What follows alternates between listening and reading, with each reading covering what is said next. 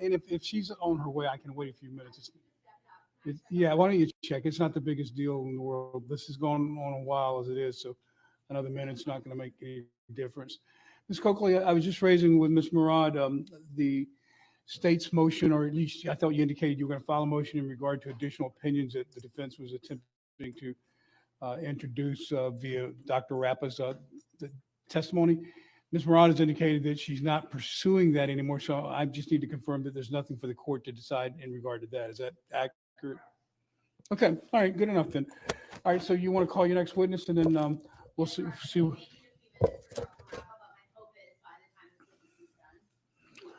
All right, and so just for planning purposes, give me a little bit of idea of what we're looking at today. I'm assuming this witness up front, Dr. Rappa, and then do you have any other witnesses besides the possibility of your client testifying this? Okay.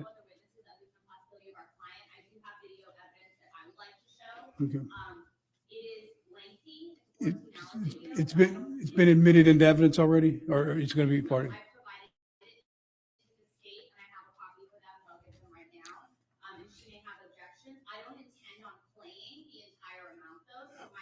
14 hours? All right. Do you know how much you do intend to play? Okay. All right. Yeah, I only asked not to infringe at all upon your defense, but only to get an idea as to what we're looking at in terms of logistics. Yeah. Be same type video that we've seen already? Okay. Okay. All right.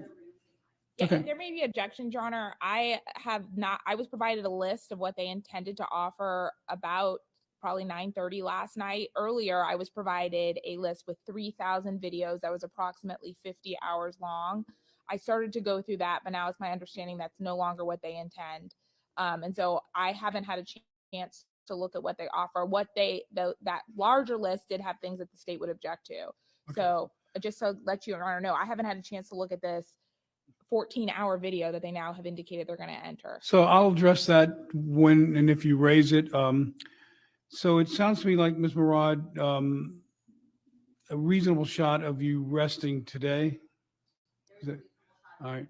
And are you going to make the decision as to whether your client's going to testify before or after you publish the videos? I don't have an answer to that, but I suspect we will know a little bit more during the lunch hour.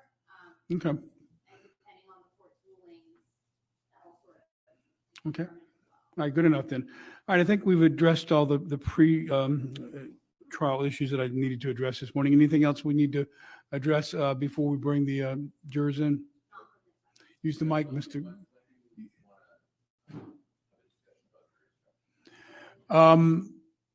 Sooner than later, we'll probably try to do it during the first break. Not the first break, but when we break for lunch, we'll spend a few minutes on that. Are there some issues on the jury instructions that I'm going to need to work through? You need to have a microphone.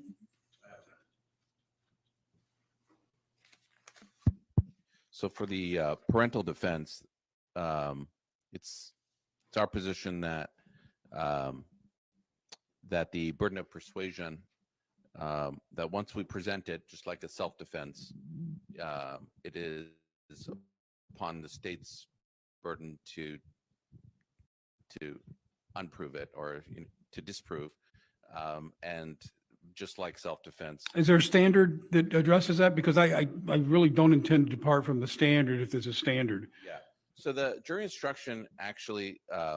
Well, here's what we're going to do. I just wanted to know if there's an issue. I will address it then when I bring up the instructions for consideration. We'll probably do that at the lunch hour and take whatever time is necessary to do it then. But and then just be prepared to tell me if there's a standard instruction at that time, and then I'll hear argument on everything. All right. So, Ms. Murad, are you ready to call your next witness in? All right, you may do so. Let's go ahead and bring the jury out now.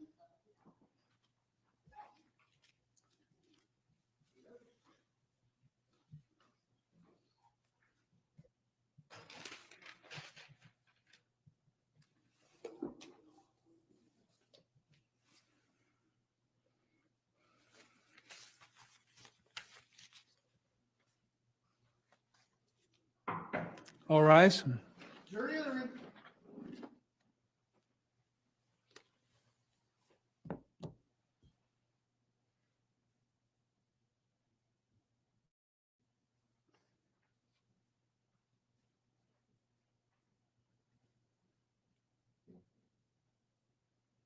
All right, everyone may be seated. All right, ladies and gentlemen of the jury, welcome back. I hope everyone had a good restful relaxation for the long holiday. I hope it was a long holiday for all of you. It was for the court. So with that being said, we are still in the defense portion of the case at this point. And with that, Ms. Murad, are you ready to call your first witness? Yes, Your Honor, the defense called Agent Chris Lowe. Okay.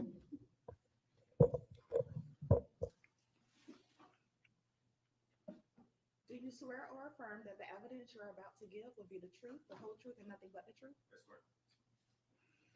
And Ms. Murad, you may begin at your convenience. Thank you, Your Honor. Good morning, Agent Lowe. I know you've been here before, so I don't want to belabor your background, but could you restate your name for the record, please? Yes, I am Christopher Lowe with Jupiter Police Department. And in this particular case, you received a Dropbox link of the Ring camera videos from Ring. Is that correct? That's correct. I just wanted to clarify a few things for the jury regarding that Ring camera. Yes. So it's my understanding that some of the videos from the living room are missing. Is that correct? I cannot confirm that there's any missing videos. Okay. We don't have any videos after January 9th of videos from the living room, correct? Within the folder, I'm going to notate the Go folder ahead. name. Folder 24738902, which is a depiction of the living room. The files encompass January 5th through January 9th. Okay. And of course, the jury has seen videos from January 5th all the way to January 28th. So it's fair to say that from January 10th to January 28th, there are no videos from the living room, correct? As provided by Ring, correct. Have you had an opportunity to view at least one of those cameras from the Ring camera that was placed in the living room? Yes, Okay. So when you look out into that camera, you see the living room in front, correct? correct. It's kind of like behind a TV, it seems. It's in a corner. Okay. So in front of it is like a sofa. Is that fair to say? Yes, And then the kitchen is behind it, correct? yes. And then sort of off to the right, you see the dining room table. Okay, I can agree to the sofa, the kitchen. Okay. And do you recall if you can also see the dining room table from that angle? I don't recall that portion. Okay. Is it fair to say that no other Ring camera angle shows you the living room, kitchen, and dining room table other than that one? Of what I observed, that's correct. I also want to talk about, because the state played a lengthy video with the epoch time and UTC time. Could you explain again to this jury? So my understanding is that the file names provided in that Dropbox are, for the most part, a series of numbers. Is that right? That's correct. And those series of numbers are indicative of something called epoch time. Yes. And could you explain to the jury again how you get from that file name to the date and time? All right. So in regards to the Unix epoch time that I had previously spoken about, that number itself is a unit of time starting from January 1st, 1970, and it can be notated in seconds or milliseconds.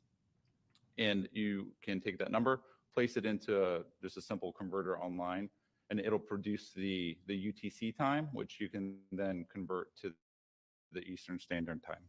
Understood. So the video that the jury saw, there was a montage of sort of a number of videos from inside of Ronan's room. Those are in UTC time. What is the difference between UTC time and Eastern time? So for the time in which we're concerned, being in January, it would be a difference of 5 hours for Eastern Standard Time. So if something is, let's say, 4:35 p.m. UTC, what is it in Eastern time? It would be 11:30. So if Ronan's getting into bed at 4:30 UTC time, that's actually 5 hours later. Or I'm sorry, 5 hours earlier. Earlier, yes. Okay, I'm sorry. So the Eastern time is earlier. Yes. Okay, understood. So the bed example was not a great one. Prior to this, did I give you an example of a file number in this case to convert into UTC time and Eastern time? Yes. Okay. And was that file number 164-138-414-4000? Yes, that's correct. So how do we get from that to the UTC time and then to the Eastern? So simply placing that number into the converter, as I mentioned, it produced a UTC time of 12:02 and 24 seconds PM. Then you just subtract you subtract 5 hours to get to 7:02 and 24 seconds. Are there also file numbers that are not in epoch time? Yes, And those file numbers, I believe, start with like 70505. generally, yes, that's correct. What unit of measurement are they in? That's unknown to me. Okay. And are those file numbers also indicative of a time and date? Are those file numbers? Mhm. Not that I know of. Okay. Is there a process by which you can determine the time and date from those file numbers? Yes. What is that process? So as I previously mentioned, there are 11 subfolders within that return from Ring, okay? Within 6 of those subfolders, there's an individual file in each one. When that file is converted into an Excel format, it produces a timestamp associated with the files that begin in the 705. So a simple conversion into an Excel file provides the timestamps necessary to associate. Thank you. All the videos that you were provided from Ring in that Dropbox are, for the most part, I know there's some that aren't, in 60-second intervals, correct? For the most part. And it's fair to say that there's no video of sort of 24-hour monitoring of what's going on in the home. It's just sort of those 60-second spurts that we all have to piece together when there's movement. Correct. Do you know why from January 10th to January 28th, there are no videos of that living room Ring camera? I do not. Okay. And are you just relying on what Ring provided to you? That's correct. But it is fair to say that the living room camera prior to that did exist, right? Correct. From what I received January 5th to the 9th. And there's no video on the 9th, 8th, 7th, 6th of the Ferriters taking that down that you're aware of? I did not review that camera in that specificity. I didn't review each Okay. of those videos. No. Understood. No further questions for this one. All right, any cross, Ms. Copeland? You don't know why there isn't additional videos, right? Correct. They could have turned off the camera, right? There could be a number of reasons. Correct. Then that's one of them, right? They could have turned it off, correct? Correct. They could have unplugged it. That's possible. They could have, it could have just broken, correct? Yes. That's all the questions I have. All right, any redirect? Since it's movement activated, if they did come in and turn off the camera or take it out, you would suspect to see movement there, right? Objection to speculation. Overruled. That's possible to capture that video. Okay. And in this particular case, Ms. Coakley gave you a number of options of it could have been this, it could have been that. It's fair to say you have no idea. You just have what you have from Ring. Correct. So you have no ability to say that the Ferriters turned that off, correct? Correct. And in fact, they didn't turn off any of the video in their son's own room, right? During that time period. There's no evidence of that. I cannot determine whether or not a camera is turned off. Okay, thank you. Thank you, Ms. Murad. Is this witness now excused? Yes, Your Honor. All right, sir, that concludes your testimony and you're excused from further proceedings in this matter. Thank you. Thank you. All right, Ms. Murad, call your next witness, please. Dr. Sheila Rappa.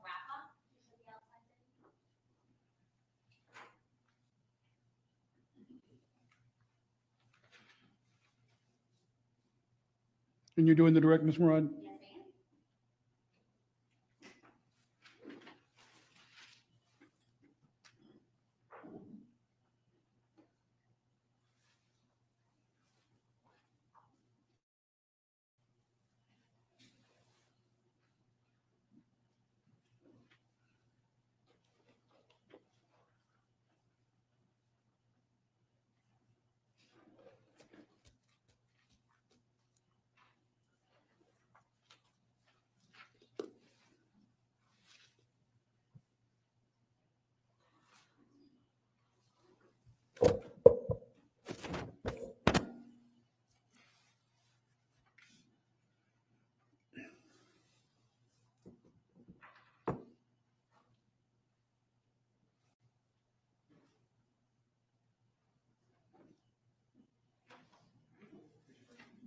Do you swear or affirm that the evidence you're about to give will be the truth, the whole truth, and nothing but the truth? Yes.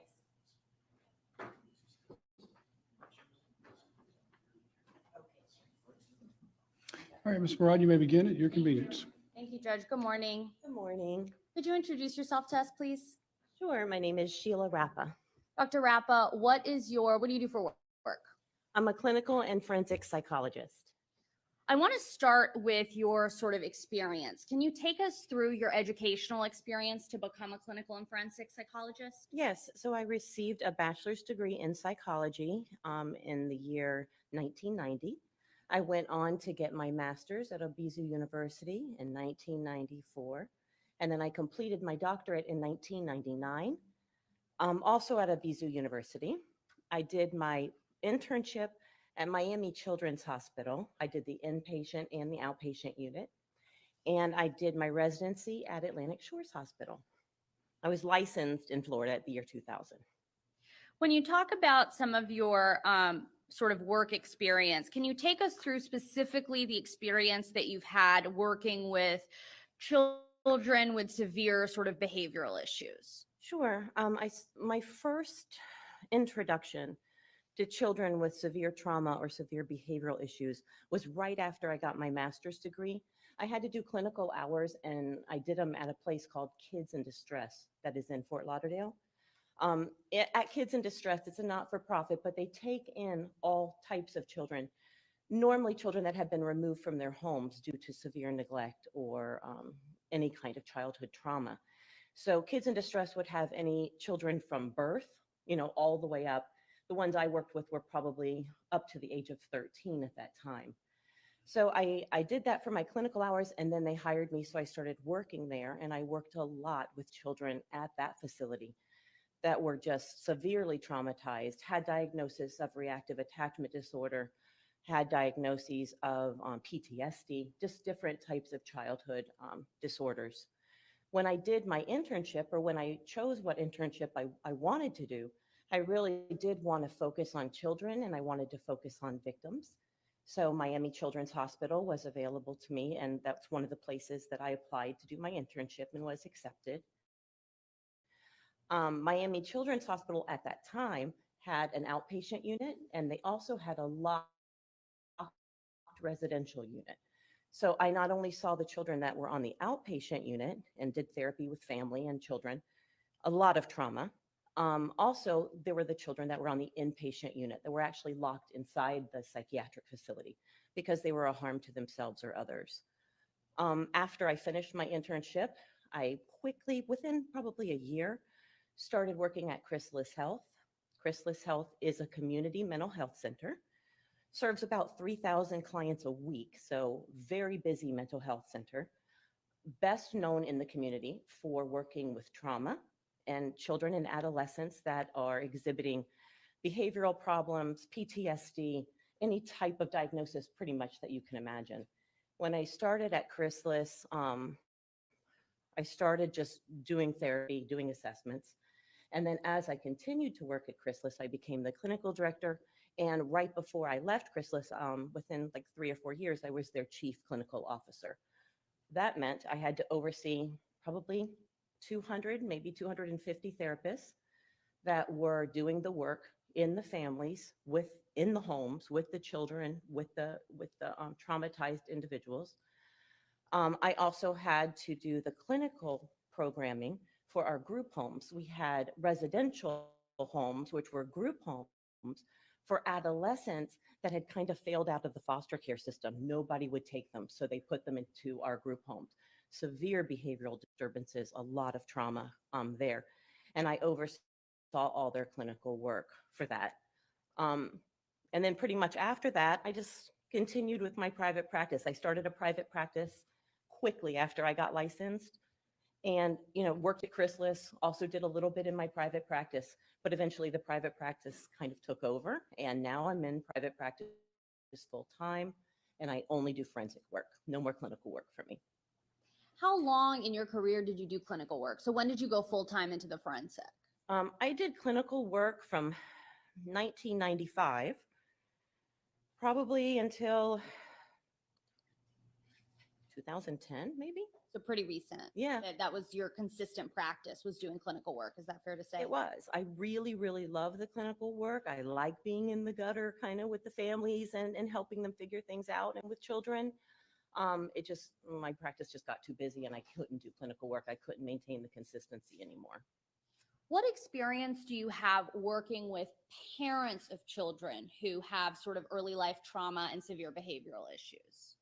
Most of the parents that I have worked with that if you're going to talk about really significant trauma or really significant abuse, the parents that I would most likely work with would be foster parents or adoptive parents. There's not a whole lot of biological parents that I had to work with where their children were very severely abused or neglected, although there have been some. But most of it is foster care people that get foster care parents that get these children and don't know what to do, or adoptive parents that get these children and they really just don't know what to do. Now, your doctorate is a PsyD, so you're a psychologist, correct? Correct. This jury heard from the state's expert, Wade Myers, who is a psychiatrist. Can you explain to us the difference between psychology and psychiatry? Sure. So psychiatrists are medical doctors. They actually go to medical school, just like your PCP would have gone to. They go to medical school. And then after medical school, they decide that they're going to specialize in psychiatry. And so they do rotations and get training specifically in psychiatry. Psychiatrists are probably best known for giving medication. So they do a lot of medication management. They know what types of medication to give for what type of psychological disorder. And really, some psychiatrists do some therapy, but most psychiatrists really deal with medication and medication management. Psychologists are a PhD. Mine is a PsyD because I'm a doctor of psychology, but it's easier to understand as a PhD. So it's a doctorate that you earn, and you have to have your bachelor's in some sort of human behavior study. Then you would get your master's in psychology and then your doctorate in psychology. So you're studying human behavior throughout. And really, if you include your internship and your residency, getting your doctorate takes about 12 years. It took me about 12 years. As a psychologist, assuming that you actually evaluate a patient, are you able to come to a diagnosis in the same way that a psychiatrist is? We do the same things, except the psychologists will do psychological testing. Normally, psychiatrists do not do psychological testing. They might do screeners to kind of assess and see where they're at in terms of diagnosis. But psychologists do psychological testing. Other than that, pretty much we arrive to a diagnosis the same way. In general, and we'll talk more specifically briefly, but sort of in general, what is psychological testing? Psychological testing can encompass many different things. It can be educational testing. We want to see someone's IQ. We want to see their achievement, how they're doing in school. It can also be leaned toward figuring out if someone has a psychological disorder. Does somebody have depression or anxiety? Are they bipolar? Are they schizophrenic? Testing will help with that. It can also tell us personality makeup. How does this person function in the world around other people and function in general? So it really depends on your referral question, what types of testing that you're going to be doing, but there's a plethora of tests that we can give for all different types of things. Those tests that you give, are they standardized and accepted in the community as being able to render, I guess, data that helps you determine those different things that you were talking about, like IQ? So if you're giving a test and some other psychologist is giving a test for the same thing, is it going to be the same test? Yes. Okay. So the tests are standardized. The tests also have validity scales to make sure that you're not only giving the test reliably in the right way, but the test taker is taking them in a valid way. So these tests are more objective measures. It's not just, somebody sitting back and looking at a case and then giving a diagnosis, but the testing really helps solidify that diagnosis. I want to turn our attention to this specific case now. So you were hired by my law firm in this case, is that? Yes. And you're being paid for your time at an hourly rate. Is that Yes, correct? That's correct. Is that common in your field? Yes. Okay. Are experts normally reviewing materials and coming to court for free? No. Okay. I want to go through what you reviewed in this case. Can you take the jury through that? Sure, I can. I had to make a list because there's a lot. All right, so here are the records that I reviewed in this case. I had Ronan's early childhood records. I had photos of him as a child, and he had scabies on his body.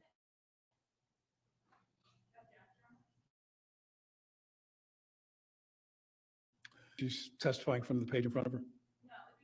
Yep.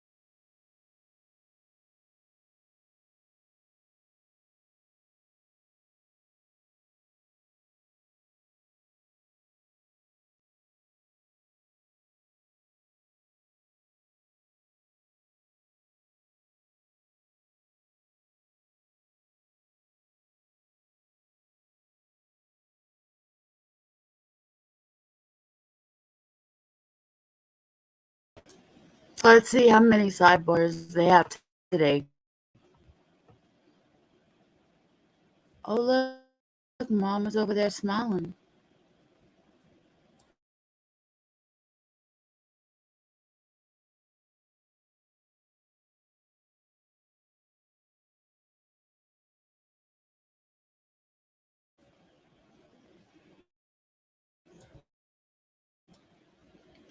Will be.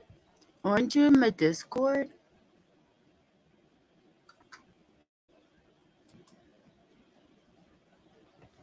But this is what my Facebook under.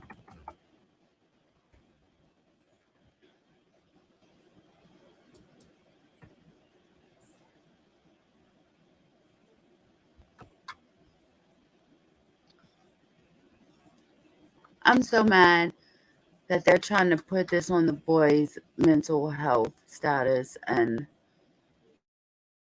his behavior doesn't justify what they've done.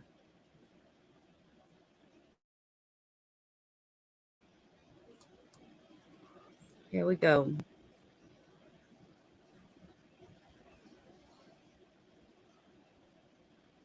I have never seen, excuse me, I have never seen a child with so many, hold on.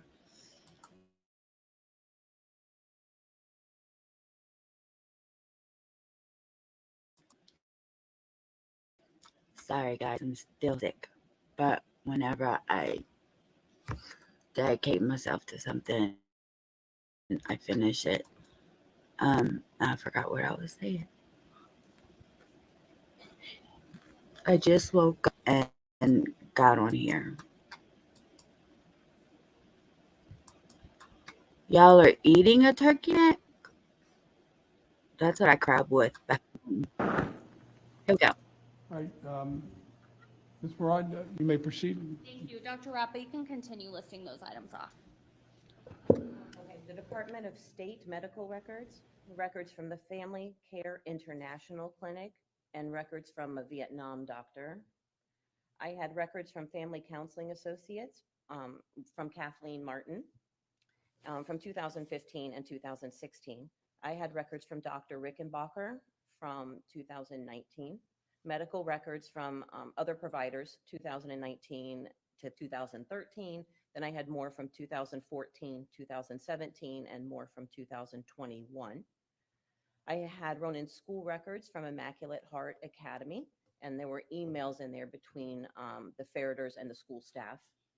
I also had his school records from Basis Academy, and again, emails between the Ferriters and school staff.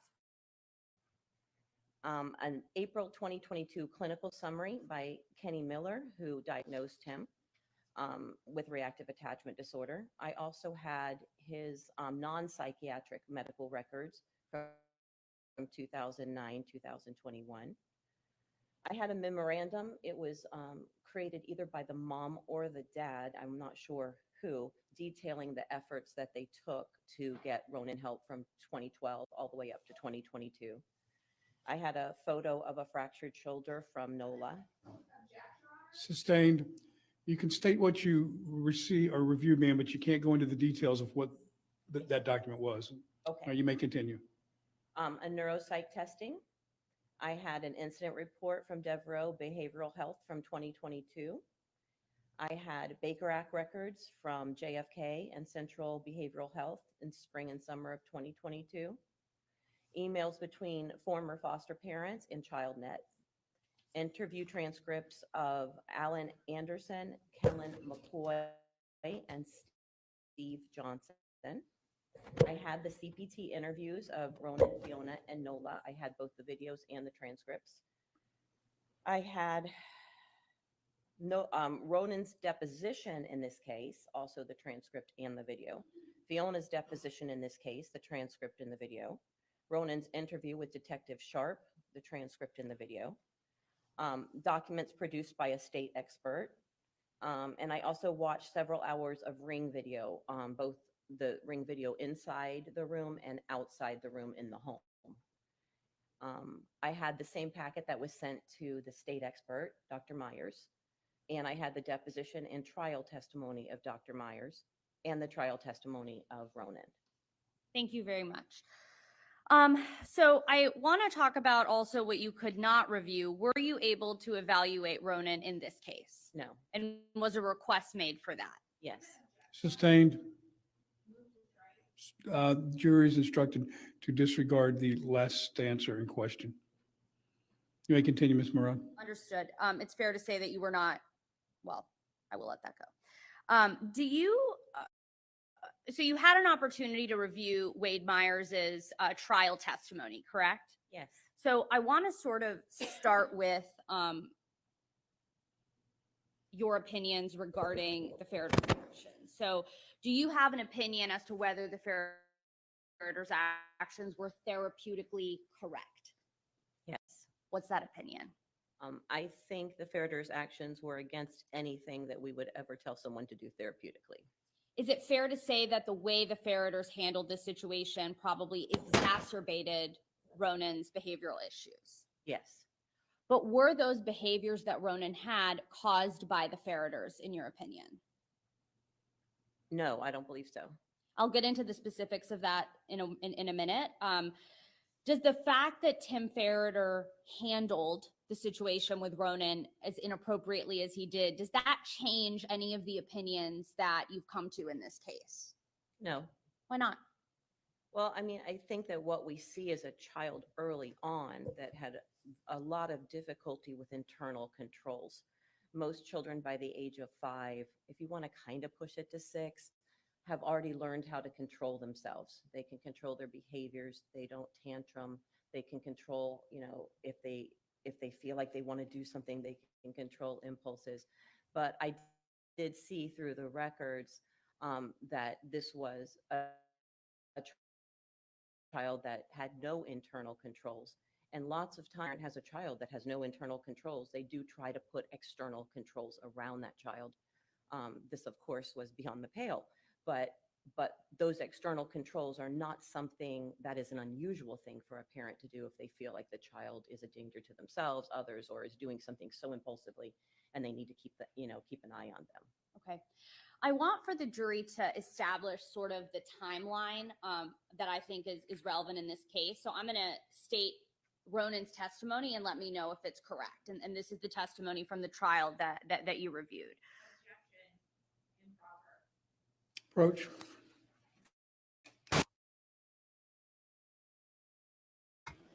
Surprise, surprise, surprise.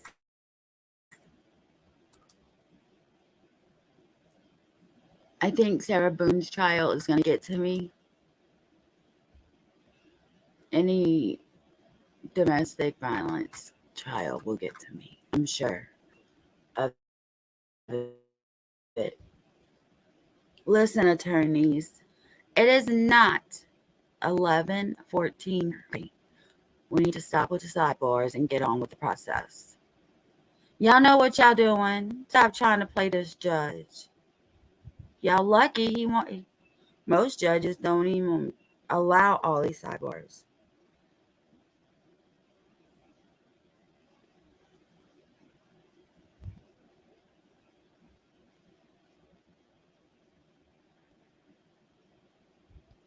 I hope y'all are having a good day. And if you're just like me, I hope you're having a wonderful early morning. Please hit that like button for me and share, share, share. Oh, you just came over here, Green Goblin.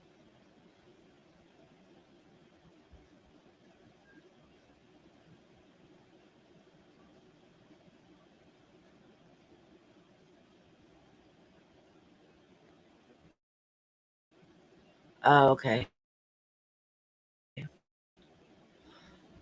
I'm surprised. I'm surprised. I was in there for a minute, but then I had to come on live. So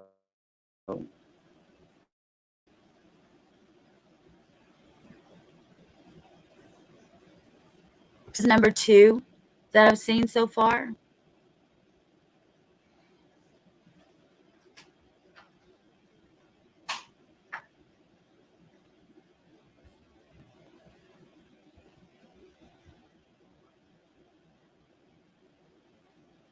Ow, my foot is still hurting, you guys. Jeez Louise. It's All right, the objection is still sustained. Ms. Murad, you can rephrase the bruised question. Thank you. badly and sprained. So I want to go through some of the underlying facts that you relied on in coming to your opinion, okay? Yes. And specifically about when locks were placed on Ronan's door, okay? So is it your understanding, or were you assuming this when coming to your opinion, that that Pierce was born on February 28th of 2019? Yes. And that a room in the garage in Arizona for Ronan was made about a week prior to that? Yes. And that a lock was placed on a room inside the home in Arizona that Ronan lived in while Tracy was pregnant. Yes. Given that Pierce was born in late February, is it fair to say that that has to be between about May 2018 and February 2019 at some point? Yes. Okay. I want to start by talking about some of the facts that Wade Myers relied on in his testimony. You already stated that you reviewed his trial testimony and his deposition, correct? Yes. Wade Myers testified that Ronan did not have any substantial behavioral issues before the age of 8 or 9. Without getting into any specifics, is that a true fact based on your review of the records? Sustained. Judge, can we approach on this? You can. This defense attorney is trying to get information out of this witness that she's asking questions she's not supposed to, but now she has to rephrase them to get the same answer. I hate when they do this. They know once they say something, the jury has it in the back of their mind, and that's why they do it. And defense attorneys are the first ones to do it most of the time. Especially this little lady. I don't know if I'm liking her. All right, the objection is right sustained now. without prejudice, Ms. Murad, for you to rephrase. Without getting into specific acts, have you reviewed evidence that shows that there were in fact behavioral issues prior? Sorry, I need you to approach again. See this little lady? But I can't deal with this lady.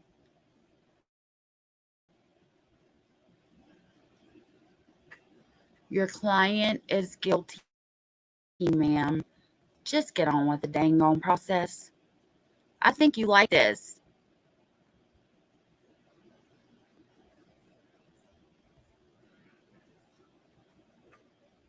Bruh. Let me see.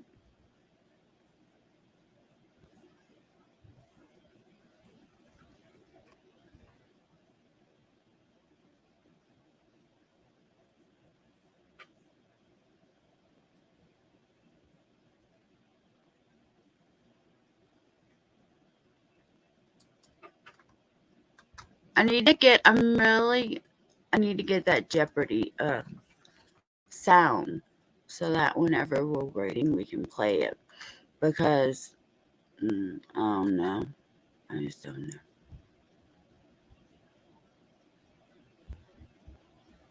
But we're gonna watch mommy's trial too whenever she comes up for trial. She thinks she's just like out on bond. She could do whatever she wants.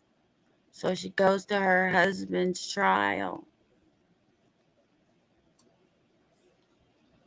Look, lawyers, especially the lawyer on the thing right now, the podium.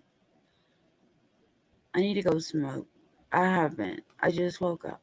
Can you please stop doing sidebars so I can go outside? Either that or I'm going outside and not talk during sidebars. I'm going to take a shot for every sidebar there is, and that's 3. Holy shit. I'm going to be drunk before 15 minutes. Who that man is she's talking to?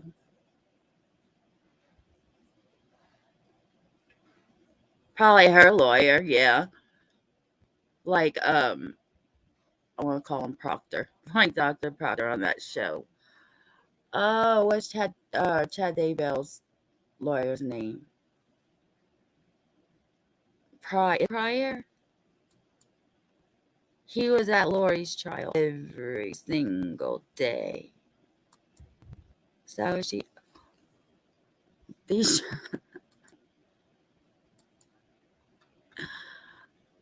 do they really need to stay up there and talk to the judge this long? Is that a jug of water? What is that? Hey, then she did change the screen on me. Damn it. Was that water or something? Close to the client, to the defendant. Why we can't see Koberger like that? Can't see his crotch. We see his face. Can't see the papers on the table. We see his face. I don't get it.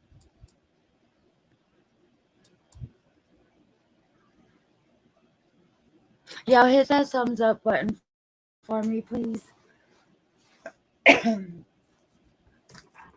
It's a hard job streaming a trial, you guys. Please hit that thumbs up for me.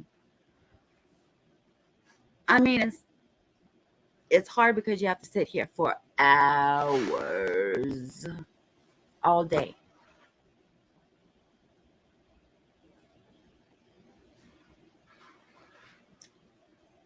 Excuse me, I need a sip. So that wasn't a shot of alcohol. That was a sip of, we already know, Diet Coke. All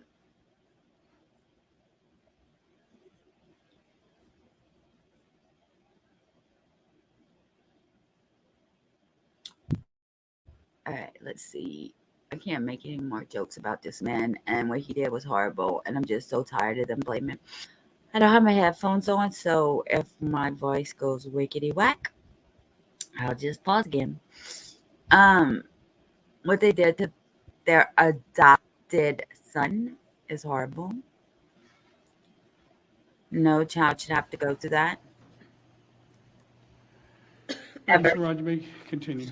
Thank you. Did you rely on records that showed Ronan had behavioral issues prior to the age of 8 and 9 in coming to your various opinions in this case? Yes. Did you also rely on records that showed that Ronan did in fact have school suspensions? Yes. Would you characterize the time that Ronan spent in his room, would you characterize that as him having experienced solitary confinement for 3 consecutive years? Not really, in terms of, you think about 3 full years of somebody being in solitary confinement where they're having no stimulation, they're not getting out of their room, nothing is going on like that. So no, I saw videos where he was out of the room, where he was eating with the family, where he was in the cul-de-sac or playing with the dog out back.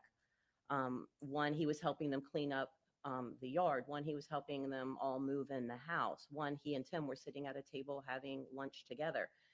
Videos where he's watching football with the family.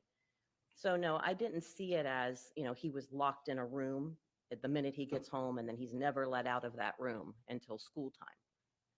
Were those videos that you reviewed Ring camera videos from the time period in Jupiter? Yes. Did you also review videos of Ronan participating in meals with the family? Yes. Is there any evidence in the record that Ronan was only provided leftovers to eat? Sustained. Did you rely on any evidence in the record that showed that Ronan was only given leftovers to eat? Overruled as to that question. You can answer, ma'am. No, I did not see in records where he was only given leftovers to eat. Okay. Okay, I want to get into your sort of specific opinions at this point. Do you have an opinion as to whether or not Ronan has a lack of inhibition and emotional regulation? Yes. What is your opinion as to that issue? I believe that Ronan struggles and has clinically significant signs of lack of inhibition and emotional regulation. What did you rely on in coming to that opinion? Well, there were a number of things, but one thing in particular is he had a neuropsych done in 2022. And so that report was very helpful to me in determining how his brain was functioning. You said neuropsych. What is that? Neuropsychological testing is a psychologist that focuses on that focuses on the brain, and the testing then shows skills and abilities that the brain is able to do. Is neuropsychological testing something that you routinely review in your practice? Yes. And is that both your clinical and forensic practice? Yes. Do you personally administer some neuropsychological tests or the tests that were administered in this case? Sure. The vast majority of tests that were administered in that case that the neuropsychologist did, I give. Okay. So can you take us through what the different parts of a neuropsychological test are? And I have it in front of me, should you require your recollection to be refreshed. Would that help? I think I have it too. So a neuropsychological is very similar to a psychological evaluation. The difference is that they focus more on brain functioning. So they're looking at, what are their skills, their abilities, and how their brain is functioning. In this particular case, the doctor did get background information. I believe he spoke with mom. He also had records that he reviewed.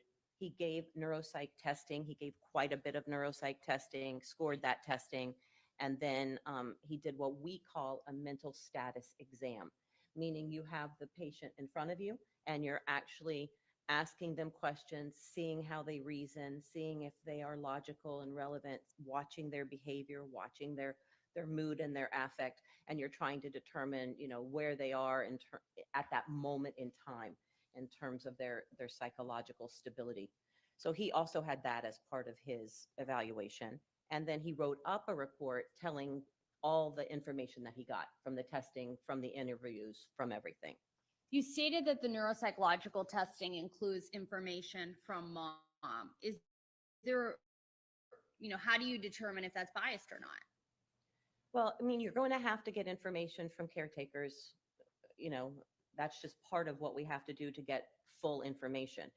You can absolutely look at the information that you're given, and you can see, do records back that up? Is there anything that backs up what I'm being told? When you're giving testing to a parent or a child, that testing has validity scales. So you can tell through that testing if a parent's totally very negative toward a child, overly positive, thinking their kids have, halo and wings. You can tell these things in the testing. So that kind of gives you an idea of if someone's being truthful or not. And the same with the patients, the same with the person that you're interviewing. What did the validity testing in this neuropsychological evaluation reveal about Tracy Ferriter's responses regarding Ronan? Let me have your approach.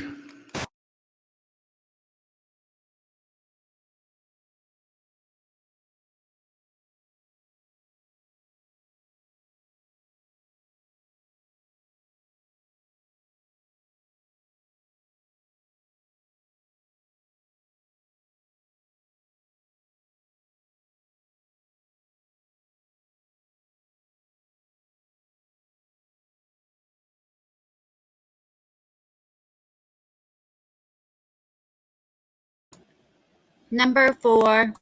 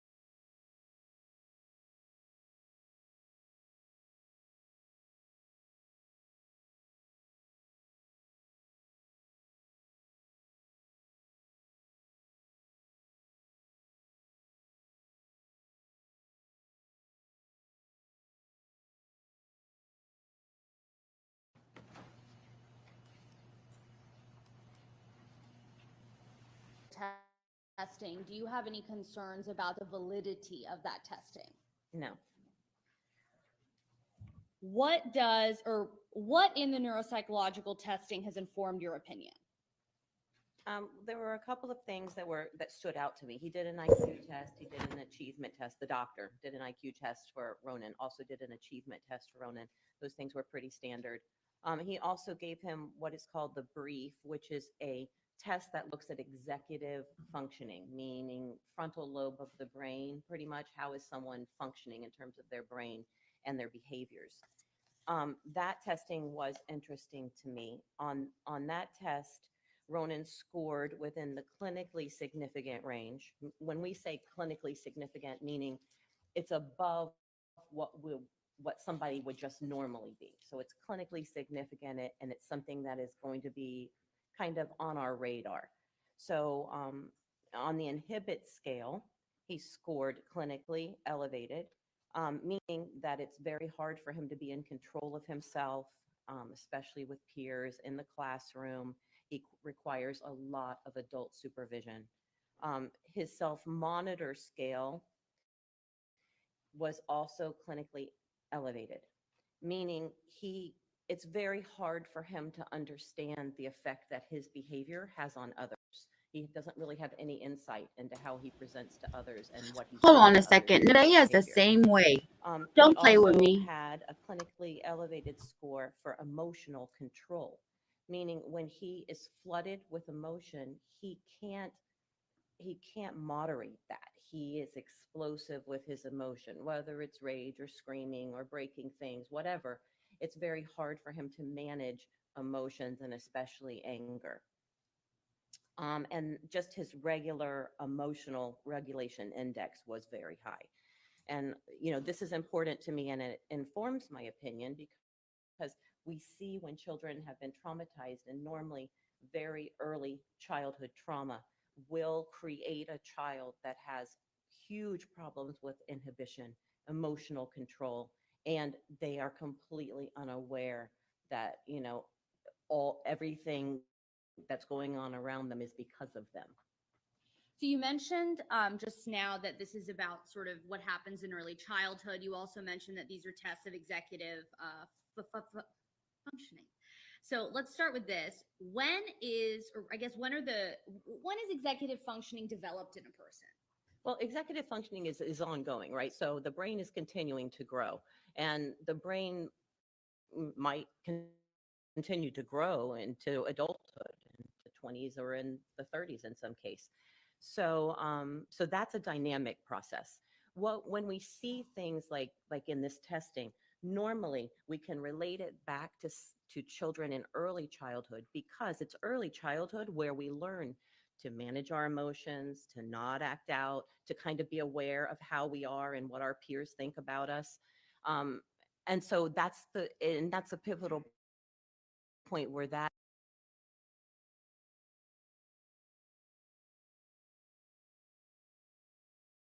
our peers think about us.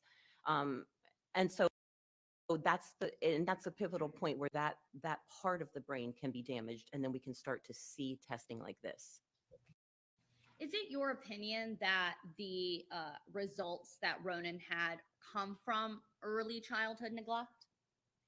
I'm sorry, say that one more time. Sure. The results that we're seeing on the neuropsychological test, is it your opinion that those resulted from early childhood neglect? Yes, that is my opinion. Why is that your opinion? I feel like that the early childhood neglect that we see in him from, being in a foreign orphanage, and from the records that I reviewed from that orphanage show, not only did he have severe neglect and it was malnourished. They were feeding the children sugar water in one of the records. And there was a very high infant to caretaker ratio, so that caretakers can't take care of all these babies that are in the orphanage. So they didn't get their needs met. He also had scabies on his body that were not treated medically. So this is a child that was severely neglected. We have no idea what happened to him the first 7 months of life before he was put on the orphanage door. We have no idea the neglect or the abuse. But I think that when you see that type of neglect, there is definite brain reaction from that. There's no way that you can have a child that is being neglected. And really, if you think about being ignored or the scabies, like even medically neglected and abused, that would not have some kind of brain fallout because of that. To state the obvious, is that prior to the Ferriters adopting him? Yes. When was this neuropsychological test conducted? If you have it on there. I will look. October of 2022. Is the fact that if it was after January 28th, 2022, change your opinion about the fact that this has to do with early childhood neglect for Ronan? No. Why not? I mean, I feel like if this testing had been done, even 2 years before, we probably would have seen a very, very similar pattern. We probably would have even seen a similar pattern when he was younger, because we can tell through the records that this is impulse control, self-monitoring, emotional regulation. These were things he consistently had problems with across all settings.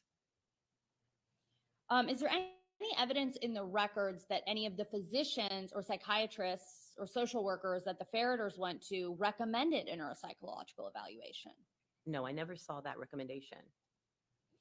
I now want to talk about another opinion in this case. Do you have any opinions about whether or not Ronan has symptoms that are indicative of an attachment disorder? Yes, What's your opinion? I do believe that his symptoms are an indicative of an attachment disorder. Why?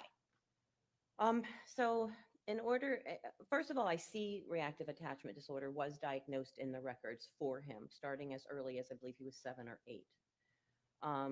I don't know that at 7 or 8 they had fully diagnosed it, but the therapist was telling the parents, hey, I think this is more than what I thought it was, and I think I think it might be reactive attachment disorder.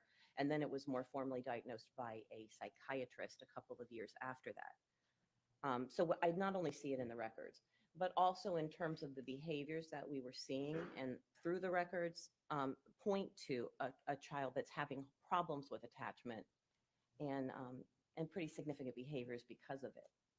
So let me stop you there because I want to understand what an attachment disorder is. So what's attachment?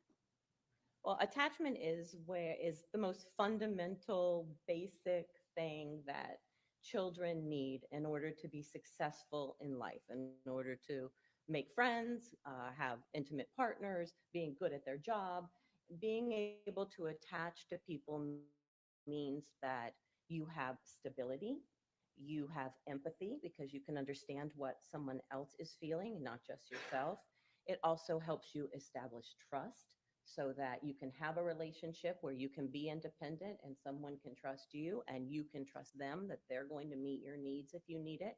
When children early on don't, there's a whole disruption that happens that affects every part of their life because we're social creatures. And if you're not able to trust people and navigate life socially, then there's a problem and it leads to what we call a disorder. When is attachment developed in a person? A lot of attachment issues have been looked at, of course, in my field, because it is such an important issue and a lot of things hinge on your ability to attach in a healthy way.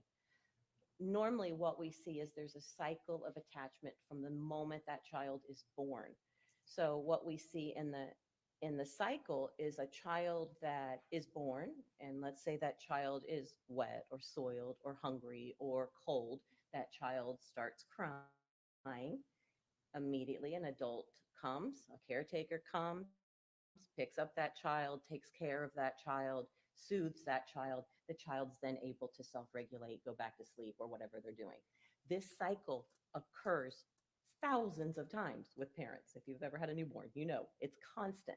And if you're constantly going after that newborn every time they cry, soothing that newborn, helping that newborn then learns, I have someone I can trust, I have someone I can attach to, and I know that if I get out of control or I need something, there's an adult that's going to come along and that adult is going to help me. Children that do not get this, there's an interruption in that attachment. So you can imagine all the things. They don't trust that anyone will ever take care of them. They don't trust that their needs will be met. They can't see the world from anyone else's perspective. So attachment is a huge thing. When we talk about attachment, I mean, what separates attachment disorder from a kid that's just like kind of awkward? Like, because it sounds like it's something that affects the personality, but is it just that you kind of end up being like uncomfortable or awkward, or are there other behaviors associated with having an attachment disorder? When you have a disorder in general, so I'll talk in general first. When you have a disorder, a lot of people, you'll hear people say, oh my gosh, I've got bipolar, I'm so moody, or oh, that kid's got ADHD, he's so hyper. It's not just something that's at the level that we normally see in life. It's at a level that we think that it is clinically significant, and it's a disorder. It's disrupting their life. It's disrupting the lives of people around them. So just because the nature of the disorder means that this is something that's hugely problematic, not just to the person that has it, but to the other people that are around that person. And in terms of attachment disorder in particular, what we normally see, so normally you'll get a child that has a reactive attachment disorder. They come out of a very bad environment. They go into a home that's loving and kind and has stability and structure. We normally see that the child begins to get better. So the attachment disorder gets better. There are children who have what we call persistent reactive attachment disorder, where the damage was so severe in childhood that as they get older, we don't necessarily see that damage start to go away. If they're plugged into the right therapies and they know the right places to go, and some of them, have levels of care, they see some sort of healing, but it's something that they will struggle with, for some of these kids, for their life. What behaviors are associated with reactive attachment disorder? Overall, Go ahead. What behaviors are associated with reactive attachment disorder? So when you look at, when we diagnose, as psychologists, as psychiatrists, anyone in the mental health field, we have to use the diagnostic and statistical manual. It tells us what signs and symptoms to look for and how to diagnose. So if you're going to look up reactive attachment disorder in the DSM, you're going to just find pretty much a general way of looking at symptoms. So it will be that the child cannot be soothed by their caretaker. The caretaker tries when the child is out of control to soothe them, and the child wants none of it and continues to tantrum. Or the child doesn't go to that caretaker for the caretaker to take care of them. Most children, when they get hurt, run to their parent. No, these children do not. They kind of keep the parent away. So there's kind of a general way of describing reactive attachment disorder when you see it in your practice. However, when you start to look at when people are studying this issue, what you will see is that there are certain behaviors that are kind of indicative of a kid that has reactive attachment disorder. And it would include lying, frequent lying for no good reason, just lies that make no sense. It can be aggression, it can be violence, it can be being mean to animals, being mean to younger children, stealing, hoarding. Food is a big issue for children with reactive attachment disorder. So they gorge on food or they steal food. They're constantly food preoccupied. Some of them don't eat. So it really just depends on how that is manifesting in each individual child. But it's a significant psychological disorder when you see the symptoms involved of children whose reactive attachment disorder did not get better just because they were put in a loving home. What, in coming to your opinion that Ronan has behaviors indicative of attachment disorder, what are you relying on, or can you explain to us how you came to that opinion? Yeah, so there's multiple records that talk about the behaviors that the family was seeing and dealing with in the home, from psychiatrists, from a treatment provider in 2015, all the way up. I mean, all the way up to now, we see these behaviors. So it was pretty well documented that the behaviors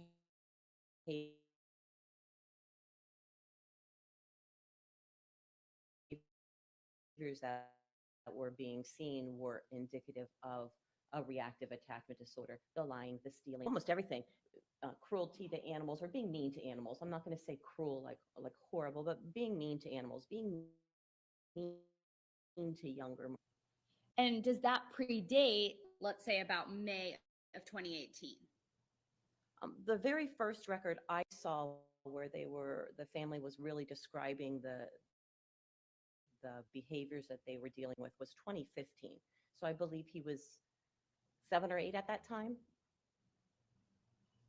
You talked a little bit about gorging being common for children with attachment disorder. Can you sort of take us through what happens and why that happens? Well, I mean, I think it's easy to understand. If you are starving as an infant and nobody is feeding you, then your brain has learned that you can be hungry and you're not going to get taken care of. You're not going to get fed. So it becomes a preoccupation with food, a preoccupation on how do I get food? And when I do get food, I want to eat every single thing that I can eat immediately. Or I'm going to hoard food. I'm going to hide food in my room. I'm going to hide food in my backpack so that I'll always have food. It's really very sad because it really is from a brain that was so deprived of basic needs. And now even, into childhood, they're still struggling with that kind of stuff. And we see that with Ronan, a lot of food-centric ideas and wanting to get a hold of food. And not having any kind of breaks on food when he does get a hold of something sweet, to the point of even stealing food. Is that sort of gorging of food and hoarding of food? I mean, is that healthy for a child? Should a parent allow that to continue to happen? No, you wouldn't allow a child to gorge on food. Is there any indication in the record that the Ferriters were educated by a psychiatrist or a medical professional about how to handle this gorging issue in a meaningful way? Sustain, you can rephrase, Ms. Moran. Sure. Do you have any opinion, and we'll talk about this more in detail, as to whether the Ferriters acted with malice? Do I have an opinion? Yes. Okay, what's that opinion? I do not think that they were maliciously trying to harm their child and make things worse. I want to talk about that in more detail in a little bit, but as it relates to the food, why do you think that? Well, I don't understand. Sure. So I want to talk about your opinion regarding them not having malice and what they did, but as it relates to Ronan and how much he was permitted to eat, what is your opinion about that and the fact that they were not acting maliciously? Oh, okay. So I think that not only in Ronan's deposition, but also in the deposition of his sister, they do talk. Mother was very health conscious, that the mother didn't want the children having sugary snacks. They mentioned the snacks that she allowed them to have. And forgive me if I'm wrong, but it was stuff like granola and yogurt and bananas and things like that. The sister testified and her. Sustained. Without stating exactly what Fiona said, can you just talk more generally about your opinion? Sure. Thank you. Sure. So I believe that the mother was trying very hard to make sure that Ronan didn't get too much sugar. Sustained. What is your in determining? So I guess not speaking about your beliefs, but what the records actually show. What efforts were made by the Ferriters that makes you believe that it was not malicious?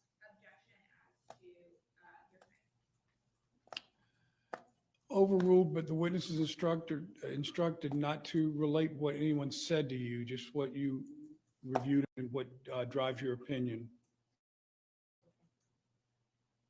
Go ahead. According to the records, a pediatrician told mom not to give. Sustained. Do you have any belief, is it your opinion that the Ferriters were withholding food from Ronan intentionally to harm him? No. Is it your opinion that it is related to the fact that Ronan was hoarding food as a result of his earlier condition? Overruled as to that. You can answer, ma'am. Go ahead. Yes. Okay. How are children with attachment perceived by adults who are not their parents? Oh, that's a good question. Can you restate that question again? Sure. How are children with attachment perceived by adults who are not their parents? Sustained. Can we approach on this, Judge? Can.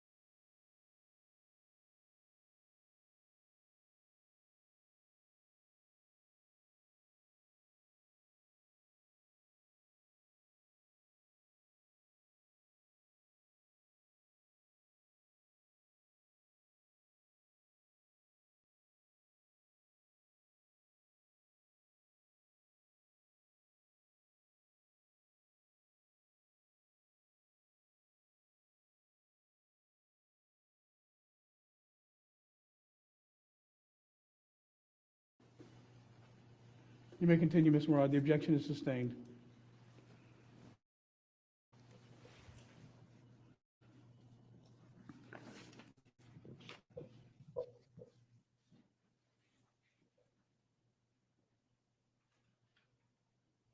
Is reactive attachment disorder associated sometimes in children with a level of manipulation?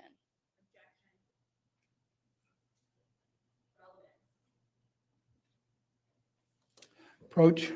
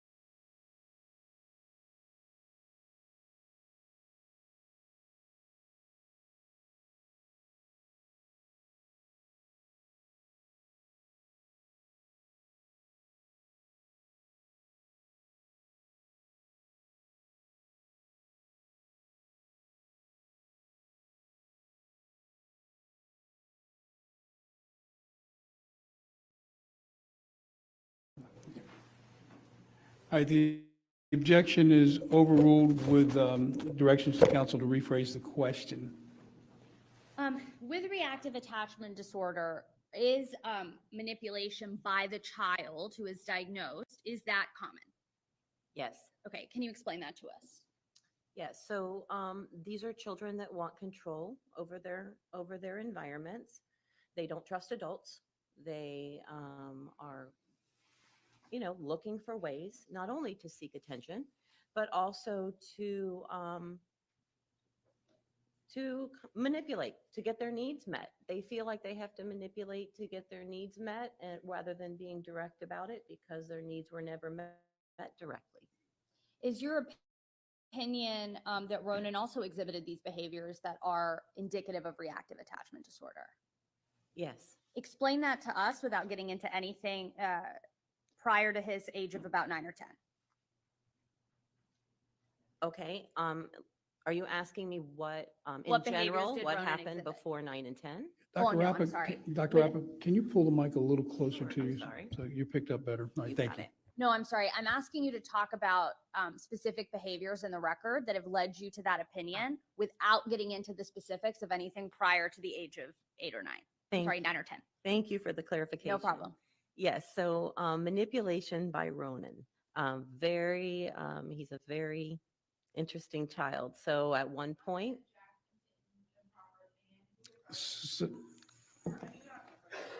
I'm going to sustain the objection. You can restate the question and we'll hear the answer again. Is there, and on what basis, Your Honor? Is I'm it sorry? sustained? On what basis is it sustained? Her opinion as to whether he's interesting or not is not relevant to the case. Okay, without So- saying that he's interesting, could you explain what behaviors you reviewed in the record that are helping inform your opinion? okay. So in the record, there were Overruled, you can state what you reviewed, ma'am, and how it informed your opinion, but you cannot go into detail about what specifically was said because that's hearsay. So you have to be able to answer the question posed by your attorney without disclosing specifically what was said by someone outside of this courtroom. Okay. Okay, thank you. You understand that instruction? I think. All right, well, we'll see if you can Yes, follow. I know. All right, go ahead. So what records did you review that indicated that? School records, also records of when he would go to the doctor or saw the psychologist or psychiatrist. Did you have an opportunity to review the video deposition of Ronan? Yes, And that was about 5 hours? yes. Is there anything about the way in which Ronan presents that also is indicative of attachment disorder? I mean, I don't know that you would look at him and you would say that the way you present is, an attachment disorder. But the things that I noticed in the deposition or that were kind of flags for me as a psychologist, um, he is very kind of detached from what he talks about. He can talk about it in an intellectual way, but he doesn't necessarily talk about it in an emotional way. So he kind of gives you facts um, without necessarily having that emotional congruence with the facts. One of the things that is interesting to me is that during the deposition, he was pretty blunt affect. He doesn't have a whole lot of affect on his face, whether it's, joy or anger or anything, it's kind of blunted. However, during times where he would talk about things that he had done, such as giving beer to his younger brother, and to see the effects of alcohol on young children, he started giggling. Or he would laugh when he would talk about that he went into his sister's classroom. Um, Overruled. You can only say what his observations were and his response, but not what he said specifically. So overruled. Go ahead, Dr. Rappa. So he would laugh at inappropriate things that he had done. But other than that type of laughter, he was pretty blunted in terms of his affect. Why? I think you called it congruence. What do you mean by congruence? It's really important when we're communicating with people that we are congruent. So what we're feeling is what we're showing to that person. If you're feeling something and not necessarily showing it, then people can kind of pick up that you're incongruent, something is going on with you, and it leads to lack of trust. So it's important. Congruence is important. It's also important because it makes somebody predictable, so that if you say something to me and I know that you are someone who what you say is exactly what you feel, then I can trust you and I can predict your behavior towards me. When people are not congruent, you can't necessarily predict their behavior towards you, because what they're saying and what they're actually feeling are two different things. So the congruence is a huge issue in relationships. Why is that concerning for children in particular? In That chil- lack of congruence. a lack of congruence in children, one of the things that an adult role is to teach children to be congruent, to teach children what you're feeling is what you need to be speaking, in a respectful way, but you need to speak your feelings. If they don't have that, then the child is an unpredictable child, because the child can parrot back to you what they know you want to hear, but they're not necessarily changing anything internally. What is the treatment for an attachment disorder?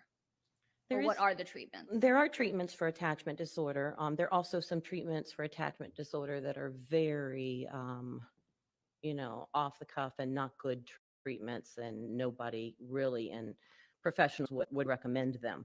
But the treatment right now for attachment disorder, most people would treat it as a trauma-based disorder, and they would do trauma-focused cognitive behavioral therapy or regular cognitive behavioral therapy. There's dialectical therapy. There's certain therapies that are known to work with children that have attachment issues. Were any of those ever recommended to the Ferriters? Sustained. Is it your opinion that the Ferriters were, do you have an opinion as to whether the Ferriters acted with malice when it comes to the treatment of attachment disorder? Yes. Okay, what is that? Madam Mara, can you approach for a second?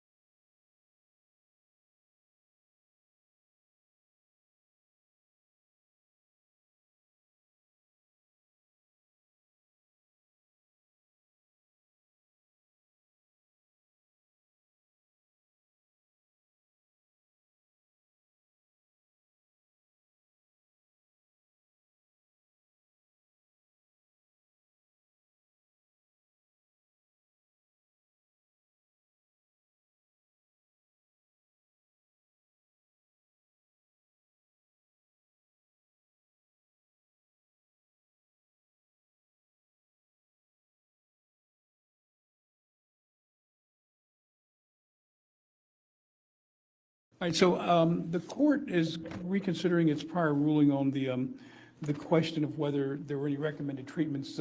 Ms. Murad, you can ask the witness that question with respect to her review of the records that she had presented to her in this matter. But ma'am, just so you know, you're only able to answer that question with respect to the records you reviewed. You're not allowed to get into that with respect to anything else anybody else may have said to you, because that would be hearsay. But if there's something in the records that can form a basis for you to answer the question, I'll allow you to do that. Okay? Thank you, Your Honor. Based on the records that you reviewed and coming to your various opinions in this case, is there any evidence that the Ferriters were recommended those treatments that you just mentioned? No, Is there any evidence in the records that you reviewed that they were recommended inpatient treatment for attachment disorder? no, Is there any evidence in the record that the Ferriters were recommended to go to a specialist for attachment disorders? no. And just so we're clear, Ms. Murad, you're talking about the records that she reviewed, not in the record in the global sense Not of that this you know the proceeding. Yeah, records, yeah. just the ones you have. Yes. All right. I want to go into, Your Honor, my next opinion does require me to approach. I'm wondering if it's a good time for a break. Yeah, it is good because we've been going about an hour and a half this morning. So we'll take a break, 15-minute break. It's almost 10:30. We'll be in recess until 10:45.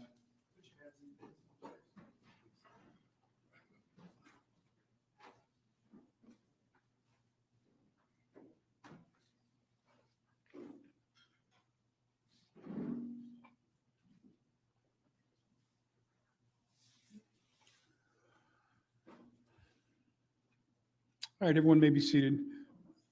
All right, you need to approach? Could we just do it? We can do it right here. here? So Judge, my next opinion, the court has sort of made a preliminary ruling on this, but I wanted to readdress it before I asked Dr. Rappa.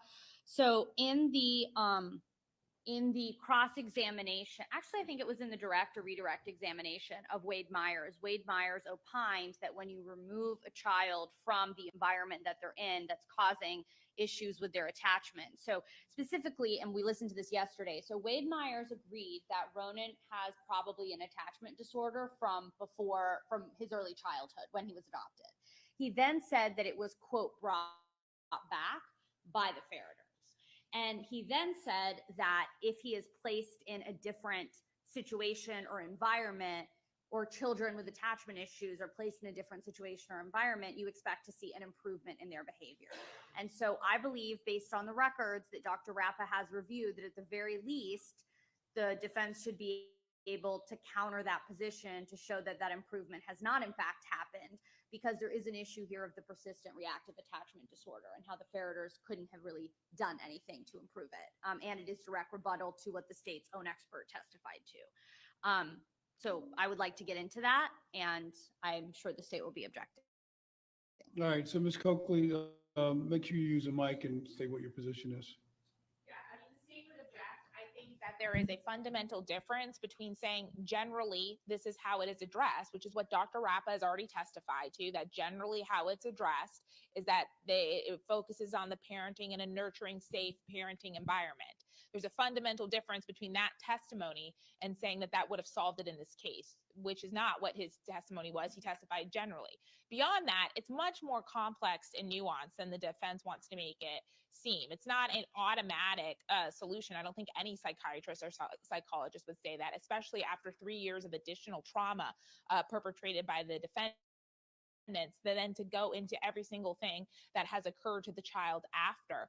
So what is the legal basis of your objection? Is it foundation? Is it relevancy? It's improper character evidence, Your Honor. And whether or not the child in this case was cured after being removed from the parents is not a relevant determination for the jury. That doesn't have any bearing on whether or not the defendants committed a criminal act in this case. Whether or That not sounds like a relevancy objection to me as well. right. It's like nuance. So it's like the idea is first that it's improper character evidence that confuses the issues and is prejudicial because it gets into such a complicated issue. But so it's Your Honor in limine said that is not permissible. It's improper character evidence. And that's right. And that's why Ms. Murad said I'd already preliminarily ruled on it. Right. But beyond that, it's not even relevant because like how easy or how hard it was to manage their child is not a defense to the criminal charge here. And so whether or not he was able to or continue to have behaviors after they were removed is not relevant to the determination of the defendant's intent or knowledge in this case, or whether or not they committed a criminal act of child abuse. All right, final remarks on it, Ms. Moran.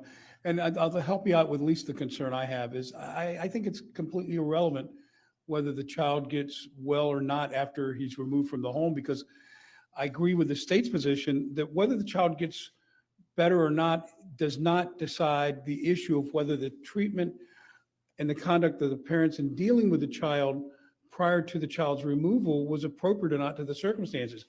You've testified as to the circumstances that, or you've had your witness testify as to the circumstances that existed while the child was at home, and that was with the reactive attachment disorder.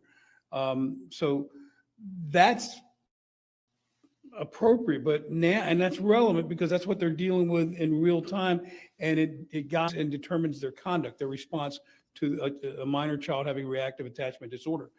But what happens after the child's removed, I have a real difficult time connecting the dots because it's irrelevant to the parent's conduct that they pursued while the child was with them and while they were dealing with the issue. So that's my major concern, is it's just not relevant. And why should I change my pretrial ruling opinion and conduct to be looked at? So the reason I think the court should reconsider its ruling is because the state has made it relevant. Everything that the court is saying in the state's sort of argument in the second half of their argument is the same thing that we litigated in motions in limine. We are now in a different posture. The state could have instructed their expert, do not say anything that could create an issue with what's happened after the fact. We all do that with motion in limines, and we instruct our witnesses, don't testify like this, don't bring this up. Now it has become relevant. So the reason it's not improper character evidence, as the court knows, is only inadmissible to the extent that it goes to show propensity. That's not what we're doing here. They have had an expert, a doctor, testify that when you remove a child from that situation, they will get better. And he may have said that generally, but we're in a case here about Ronan's behavior and whether or not the Ferriters are guilty or not guilty. Now, I understand the state's position as to, these are perpetrated by the Ferriters. Their version of the theory of their case is not, I do not have to abide by that. I certainly understand that there are relevance objections and everything, but their version of their case, they can present. I don't have to present that version. Okay. I recall well the underpinnings of my ruling pre-trial on this, and I can tell you that my ruling was informed by much more than just a relevance consideration, but it was also informed by significant case law that had been presented to me regarding the privacy interest of the victim in this case. And it was because of that and a substantial amount of authority that weighed in heavy favor of not allowing this type of information to be pursued with a victim in general, but a child victim in particular. So I'm going to sustain the state's objection, maintain my pretrial ruling and my order in limine on this. So with that, I'm going to give, do you need anything else? I'm going to give you a break until quarter till for you to Can I continue. just proffer the question? You can proffer the question. That'll be fine. Go ahead, Ms. Moran. Thank you. Wade Myers opined that when you remove a child from an abusive environment, you expect to see improvement in their behavior. In general, do you agree with that? We're just Yes. proffering, so you have to answer it. When would you not agree? Are there circumstances where that's not the case? Sure. If the child has real significant psychiatric problems, then we're not going to necessarily see it remit just because they're put in a different placement. In this particular case, is there evidence that Ronan has in fact improved since his removal from the Ferriter home? I'm just going to object because This is proffer. I know it's proper, but we're in open court here. This information was protected pursuant to multiple privileges, and so now to put it on a televised. I think that's a fair objection. Let me have both sides approach.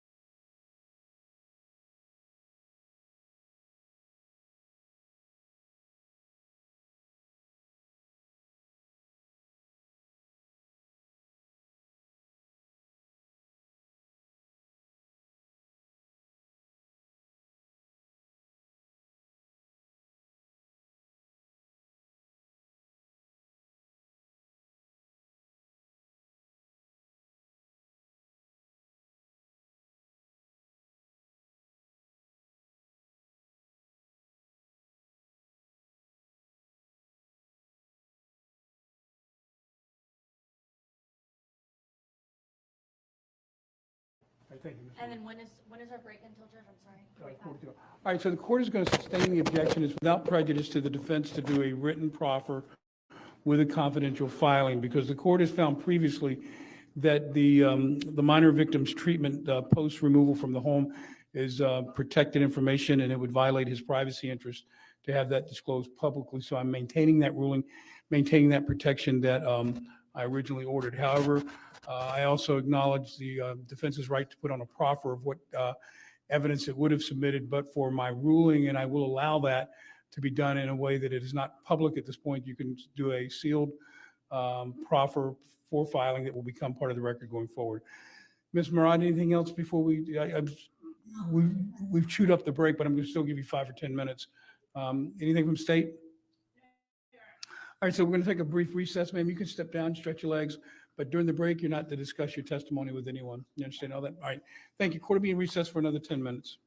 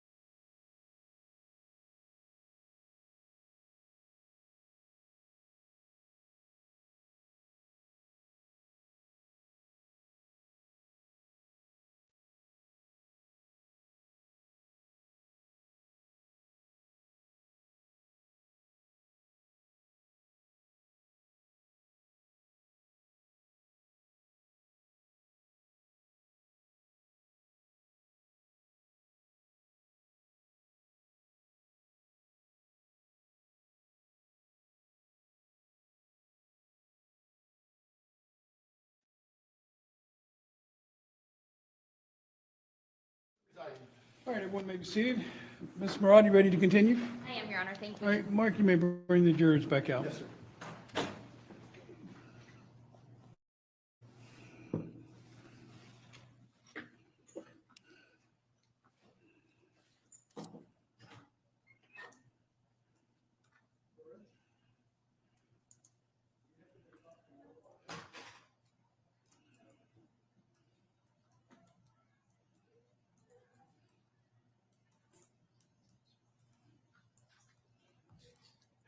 Ms. Murad, I'm going to, instead of doing a written proffer, we're going to do a sidebar, and we'll do the proffer at sidebar when this witness is done. Sure, no problem. Whatever the court prefers.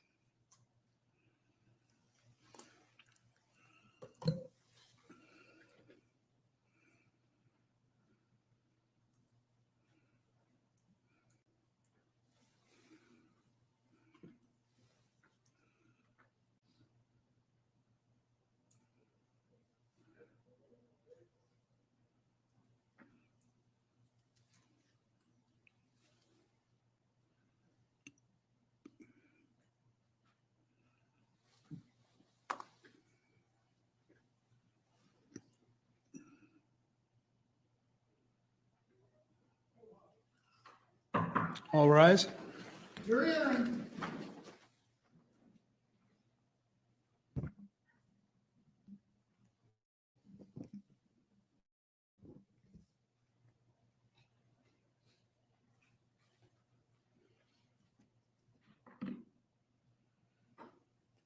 right, everyone may be seated. Ms. Murad, you may continue. Thank you, Your Honor.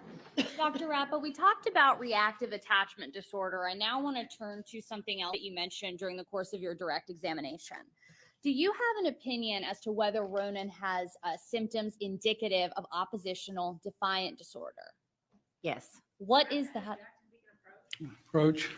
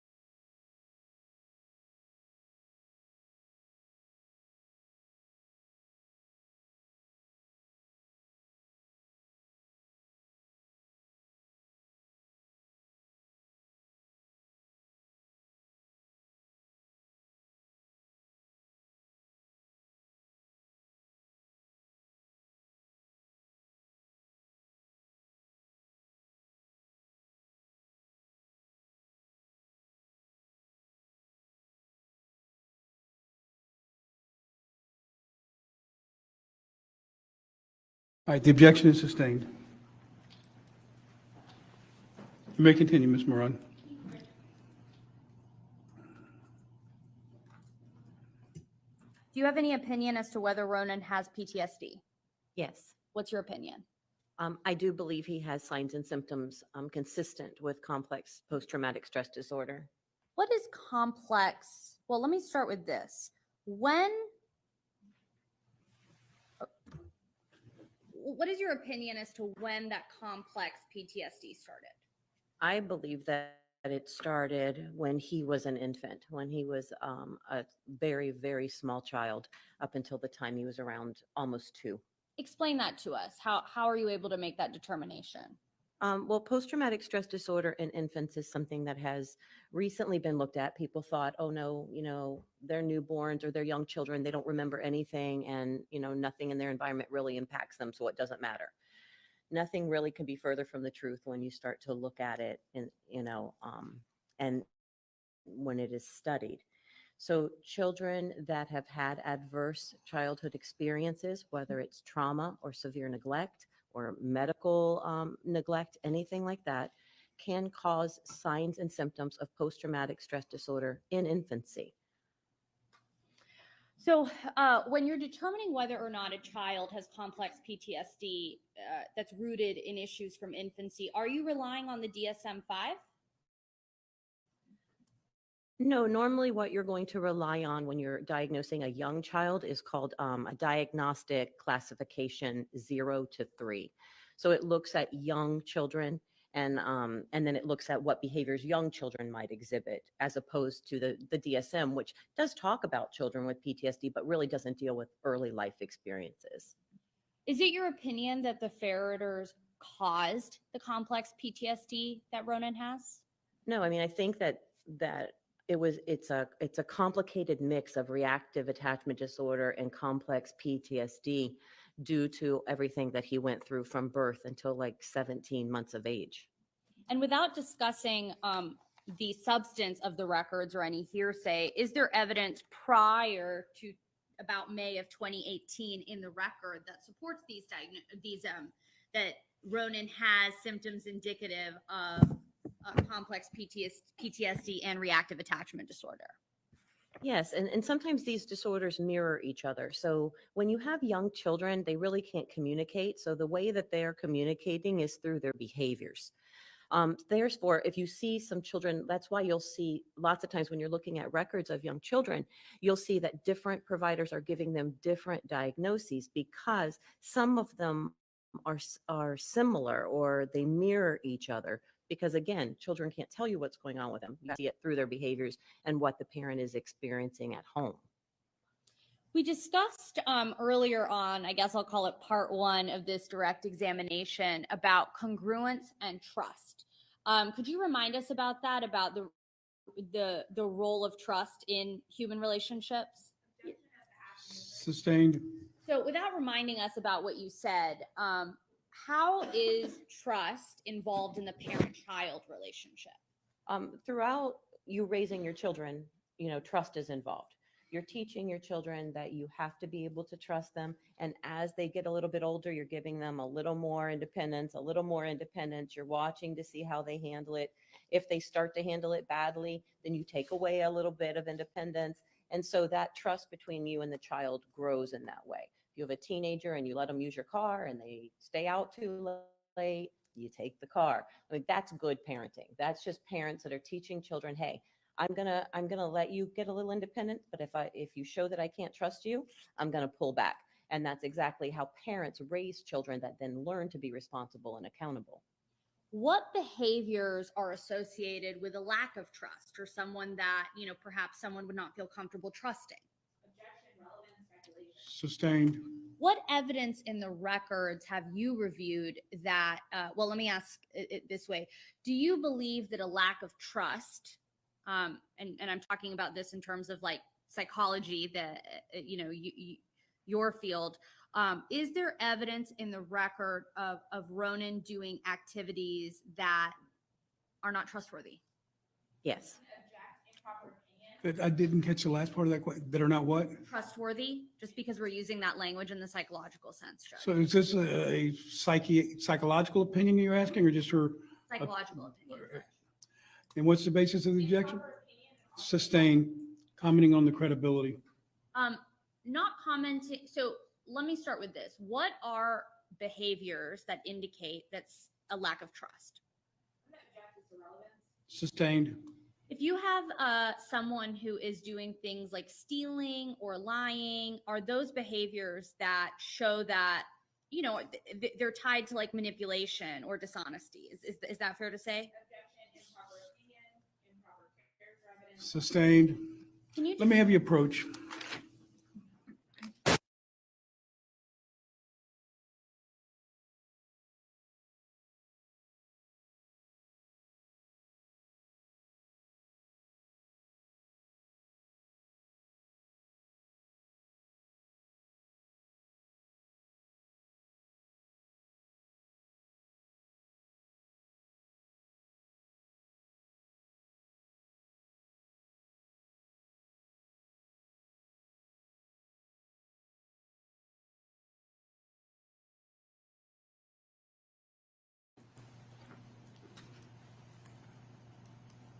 All right, the objection sustained. You may rephrase, Ms. Moran.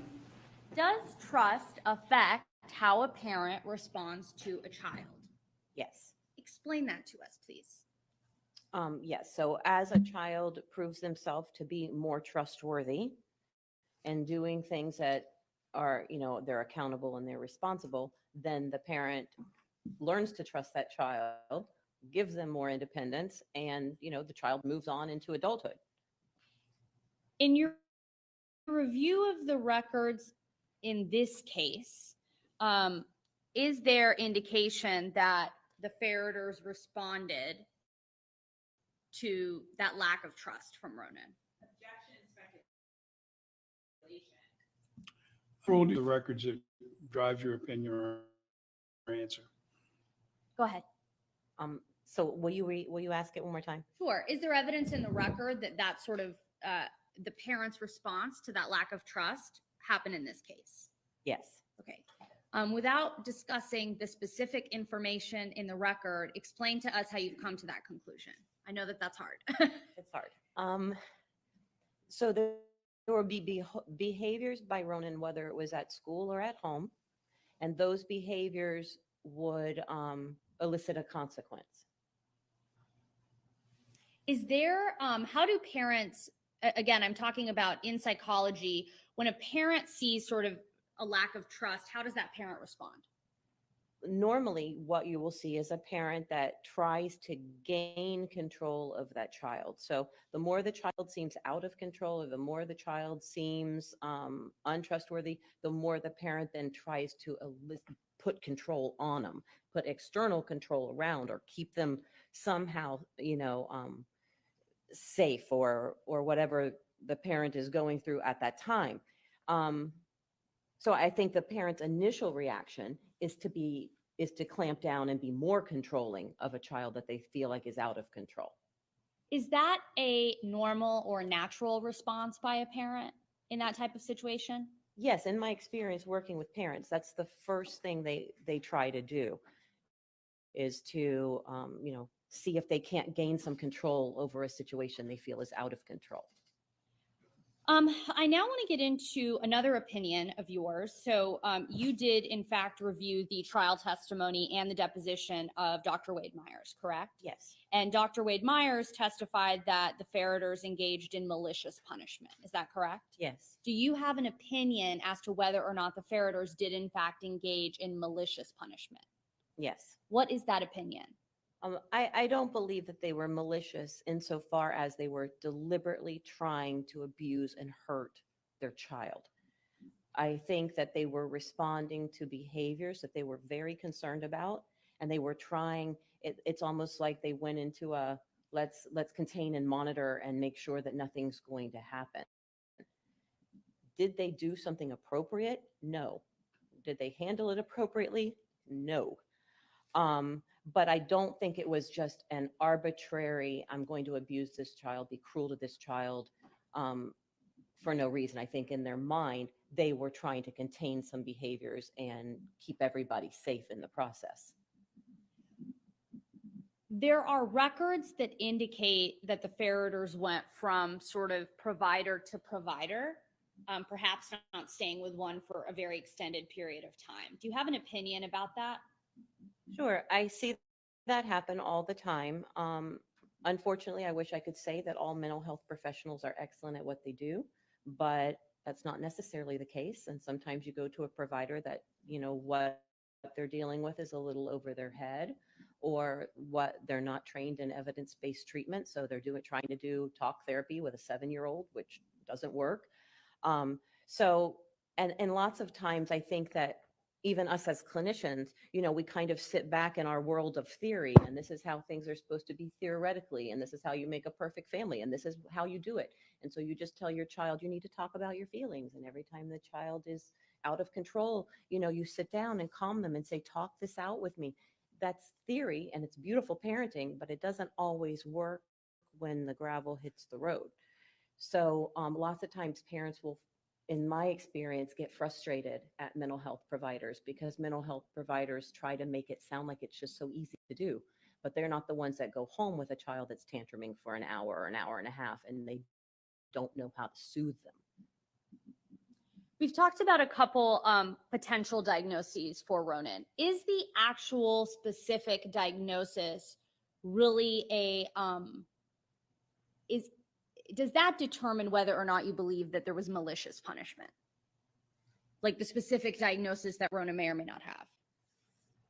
No, I mean, I don't think the specific diagnosis. I think in terms of maliciousness, maliciousness for me would mean that somebody would be arbitrarily abusing somebody with the purpose of making things worse for them. I think that when we see the behaviors that were being displayed and some of the behaviors that were happening, that they weren't necessarily being malicious. They were trying to contain and control it in a very inappropriate way.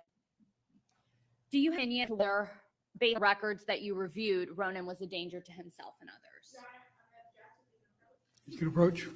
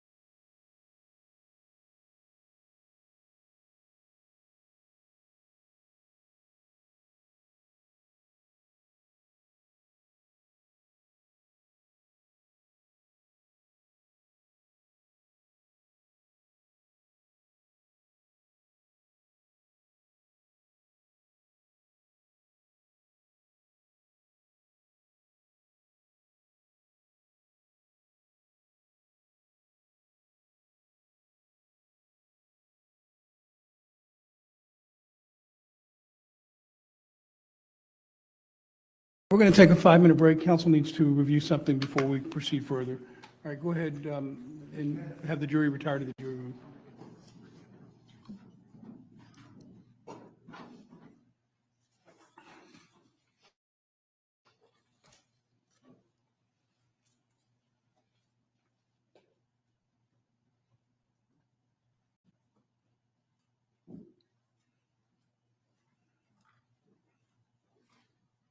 All right, and it's going to be 5 minutes sharp, Ms. Murad. If you don't have what you intend to present to the court, we're moving on.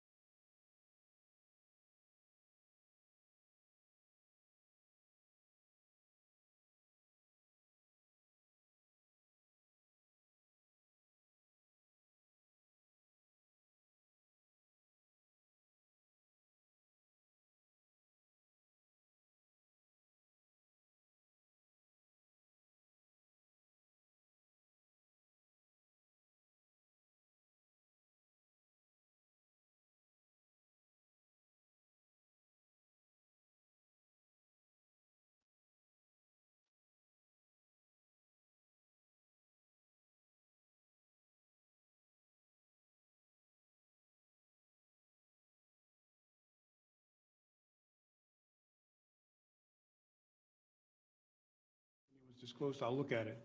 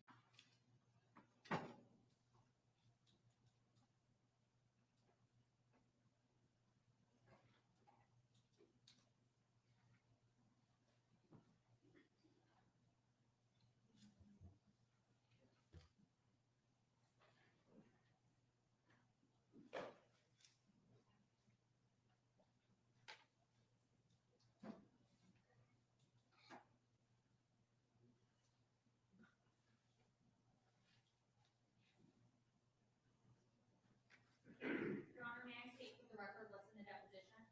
Yes, go ahead.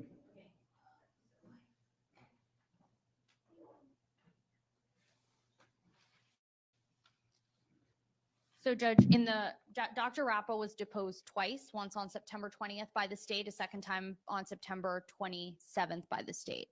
The state asked on the bottom of page 11 of the first episode to kind of start with what opinion you expect to give in this case. It's very lengthy, but the state said that she would give. This includes I think as he kind of got older and his behaviors got what they thought were more dangerous or more intense in terms of feeling or in terms of hurting other people or hurting themselves, that they, started thinking that we need to manage these behaviors, and the behaviors are so out of control. How can we manage them? And of course, the way they chose to manage them was probably the worst way anyone ever could. Then she said, what else? And that was on page 13, lines 7 through 15, where Dr. Rappa describes sort of at length what position that the state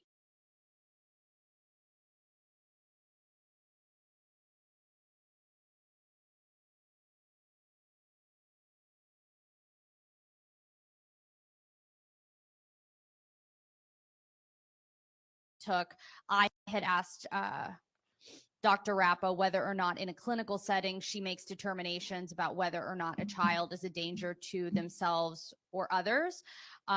Ms. Coakley specifically, and that was on the second deposition taken on September 27th of 2023 by the state, page 35, lines 7 through 15. The state also asked Dr. Rappa, this was regarding something different that was said in the CPT interview about whether or not is it appropriate to, as a child is using the restroom, sort of have the door open, as there were allegations of that in the CPT interview. And Dr. Rappa said that where there is a danger, that is something that happens in a clinical setting. And that is on page 19 of the September 27th deposition. It's sort of at the end of page 18 all the way to page 19, ending at line 5. As to the oppositional defiant disorder, that is on the September 20th, 2023 deposition, page 38, line 8. Let me just get there.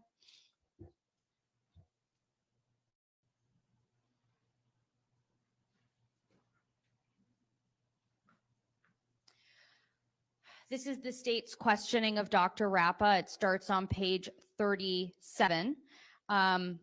I think on page 38, the relevant line numbers would be starting at line 2. Ms. Coakley says, and there's also several other disorders that can share symptoms or overlap or share features, right? Dr. Rappa says yes. Conduct disorders can. I see you nodding. You just have to say yes. Dr. Rappa responds yes. The state then asks oppositional defiance disorder, and Dr. Rappa says yes. And then she lists several other anxiety disorders, social phobias. She lists several other things. So I think in addition to the depositions in the records, that the state was provided, Ronan has been diagnosed with oppositional defiant disorder and reactive attachment disorder. Ms. Murad, in any of those, because what you just read doesn't even get close, in my view, of being an opinion being rendered by this witness as to whether she had, based on her review of the records, reached an opinion as to whether ODD was applicable, or based on her review of the records, she had reached an opinion that the child victim was a danger to himself. Just mentioning ODD or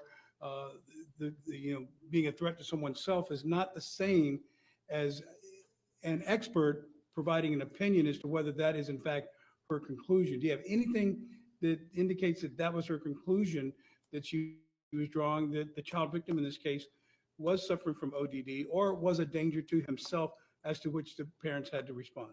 I don't have anything additional to what I've already cited on the record, Your Honor. However, I will say that the idea that the state was not on notice or able to explore this in their own deposition, just as we were in our Myers, not fair. All right, well, whether it's fair or not, I'm not going to comment, but both sides know that trial is not the time for dropping new opinions with an expert witness, and I'm not going to permit it in this instance. Questions concerning this witness's opinion on ODD or that the child victim was a potential threat to himself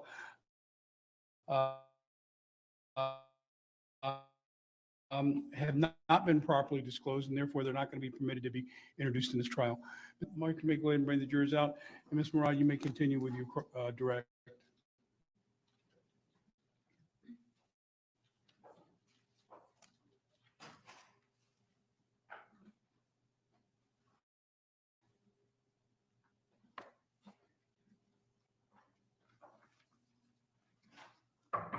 All rise.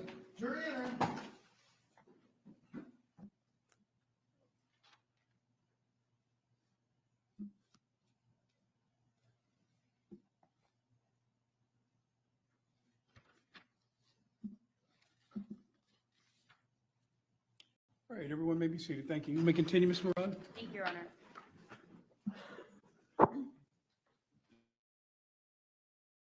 When we talk about reactive attachment disorder and complex PTSD, are there behaviors associated with those diagnoses that can become harmful or dangerous to people, to the child or the people around them? Yes, Are those behaviors exhibited in this case? yes. Take us through how you've come to that opinion. Okay, so we know that as early as 2015, some of the symptoms that are being documented for the child include things that are emotional lability, like the temper tantrum, sleep issues, anger and frustration, anxiety and fears. This is, kind of how we pinpoint PTSD in a child, especially in a very young child, because again, they can't really tell us what's going on. There were also indications in the records where there would be inappropriate behaviors that were hurtful toward other people. And maybe not, maliciously done by the child necessarily when he was young, but so impulsive that, if the thought crossed his mind, he would go ahead and just do whatever it was that he thought about. And it would result in somebody getting injured. There were also, records that suggested that he was doing things that were dangerous in the home, and dangerous to other people that lived in the home. So, and that's not an uncommon thing when you see children with reactive attachment disorder, because those children really do have very active minds. And while they can be very impulsive when they are emotional, they also can be kind of calculated. They can figure out something that they want to do or take apart, or how they can steal something. And or how they can pull something over on an adult and then they're able to do that. So you get kind of both of that with a reactive attachment disorder child in it. And these things make them dangerous to themselves many times without them even realizing it, and dangerous to others. Is there evidence in the record that prior to 2018, there were issues with Ronan roaming around the house at night? I'm gonna object. Sustained. Did you rely on records that indicated sort of wandering or eating at night? Objection, hearsay. Sustained. Based on the records that you reviewed, sort of what do you have any opinions as to why? So you mentioned that Ronan's behaviors didn't have predictability. Is that fair to say? Didn't have what, I'm sorry? Predictability. Correct. Why is that concerning for a parent? When you have behaviors that aren't predictable and the child is trying to kind of outsmart you or get one over on you, you're not quite sure what's coming next. So sometimes what's coming next is something that can be pretty dangerous. Objection, speculation. Sustained. I move to strike, Your Honor. Answer, the last part of the answer is stricken. Jury's instructed to disregard it. Is there evidence in the record, as you just stated, that Ronan was exhibiting dangerous behaviors? Object. Sustained.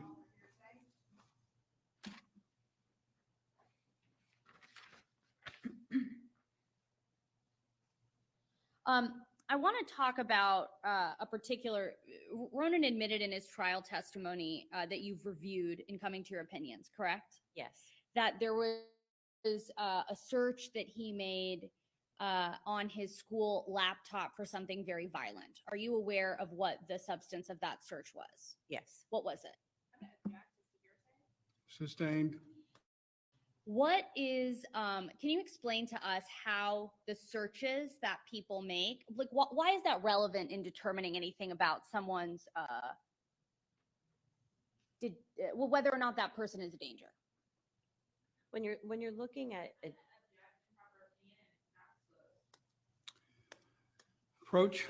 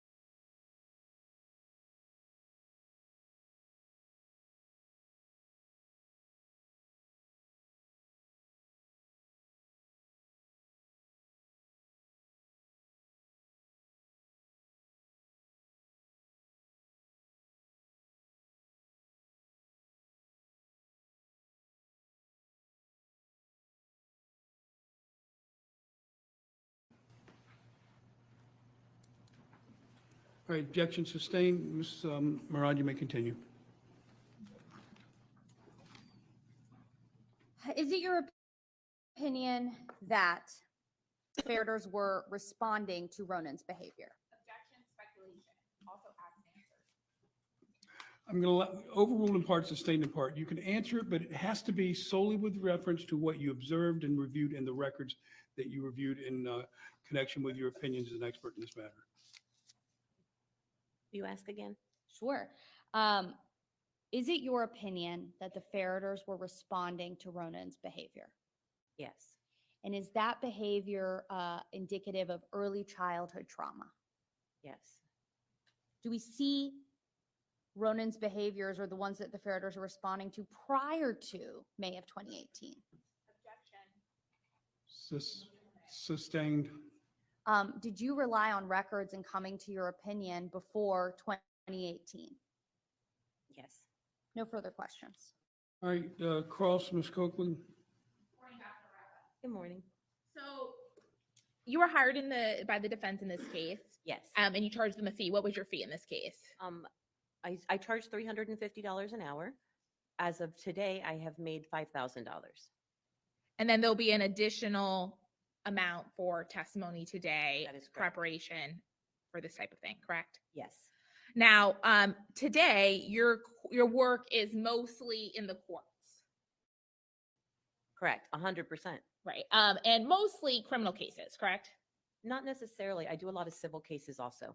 But as a court psychologist or a forensic psychologist, that means that you do things like competency evaluations for the Not- court. No, ma'am, I don't do very many competency evaluations. I'm not on the wheel or get appointed by the court for that.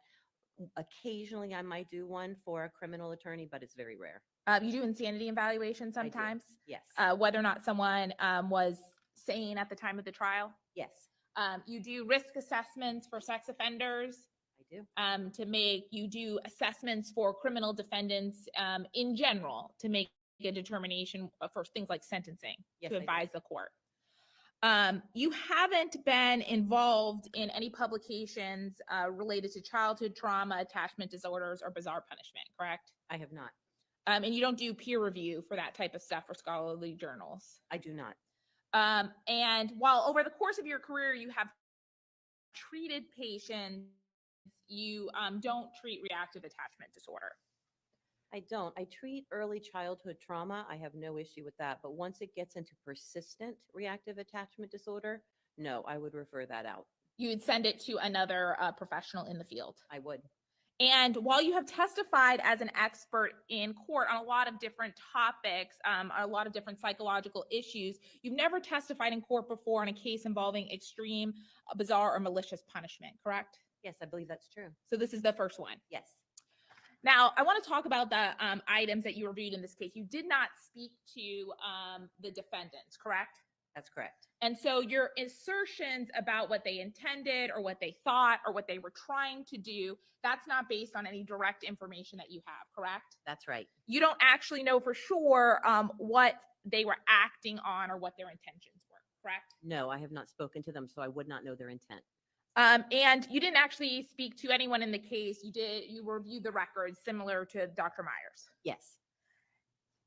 And when I say that you reviewed the records, there's records from some prior practitioners.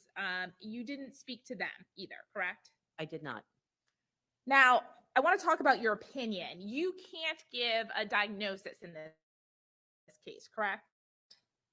I would feel very uncomfortable giving a diagnosis without interviewing someone. Okay. And so part of that is you have information to make a definitive diagnosis, correct? Right, because I'm missing that interview portion. But you do have an opinion on whether or not the defendant's actions were an appropriate way to manage the behaviors in this case, correct? Yes. It is your opinion that the way that they chose to manage the behaviors is probably the worst way anyone could ever manage these type of behaviors, correct? That's correct. Now, although you can't make a diagnosis, you think that there are indications that the child in this case has complex PTSD as well as an attachment disorder, right? Yes. And if a child does have an attachment disorder or complex PTSD, the way the defendant acted towards the victim is the complete opposite of what anyone should have done with a child with one of those conditions, correct? Yes, ma'am. In fact, confining and isolating a child can exacerbate those disorders, correct? That's right. And so exacerbate means make those symptoms worse, Yes. correct?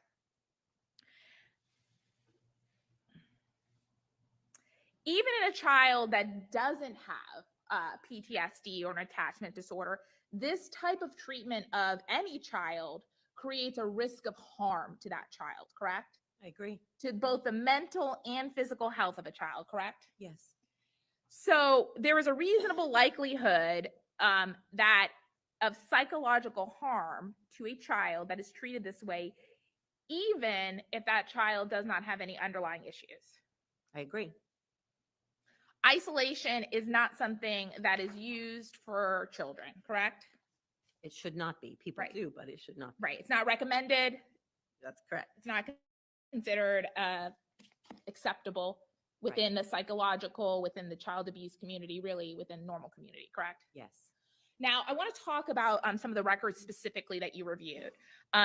You reviewed some emails from Immaculate Heart, correct? I did. That is where the child in this case went to elementary school, correct? Yes. So he's in 4th, 5th grade when he's at Immaculate Heart, correct? Yes. And if we do the math, that means he's about 10 and 11 years old during that time frame, correct? That would be right. So you reviewed an email from February 13th, 2018, which was one of the things that the parents got notified of, a behavioral problem by their son, correct? I'm not, without having it in front of me. Sure, I'm I not can get sure, it if but you yes, look. But I there did was look at one of that. those emails was about because he was using a bad word, correct? That's correct. That's one of the things that they got contacted about, correct? Yes, he used the F word. Right. And he said that using bad words makes him feel bigger, that he can be protected from the bigger kids if Yes. he uses bad words, correct? He did. He's 10 years old at that time, correct? That's right. On February 28, 2018, he punched a kid, correct? Yes. And that was in response to getting kicked, correct? That's the That's what he information said. Yes. that was information provided to the parents, correct? 10 years old still at that time, correct? Yes. On May 15, 2018, we had that incident where he pushes another child against the wall with his fingers on the child's throat, correct? Yes. And the teacher concluded in that case that both children were not saying nice things to each other in that incident, correct? That kind of proceeded. That's what she wrote. Yes. Right. And at that point, the child in this case was 10 years old also, right? Yes. There's October 29, 2018. That email is about roughhousing during a game. That's how the Yes. teacher put it, that he was roughhousing, right? Yes. December 3rd, 2018, they also got contacted, and it's because he stole a piece of candy off his teacher's desk. Yes. January 29th, 2019, he kicked a ball at a student, correct? Yes. And he got punished by the school by sitting out of recess and writing a letter of apology. Yes. And February 2019, they also got contact because he stole a container of sprinkles. Correct. He's 11 years old when he stole the sprinkles from school. I would say so. Yes. February 2019. Yes. February 2019 is when there was a mutual physical with another student Yes. where they get into a fist fight, the little boys, and they're both punished. They both get detention. Yes. And March 8th of 2019, that's when there was the technology issue, and he was found with a calculator, right? Yes. He had stolen a calculator. Correct. And then March 22nd, 2019, he embarrasses his sister in class, correct? Yes. And that's about a month after his brother is born. Yes. When we know based on the timeline that he's already living in the garage that they built for him in Arizona, correct? Yes, he would be by then. A 5th grader, 11 years old. Correct. And then March 27, 2019, he uses inappropriate language again. He says another bad word. Yes. So between 2018 and 2019, at the elementary school, there's 2 incidents that involve physical contact with another child. The fighting The incident fighting and the and push holding against the wall. Yes. For the large part, every other behavioral incident was something like saying a bad word or stealing a piece of candy or stealing another item. Yes, that's correct. It's stealing or the candy, and then the humiliation of his sister, which I think was on a whole different level. He got up in front of the class and he made her cry in class. I mean, I Right. think that if you look at it that way, it looks, kind of simple. He got up in front of the class and made fun of his sister or said some things, but But that, I mean, really- that's what occurred, right? My question is, that's the action that occurred, right? He's in the 5th grade, 11 years old, and he says something mean in front of the class about his sister, correct? that is what happened. Okay. Now, I want to talk for a second about that neuropsychological exam that we discussed. And that neuropsychological exam happened in October of 2022. Yes, So on the timeline, this occurred after the defendants were arrested and were charged with child abuse, correct? that's right. They did not have any of that information about the neuropsychological exam prior, correct? As far as you know. Yes, correct. And there's no indication from the records you reviewed that the defendants ever sought a neuropsychological evaluation prior to being arrested for child abuse, correct? That's right. And there is background information, I think you talked about it with the defense, that is self-reported, correct? Yes, That means that there is information that the child provided, and then there's also information that Ms. Ferriter provided, correct? yes, And because of that, the report includes a limiting instruction or a cautionary instruction, correct? yes. All reports would. And that information was provided after Tracy Ferriter had already been charged and arrested with the abuse of her child, Yes. correct? And the report itself contains the caveat that because it in part relies on self-reported information, it is limited in extent, correct? Yes, It's highly subjective, yes, correct? And it may contain errors of interpretation, correct? yes, And also omissions. yes. It's people are giving you their own perspective of the situation. And you talked about those neuropsychological the results, and there was in part some difficulties in executive function and impulse control, correct? Right? That was 2 of the things that report found, correct? Yes, And both of those things can be the result of trauma, correct? yes, And ongoing abuse throughout a child's childhood could make issues with executive functioning worse. absolutely. It also could make, if there's ongoing abuse throughout childhood, it could make issues with impulse control worse, correct? Yes, Anytime you take a child who has an early childhood abuse or neglect, and then you add to that, it's going to exacerbate any symptoms that they have, correct? yes, So if you take a child that has early childhood neglect or an adverse childhood experience, right? Like Ronan in the orphanage, that would be an example of an adverse childhood experience, typically, correct? If you take a child like that and then you subject them to additional ongoing abuse, that might exacerbate their symptoms, correct? for sure. Now, the report that we're talking about also talked about that the victim in this case had some difficulties in executive functioning, correct? Yes, And the way in which he was treated has a risk of increasing those difficulties, correct? yes, He also had, you called it some difficulties in self-monitoring. The way that he was treated would increase the difficulties in self-monitoring, correct? sure. You also mentioned that it was determined that there's some difficulties with emotional regulation, correct? Yes, The way that he was treated would increase his difficulties with emotional regulation, correct? yes, Now, a child that has these characteristics that you said that were clinically significant, it is never an appropriate treatment for those types of clinically significant difficulties, the way he was treated to confine him. yes, you're right. You also noted that there was some difficulties in impulse control, but confinement is never an appropriate treatment for those difficulties either, is it? That's correct. And this report that occurred in 2022, it actually didn't come to the conclusion that he had reactive attachment disorder. No, I believe he gave him an impulse control disorder. And these types of difficulties that you talked about difficulties in impulse control and executive functioning, they're not actually part of the diagnostic criteria for reactive attachment disorder, That's right. right? Individuals who do not have reactive attachment disorder can get these same results. Sure. I mean, if they have a disorder of impulse, they can get it just because of that. And these are areas of the brain that you also see impacted by someone who has PTSD. Yes. Now,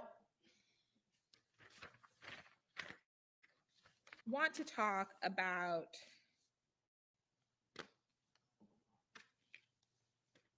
additional thing you reviewed. You said one of the things that you reviewed was the deposition. And I think it noted that the deposition was 5 hours long. Yes, it was long. That's a long time for any person, never mind a trial, correct? Yes. And it's sometimes people, when discussing things, even traumatic things, respond in a way that is not necessarily considered normative or appropriate, correct? Sometimes people laugh inappropriately. Sure. Now, I want to talk about reactive attachment disorder more specifically.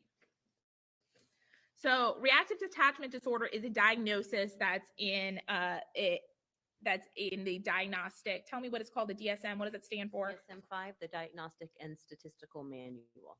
And so that is the manual that psychiatrists and psychologists use that sets out the standard diagnostic criteria for a lot of psychological and psychiatric conditions. That's true. Also has some behavior disorders, some personality disorders, lots of different things, but it's a standardized way in which we evaluate if someone meets those criteria, correct? That's right. And you couldn't formally make the diagnosis in this case of reactive attachment disorder. I did not know.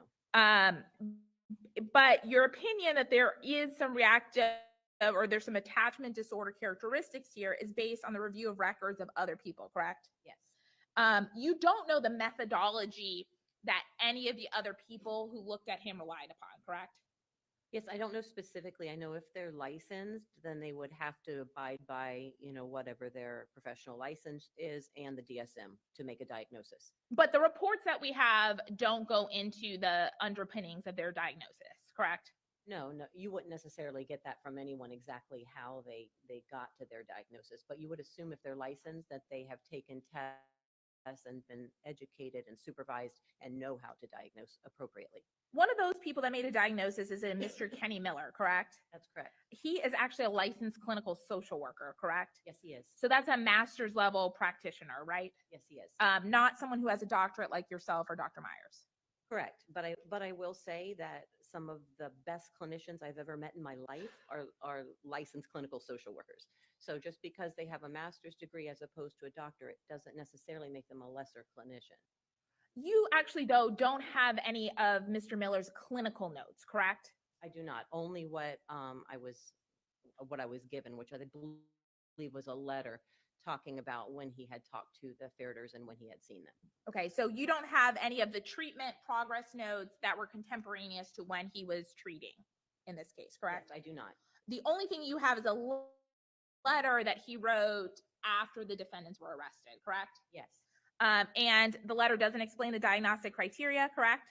Not at all. It doesn't indicate if he even met with the child. It's kind of vague as to whether or not he did. I think he said he met with the child. Right, but it's unclear once, twice, beyond that. Right. That was hard to determine how many times he had met with the child, how many times he'd met with the parents. But he did say they had ongoing communication. And if he did, in fact, meet with them, the time frame that we're talking about is after the child, the victim in this case, was 10 years old, correct? That would be right. And you're familiar with the DSM and the criteria that they have for reactive attachment disorder, correct? Yes. That manual also provides some cautionary instructions that practitioners should take into consideration when reaching a diagnosis, correct? That's true. And some of those cautionary instructions as it applies to reactive attachment disorder is that it shouldn't be diagnosed after the age of 5, or if it's done, it should be done with extreme caution. I agree Correct? with that. That's what the DSM says. Yes. And based on the very limited information we have from Mr. Miller, we don't know why he is making that diagnosis after 5 years old, correct? Right, I'm not sure why. I'm assuming that he would make a diagnosis the way anybody that is licensed would make a diagnosis. And then you also review the records of a Dr. Reichenbacher, if I'm Yes, saying that correctly. And Mr. Reichenbacher is a psychiatrist. correct. And you have some of his treatment notes from his meetings with the family and the child, correct? Yes, He notes reactive attachment disorder and ADHD, correct? he does. But he has no indication of the appropriateness of whether or not why he's making that diagnosis after 5 years old, correct? Right, I don't think that you would normally see in somebody's treatment summary how they arrived at that diagnosis. You would see the diagnosis that they rendered, and you would assume that it was because they had records available or interview available, however they made the diagnosis. But we would assume if somebody is licensed that they're giving a diagnosis based on their professionalism and their knowledge. And so you're making some assumptions about what they're relying upon because we don't have any additional information, correct? Right, but there are standards and rules of how we diagnose somebody. So it would be very rare indeed for somebody to be diagnosing out of the blue with no information whatsoever. Now, in looking at Dr. Reichenbacher's notes, there's no indication of whether or not in making his diagnosis that he was aware that during this time frame, the victim is being confined in a structure his parents built in the garage, correct? Right, that is not in his notes. There's no indication that he was aware of that, correct? Correct. And that would be important information for a psychiatrist to have in making a differential diagnosis. I think so. I would have liked to have that information. Now, Dr. Reichenbacher saw Ronan between December 2018 and January 2019, correct? Yes. And so the last time we have of him being involved in all was January of 2019, correct? Yes. Which is 2 years prior to the arrest in this case. Yes. Now, there's a handful of meetings, 3-4 meetings total, correct? That's right. And the meetings, aside from the initial assessment, are about 20 minutes long. Yes. And the victim in this case is 11 years old at the time. Yes. And so in December 2018, they have their initial evaluation, correct? Yes. And the recommendation is that perhaps the victim in this case may need behavioral therapy. Correct. And then in May 7th of 2019 is the next meeting, Yes. correct?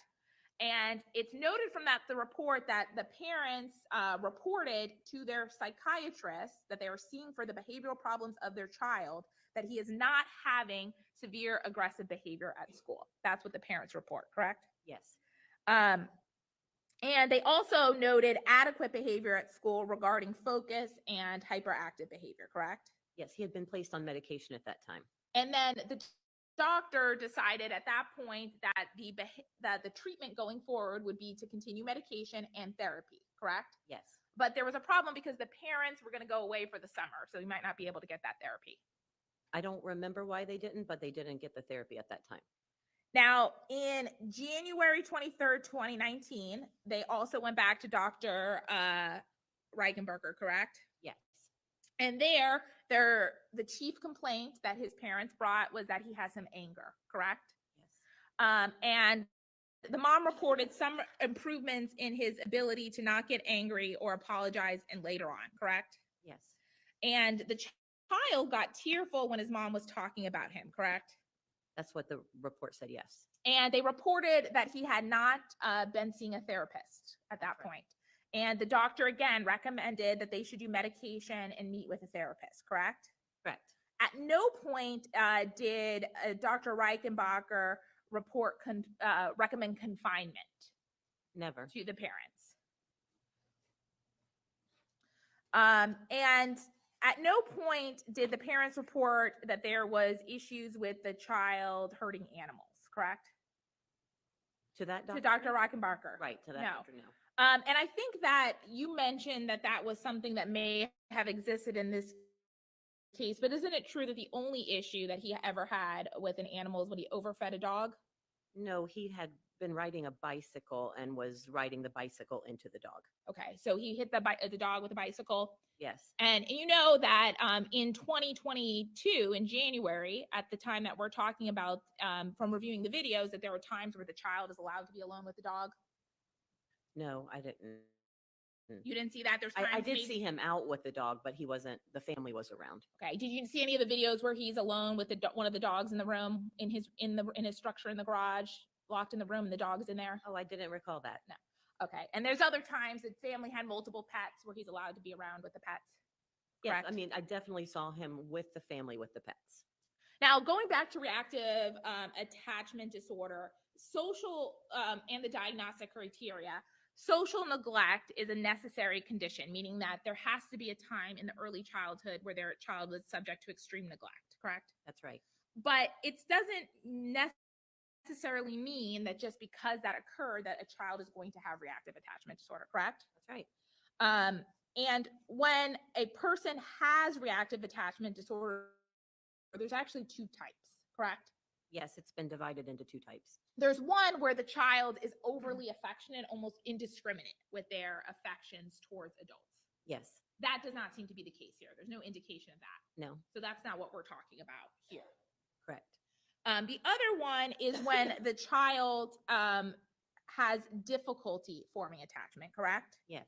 And there's nothing in the criteria or what we're looking at in diagnosing it that has anything to do with violence. No, it's only if the child will refuse to be comforted by a caretaker or will not go to the caretaker to be comforted. So it's very specific.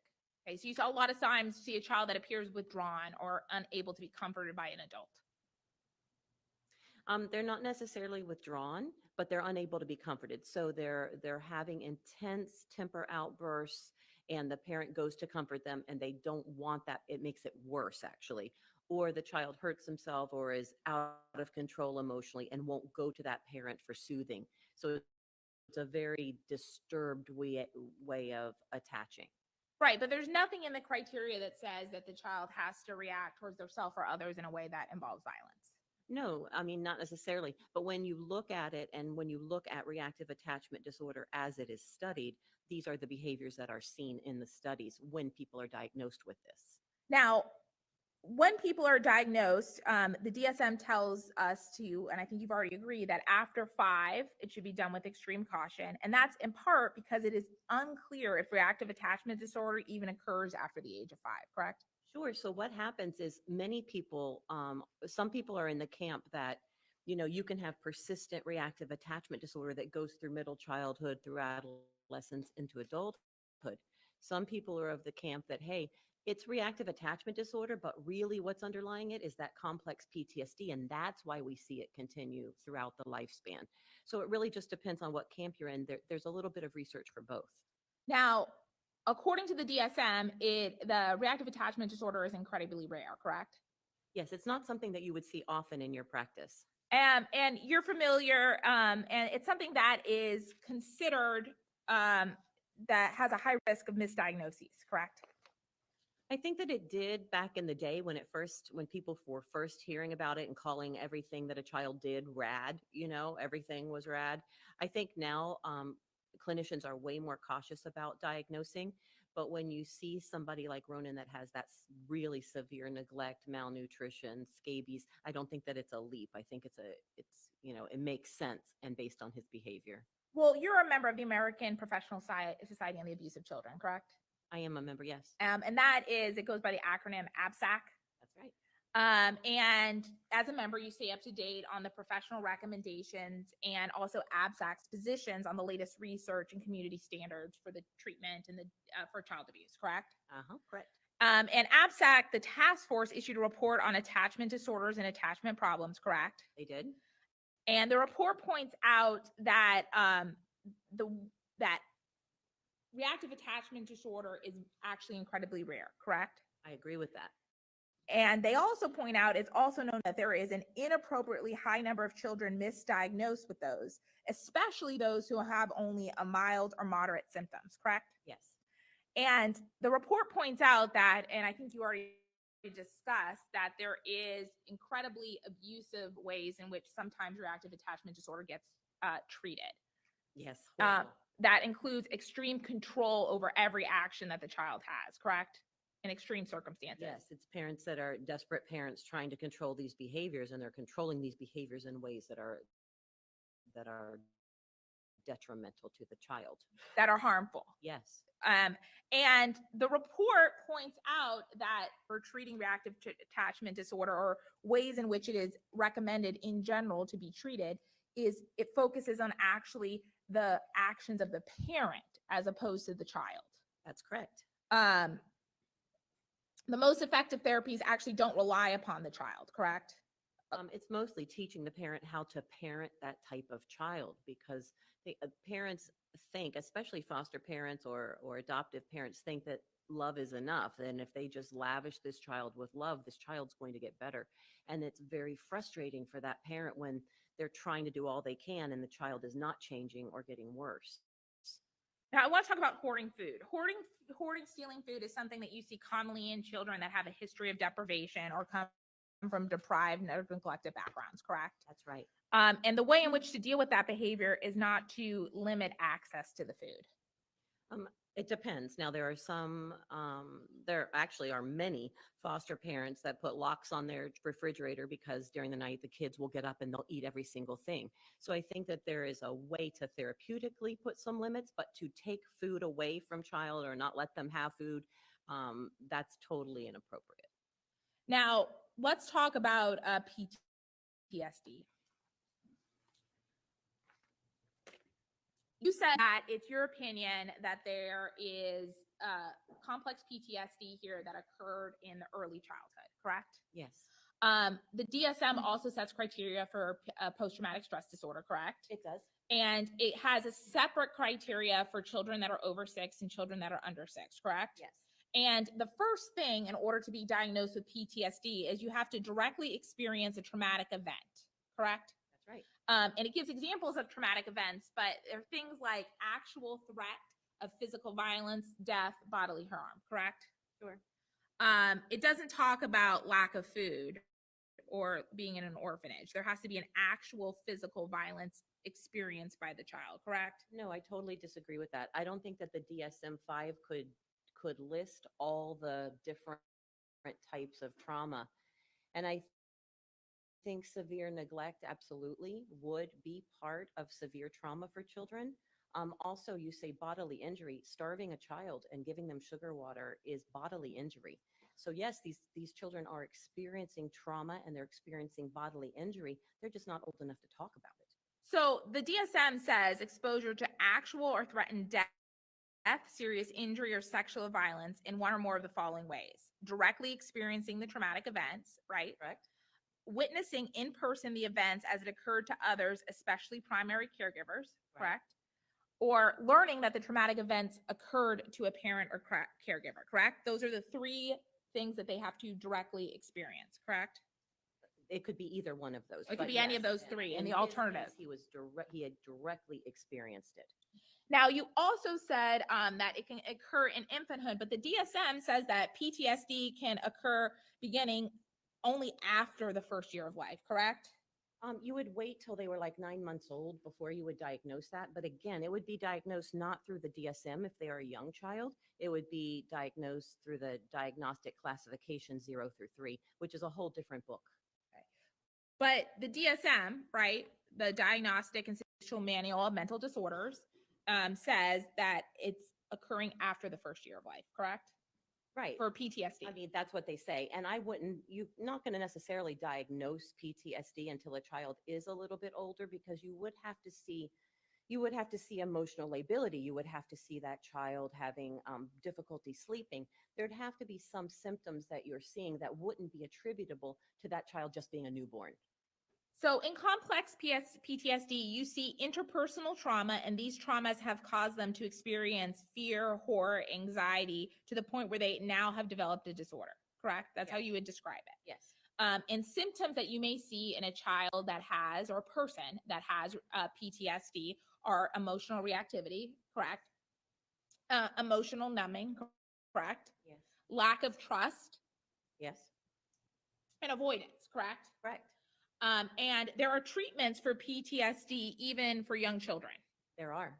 And there is trauma-focused cognitive behavioral therapy, correct? You can start that as early as age 3. Some people do EMDR with They do. children. Yes.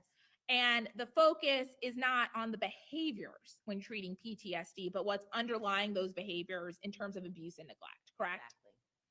It would not be appropriate to confine a child to a room with PTSD as was done in this case, correct? Correct. That would never be appropriate, correct? Correct. Reacting to a child who has complex PTSD or an attachment disorder with things like anger and threats is not productive or helpful to a child with those conditions, correct? Right. And those reactions create a psychological harm to the child, correct? Yes, and it can exacerbate problems that were already there for sure. Adding to the existing harm, Yes. making it worse. I see you nodding. We just have to say Yes. out loud, yes. So PTSD can be worsened by ongoing abuse and neglect, correct? Yes. In fact, you would agree that there would have been damage done to the victim's neuropsychological health from the defendant's actions in this case, correct? Yes, most likely. It's your opinion that the way that his parents handled the symptoms from PTSD exacerbated it, correct? I do believe that. And this is not a way that a child with early childhood neglect should be parented, correct? That's right. Not only was it harmful, but none of the ways in which they addressed him or he was treated would be useful as constructive punishment, correct? Right. No.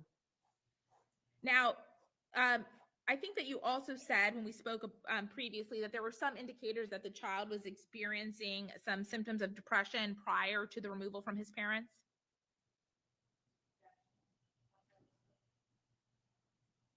Sustained. Next question.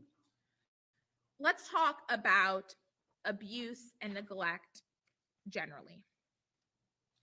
Over the course of your career, have you come across cases where there was ongoing abuse and neglect, but the abuse and neglect wasn't apparent to others who interacted with the family? Say that last part again. I'm sorry. Have you come across cases of abuse and neglect, ongoing abuse and neglect, where that ongoing abuse and neglect wasn't apparent to people that interacted with the family? Oh, wasn't apparent. Yes. Sustained. Your Honor, You want to if you can- approach? You can.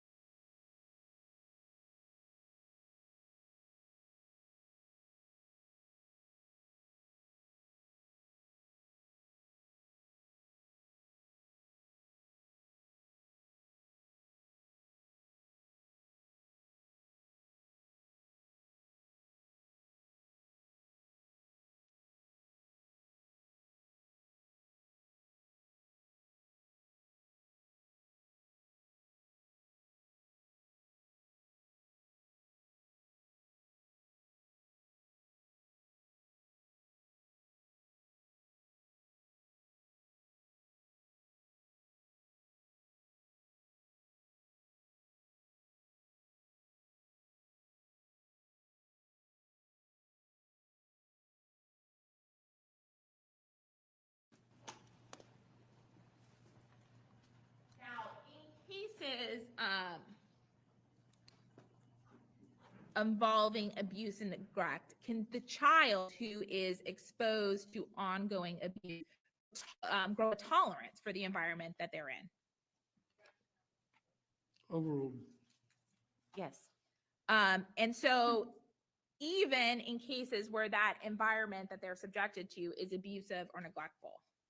Sure. Yeah. So there can be a normalization of that type of treatment for the child. Yes. Now, I want to talk for a second. Make sure I didn't miss anything.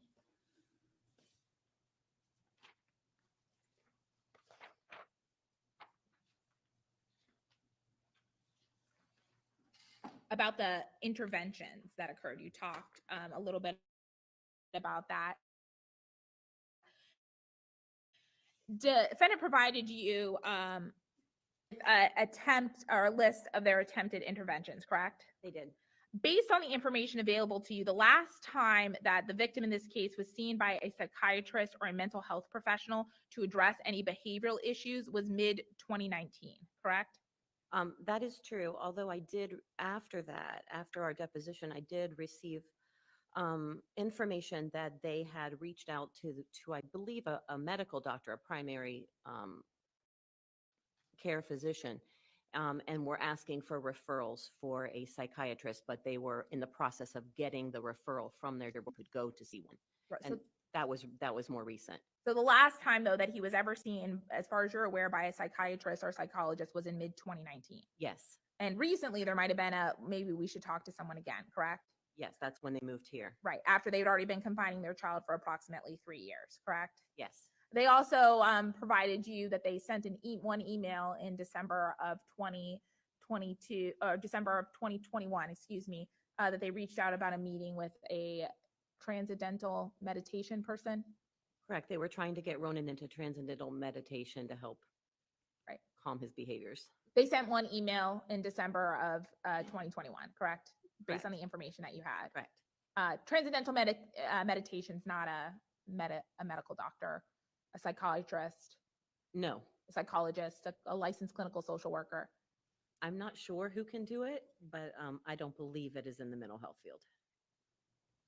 And based on the information provided to you, there were no counselors after that date either. He wasn't continuing to see a therapist or a mental health counselor or a licensed clinical social worker after mid 2019, correct? Correct.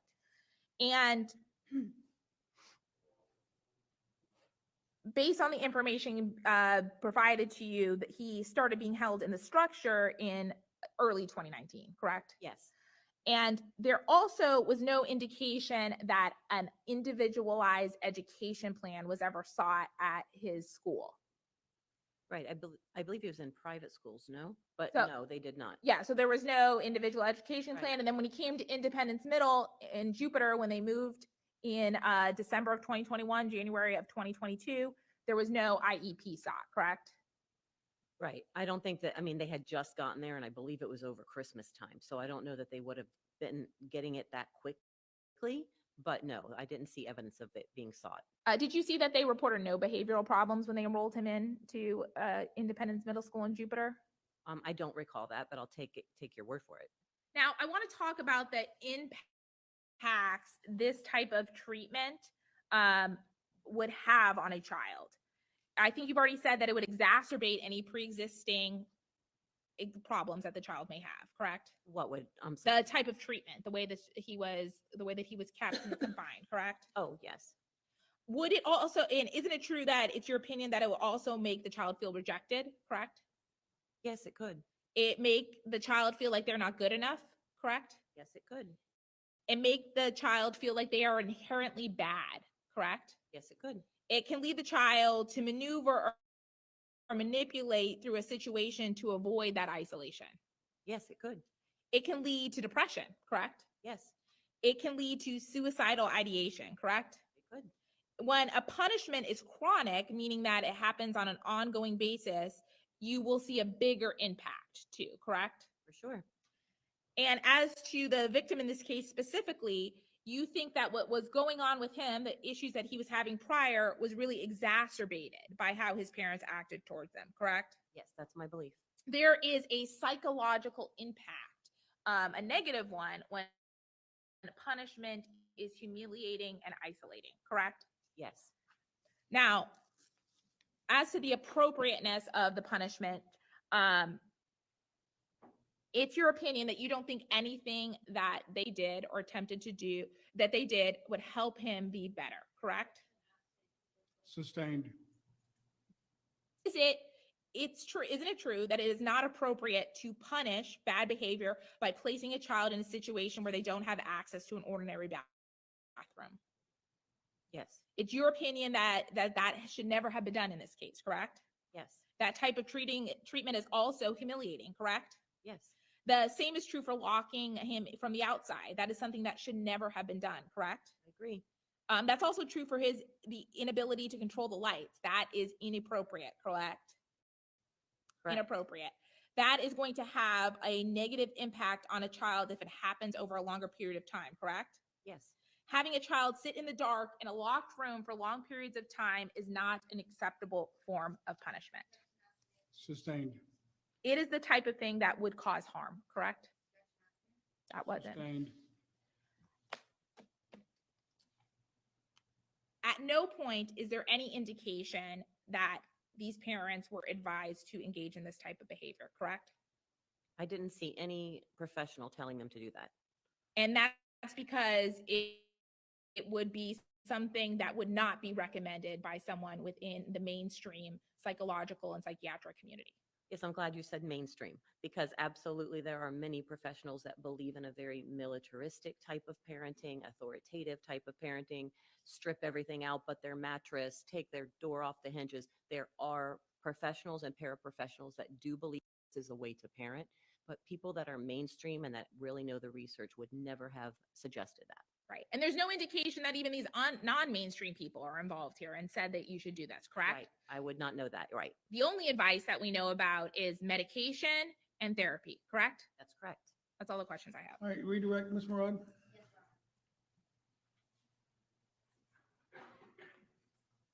Dr. Rappa, the state spent some time in their cross-examination sort of challenging the diagnosis of attachment disorder. So I want to talk about that, okay? Okay. Is your opinion solely based on the diagnoses that previous providers have made? No. What else is it based on? I mean, that does help to know that previous providers had seen the same thing. But it has to be on behaviors, and it has to be on early childhood experiences, especially as it pertains to children to age 3.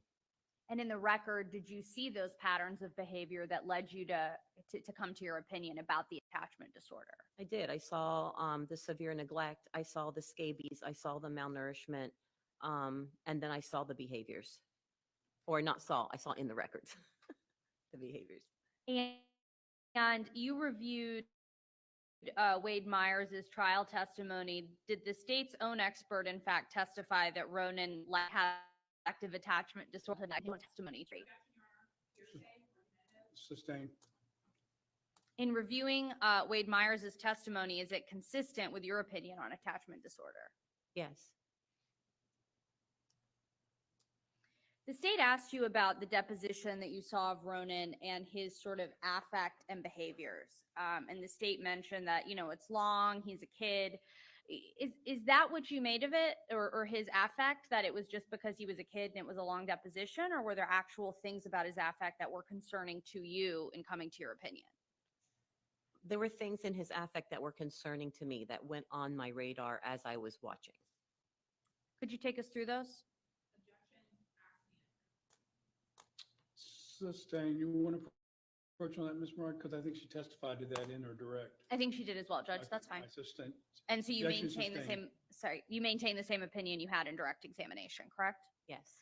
The state mentioned, it sounds a little Sicilian retrospect, but something like transcendental meditation. Did the Ferriters sort of try both medical and non-medical options over time? Overruled. You can answer. Yes, they did. They tried many different things. They tried putting him into like karate, and they tried chess club, and then they tried to burn his energy off with track. They did Let me try. stop you. Are you testifying from your review of the documents that you reviewed as part of your opinion? Or are you testifying from conversations with somebody? No, sir, I didn't have conversations. So, all right, so I'm going to allow the answer. You can continue. Thank you. Go ahead. They also tried putting him into a meditation class so that he could learn to control his behavior. So I think they tried nutrition. They tried taking away gluten. They tried taking away sugar. I mean, there was a bunch of different things that they did try that were outside of the mental health world. Based on your experience sort of working with families and particularly children with a history of trauma and their parents, I mean, is that, I guess, what do you make of that? Was that neglectful of them and not pursuing every medical option, or is it something that parents do in trying to? Sustained. The state mentioned the transcendental meditation, and you mentioned several other efforts that the Ferriters made. Those are obviously not medical efforts, correct? Correct. Does that change your opinion as to whether or not they engaged in malicious punishment? No, does not change my opinion. Why not? I think that they were trying the best that they knew and what they, Sustained. Without what you think, so the state's expert testified that based on the Ferriter's conduct, he believed that there was malicious punishment, correct? Finish the question. You hadn't finished, I hadn't gotten to you hadn't gotten to Sure. the question, so finish your question. Is there conduct that you have reviewed that shows to the contrary? yes. Okay. And can you take us through how you've come to that opinion? Yes. There's conduct by Tim that the tone is terrible. The tone is awful. And how he's talking to the child with that tone is bad. But what he is saying to the child isn't horrible. He's saying, I want you to get better. I want you to make right choices. Sustained. Your Honor, there's already in evidence. The jury watched the ring videos. Response? I remember one of the videos where that was said. So as to that particular comment, I'm going to allow it. You can continue answering it. Objection overruled. Thank you. Go ahead, Dr. Rappa. He was saying, I want better for you. People are going to not want to be your friend or be close to you if you continue to act this way. I want things different for you. And while his tone was bad, what was coming out of his mouth was not bad if he had been using a different tone. The state talked about let me start with this. The state talked about the effect that the Ferriters' actions had. You're not disputing that what they did was wrong, right? No. Okay. So let's sort of take it back to that 2018 period. The state mentioned a number of different school emails or referrals that Ronan had, sort of acts that Ronan had between 2018 and 2019. Is that fair to say? Yes. In cross-examination. They talked about stealing sprinkles, some fights that happened. Is that correct? Yes. First off, I mean, how does a psychologist separate what is regular childhood behavior from what is so concerning that it amounts to a disorder? I think that what we look at is persistence. Is this happening over and over and over? Is it a pattern of behavior? And is this behavior not going away, even though school might be punishing or the parents might be punishing or giving consequences? The behavior continues to persist. Do you see that as it relates to Ronan in the records in this case? Yes. Do you see that in this case, in the records as it relates to Ronan, even prior to May of 2018 when Tracy got pregnant? I'm going to overrule it because the answer's already been made of record, so it's really cumulative at this point. You can answer this question and then I'll move on, Judge. So yes. Okay. The state mentioned that in your work, this is the first case that you've testified regarding malicious or allegations of bizarre punishment. Is that correct? Yes. Have you testified about early childhood trauma? Yes. How often? Oh my word. Hundreds of thousands. A high number. I mean, I've been doing this for 20 something years and, I do trauma work. So a high number. And when you are sort of hired, do you work for both the defense and the state? I do. If you had to put a percentage on it, how often are you working for the defense versus the state? Right now, probably about 50-50. And is that locally in South Florida and nationally? It's throughout Florida. And have you in fact been hired by this state attorney's office on a number of cases as it relates to childhood trauma? Childhood trauma? I don't remember in specific childhood trauma, but I have been hired and enjoy working with them. One moment, Your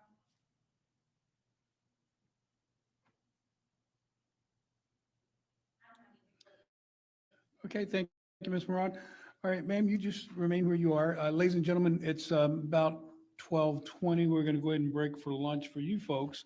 We'll start back at 1:30, so be outside at the elevators at 1:25 to meet with Mark, and he'll bring you to the jury room. Remember, you haven't heard it for 3 days, but I'll remind you, don't discuss the case with each other or with anyone else, do any kind of research at this point. Other than that, enjoy your lunch.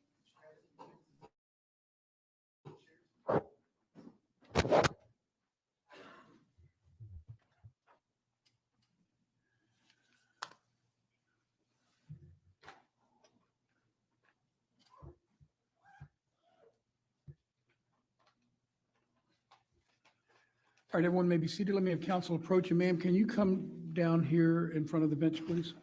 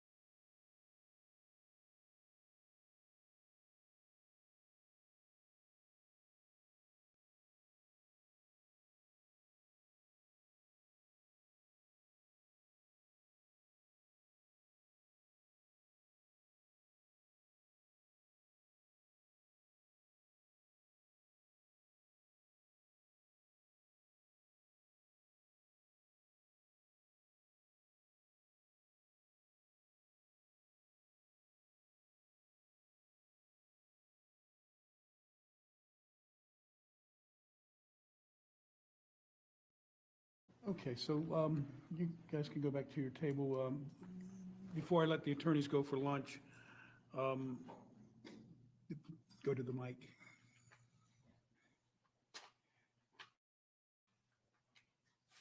Yeah. So the question I have is for the afternoon session, you have about 3 hours of My hope is to play the videos that I intend to play. Okay. I provided the state with a actual copy of the video. And just so the court knows, I understand the state's entitled to time to review it. I'm not, we'll deal with any objections. These are the videos that were in the 21,000. So these are not, okay. these were in the state's possession. Well, the 21,000 is already in evidence, right? I mean, No. What is in evidence? I thought it Only in was, the room. The state admitted videos only of inside the room. And we had a subset of that as well that was played, right? Correct. So what was played in the room, I would have a problem with my ability with what they're entering in. On Sunday, they provided me a list of 3,000 videos, is 50 hours. But what's your legal objection? Because So if, I've already looked through some of them. Some of them are self-serving hearsay. They're saying things to the trial victim in there. Some of them are, they keep out the part where they're like, there's a little completeness problem in the sense that there's example in the 3,000 videos, there's a line of videos where the child is out in the living room playing with them. And then they delete the part where Miss Ferriter makes him go to his room and the other kids continue to play. So there's that problem. And that's all I could tell, like, after looking at it for a couple of hours. There's also, there's one where there's a train, like that would be improper character evidence and inadmissible. And so I tried to look through the 3,000 videos that they sent me. They said that they intended to admit 50 hours of video, Your Honor. And so now, yesterday evening at 9:30 at night, they now are saying they want 14 hours. And so it has to be manageable for me to look at to see if there's an exception. Beyond that, the exhibit that they have provided does not indicate times or what file they're looking at. It's just a montage of videos without context, which I think is problematic and misleading to the jury. When the state admitted it, we admitted the actual videos with the times. And our composite exhibit has that as well. So it's problematic. I can't even check what they put in to make sure it's the correct order, the correct day, and the correct time because they haven't given me the file names or in what order. So, Judge, I would like to respond to this because I think there's sort of a fundamental issue. Obviously, there are a lot of videos in this case, and each side is entitled to review anything before it goes in front of a jury. But this idea, I mean, that has unfortunately been the practice on both sides as it relates to the videos. I received their list of their 8-hour montage 7:30 the night before. And when I said, Judge, I think we have something here that we may not have been disclosed, the court said, figure it out or don't, or bring it to me. Same thing I'm going to say now, figure it out. Here's what I'm going to do. You're going to play the videos. You make your contemporaneous objections at the time it's being played. You stand up, you object, and if I think there's inadmissible hearsay coming in, I'm going to or stop play immediately, hear the objection. And if I sustain the objection, then you'll have to move on to the next video segment, or at least mute out the objectionable hearsay. May I address? Let me finish. I'm not so terribly moved by the lack of specific date and time of the videos, if the understanding is that these were all videos during the relevant time period from December 28th or so to January 28th. I mean, that may be, that's something that might go to the weight, but I don't think it goes necessarily to the admissibility. But thankfully, a foundation for like they're making assertions of the date that But are these already in evidence? No. No, they have to be, you can't play them without them having been in. The state has me that they would not be objecting to the date and time. They're done by date and then they're done in chronological order because the epoch time. So I called Lowe this morning. I confirmed with Ms. Coakley in front of Lowe and Mr. Wahed, and I said, hey, he's testifying. You're not contesting this, right? As to the foundation of just the dates and the times. And she said, no, I'm not contesting that. I even emailed her over the weekend because there's some videos, as Agent Lowe testified, that aren't in the epoch time. They're in the 7505, how those times are determined. So I can call him back, but I don't know that that's reasonable because also there's zero dispute that these are from the time frame charged in the information because these are the only videos that the state's had since February 3rd of 2022. All right, so I'm not, obviously not going to permit the jury to see anything that's not in evidence. So we have to cross the threshold first of, is this going to be admitted into evidence? So is Ms. Murad correct that you told her that there was not going to be any authenticity type objection? I'm not an unreasonable person, Your Honor. I am not. I agree that the videos and the date and times, what she has provided me is a 14-hour video that does not have, I can't confirm anything. I can't say that this is from that day. If she gives me the file names or the video included the file names, so I could spot check them, I would stipulate to the date and time.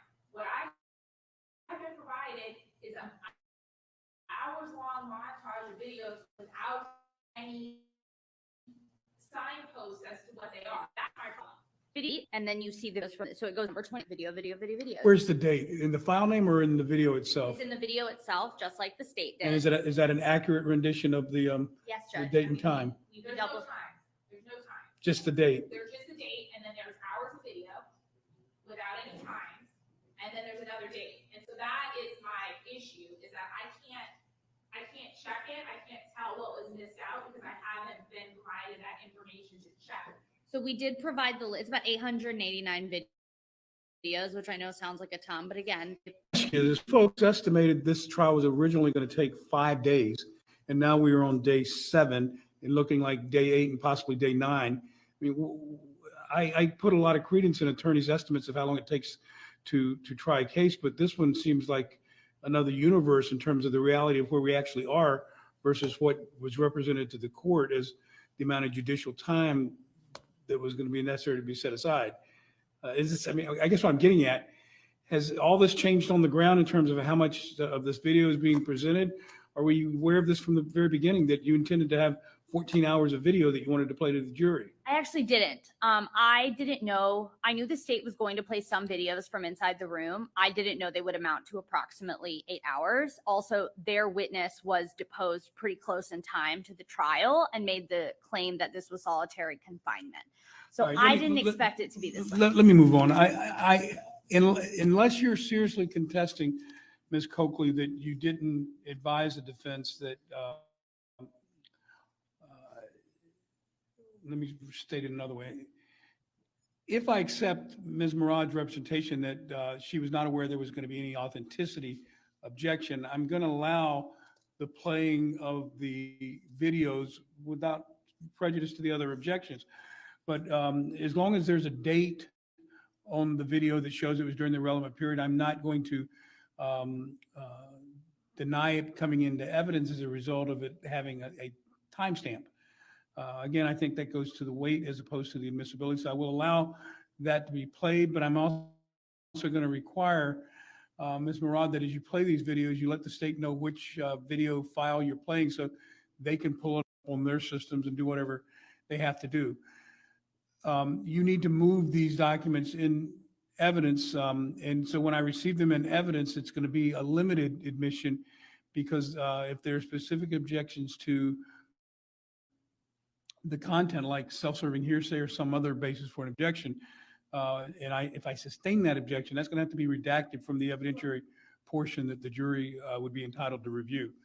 So if you want to comment on what I've said, if the defense was led to believe there was going to be no authenticity objection, I'm inclined to let them pursue the way they want to and not get so hung up on the lack of a timestamp where there is a date stamp on the video and where there's no reasonable dispute that these were part of the video montage of what had occurred in this home during the relevant time.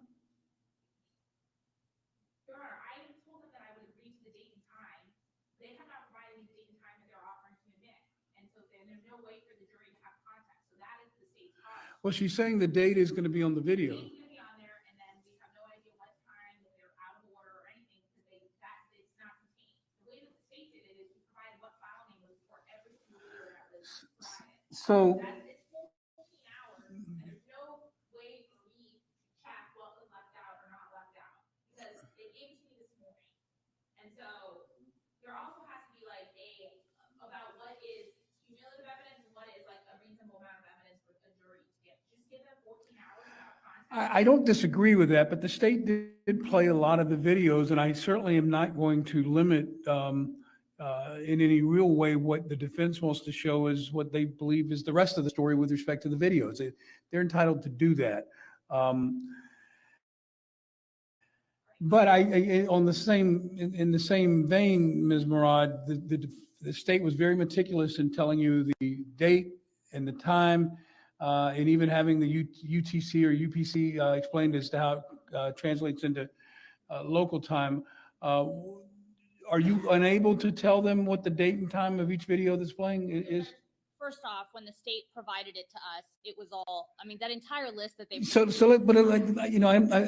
I'm growing weary of this argument. Answer my question. Are you able to provide them with the date and time of each video that you're playing? Not in the next hour and a half, but I can get pretty close. And we do have a list that we provided them of the videos used. So I can get started on it. And I can certainly provide that. I mean, don't you think that's something that they would have reasonably been entitled to know the date and the time So of the the video you're actual playing? file name is indicative of the date and time. You have the file name then of each video you're Yes, playing? and we provided that to All right. them. They initially Okay. got something bigger on accident, All right. and then I corrected it. So here's what you're going to do then. Prior to each playing of the video, you're going to provide them the file name of the video being played. Okay. And then they can track it through that.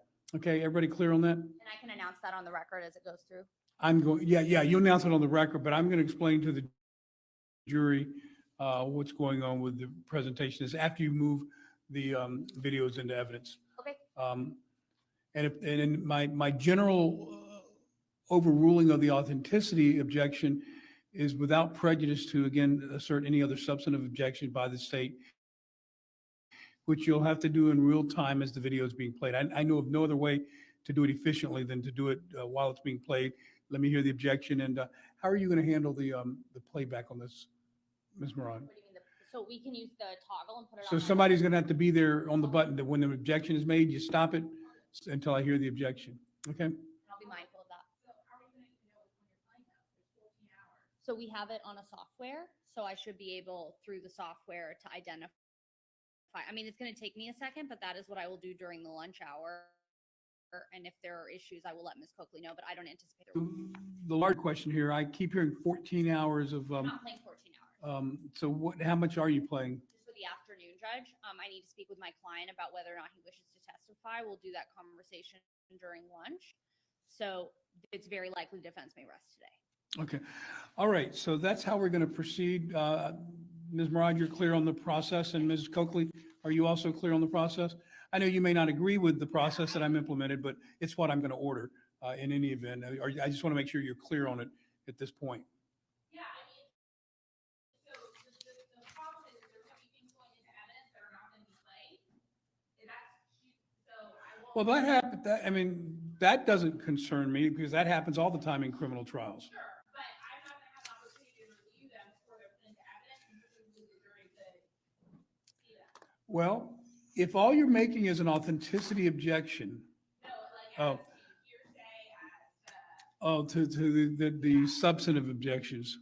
right, like that, like, I understand. All right, so let me, both of you have, well, I won't say both, but a significant evidentiary issue has been created for the court in terms of how to manage this. Ms. Coakley is absolutely right that before she agrees to a carte blanche omnibus admission of all these videos into evidence, normally the practice is that the other side would have already reviewed what's being submitted into evidence, and there would be appropriate redactions in advance of the day of trial having it played. So how do you address that, Ms. Murad? Because it's a real logistical issue that's been created, and Ms. Coakley's absolutely right. If you're only going to play 3 hours, then that's what should come into evidence. If there's more, then I have to give her time to review and see if there are any other objections. So the jury's probably not going to go out with any of this until tomorrow after 5. Let's say we rest today, closings are 12 to 5. We have to do jury instructions. So then we could not admit the formal exhibit until the state has had an opportunity to review it. And I know that this isn't really a defense judge. It's more just my practice. This was the exact same situation we were in with me, and I trust the state. And The state may not trust you, though. that's I mean, and I say time and no, again, that's all right. I understand. just because one side doesn't object doesn't make it right when the other side, or wrong when the other side objects. So I said, here's how I'm going to handle it. I'm only going to admit into evidence what is actually going to be played to the jury this afternoon. That way, I will deal with any real-time and contemporaneous objections to the substance of what is said. As for the remaining part of the videos, I'm going to instruct both sides to do what you have to do to review the remaining part that's not played to the jury. And if there are additional instructions or objections that are made, then I'm going to have to rule on them and make sure that they're redacted before that remainder that's not played to the jury today is made available to them once they go into the jury room for deliberation. So that's the best I can do in terms of handling what normally is resolved way before we ever get to the day of reckoning like we are here. And so that means more work for you, Ms. Coakley, but I'm giving you the opportunity to review what's not being played to the jury for your purpose of asserting any additional objections. And the only objection that I'm kind of moving past is the authenticity objection. And I think everybody understands the reason for that. Okay, so last thing before I let you go is jury instructions. We're going to have a conference today because if there's a reasonable chance the defense is going to rest today, then we would start tomorrow with closing arguments and have to have the jury instructions ready prior to that time. So think about that over lunch. I'll see everybody back here at 1:30 sharp.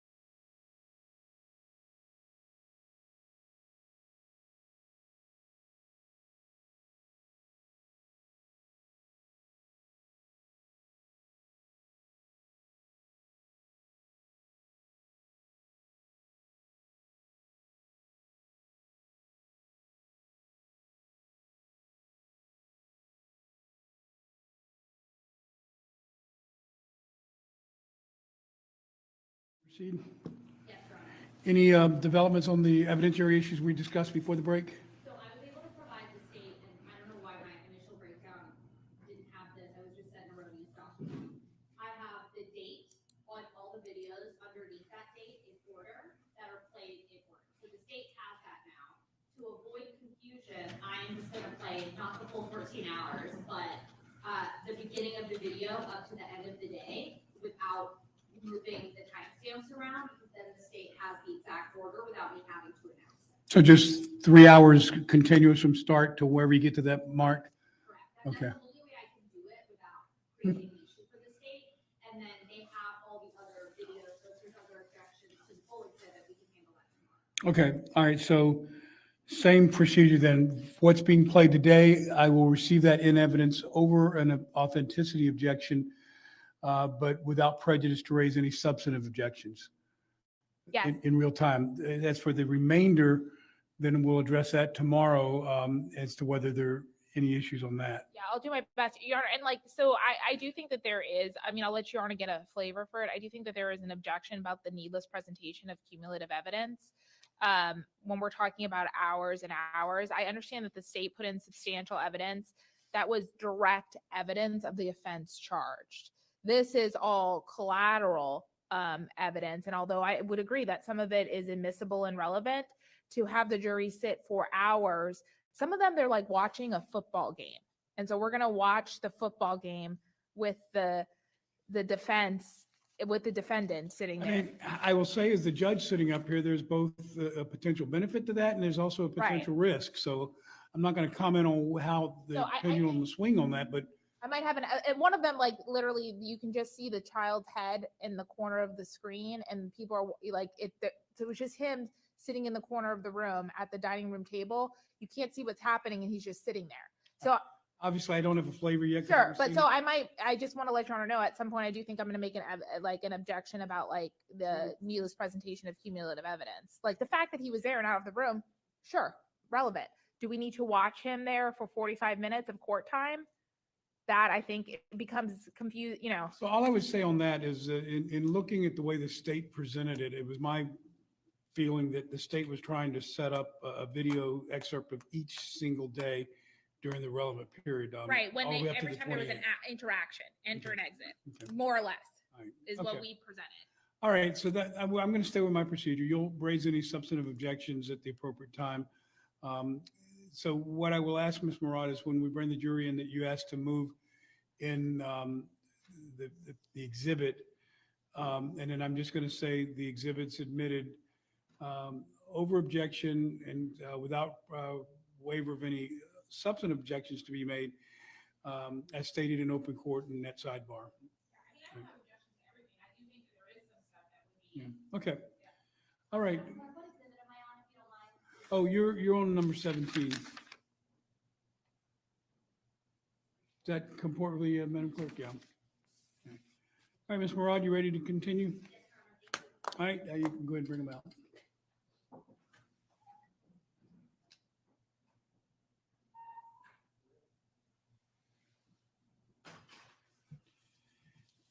And when you are at the table, please use the mic because I keep getting reminders to tell everyone to use the mic.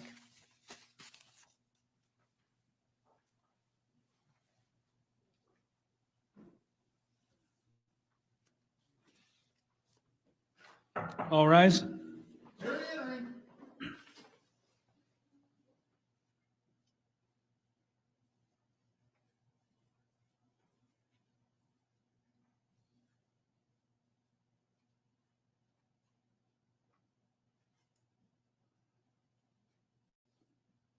All right, everyone may be seated. All right, ladies and gentlemen, we're still in the defendant's case. Ms. Murad, you ready to call the next witness, or where do we stand with things? Yes, Your Honor, I'd like to admit into evidence defense exhibit 17. All right, court already notes the objections that have been made to that. The court is going to admit defense exhibit 17 in evidence over objection and without prejudice to the state, excuse me, to make whatever substantive objections that may need to be made in real time, and also for the reasons stated at the sidebar. So with that, you may proceed, Ms. Murad.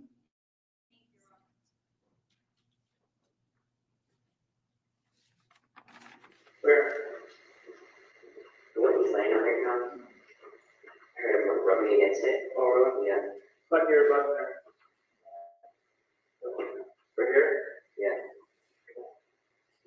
It's like an outside wall. So it's gonna do this, it's gonna pick this thing up. You sit here at 3:30. Oh, Ms. Murad, can we stop this? Oh, so we're at 20 minutes. My understanding was prior to each video clip, you were going to announce the date and the information necessary for the jury to put it in context. Yes, Judge, I actually thought I said this prior to the jury coming in because the state has the list of it. It's just by date, which is already before each one. Well, I don't know that I see that. Go back to the beginning, because I want to make sure that the jury has the date at least so that they're seeing. Okay, so that'll be the date that gives you the context for each of the video. And Ms. Murad, is that before each separate video clip? Okay, good enough. All right. What he's laying on right now? I heard him rubbing against it. Oh, yeah. But here, but there. Right here? Yeah. It's like an outside wall. So it's gonna do this, it's gonna pick this thing up. You sit here at 3:30. Oh, so we're at 20 minutes. Correct.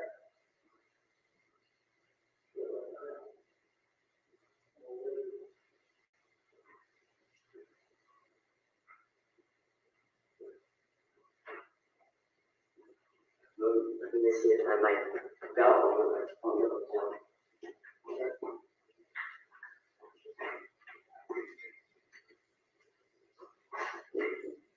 Sure, lights off, man.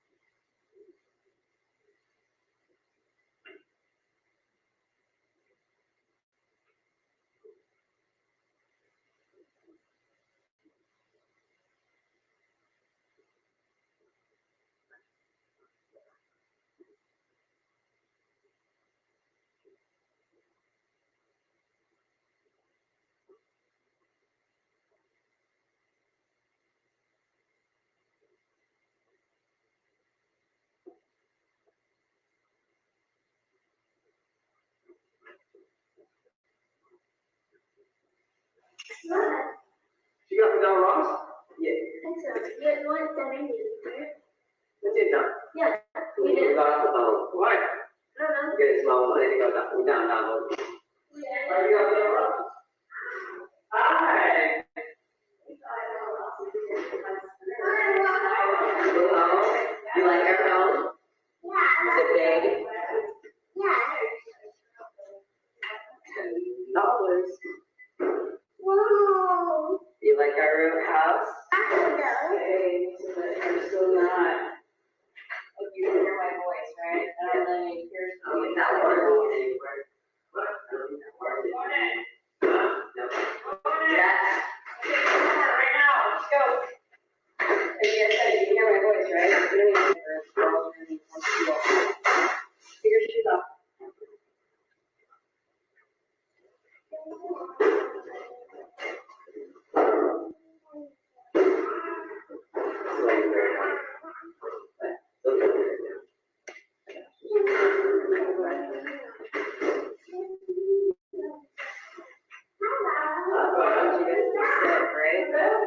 you had any of that, you don't like, just feel. We're putting your food that off and everything else, right? That's where we had to feel better. You know why? Yeah. Yeah. You're not feeling good? No.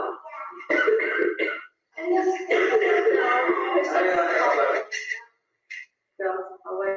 No, because that's my like, I can hold my cough down, I just feel weird. So, I'll wait everything down after you get done. There's one apple. Yeah.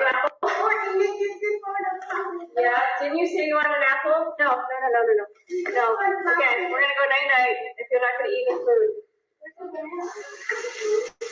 Bananas are right over there. Banana? What? No, what's weird? You want a banana? Like, no? You want one? No? Can you go night-night?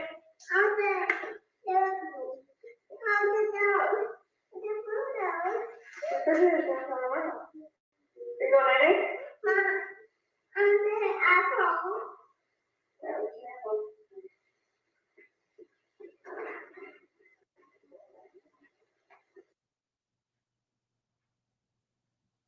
December 30th of 2021.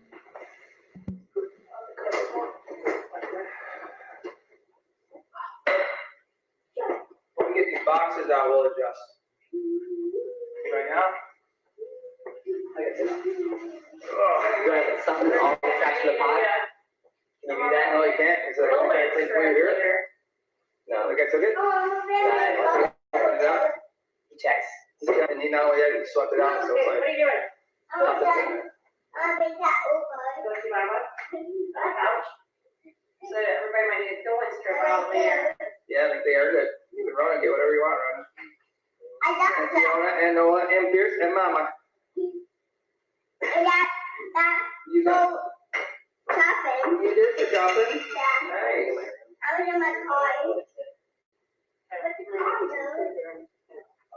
It's weird seeing all that stuff.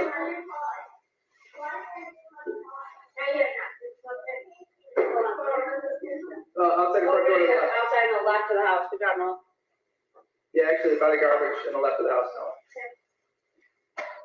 Put it inside the fence. Right, inside the fence. This carpet needs to be vacuumed, of course. Where's Chris right now?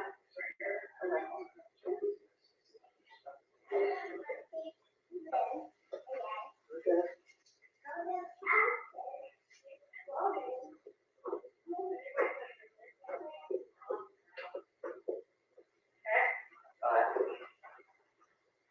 This is the charge for Tucson Water and TEP. Yep, I paid it. These were all on the bottom there, so in case like anybody transferred, these are all actually falling out. There was one strip, no, I put it up on Put them there. there, because in case like we gotta build something, we don't have it. I found Pierce's. Good. Well, you might want to check, just before, and they're not going anywhere, but both pods first. I'm not taking out paper out right now, I'm just gonna try and build his, but yeah, they're still. Yeah, well, there's no paper in any of it. That school box, is it in here or is it out? It's just in the outside. But that is my room. Move it to the side door. See, got the water on here? Pierce? No, I see Pierce over there, and the hose is right here. Shut that door, I don't know. Where's Pierce? Outside? Yeah.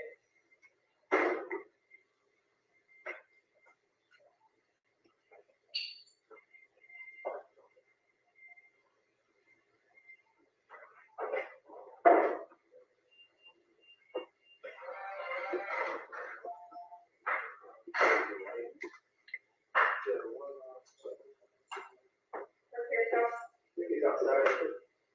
The water table.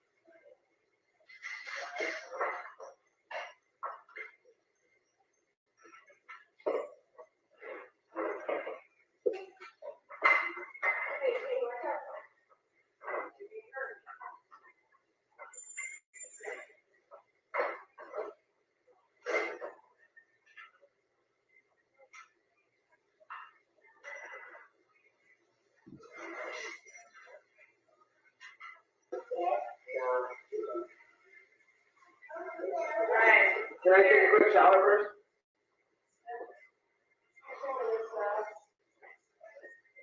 No, Pierce, no, not trying.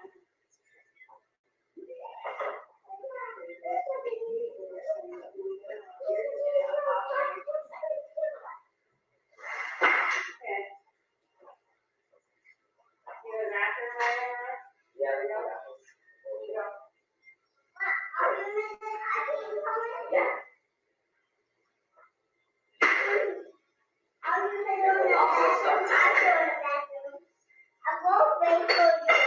Wait for me outside?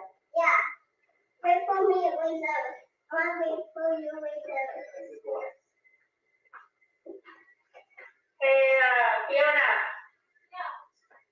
I got, these were extra ones from me.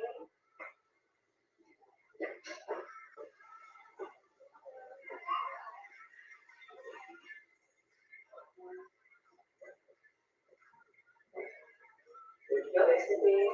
Mississippi.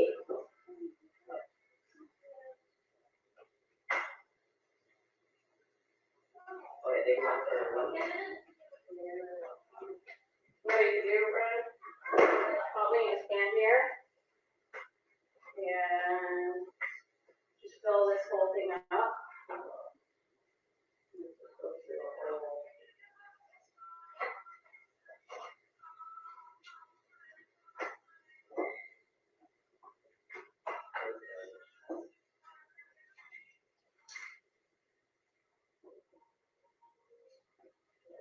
All this, fill up this whole thing. And we'll get started just to get everything.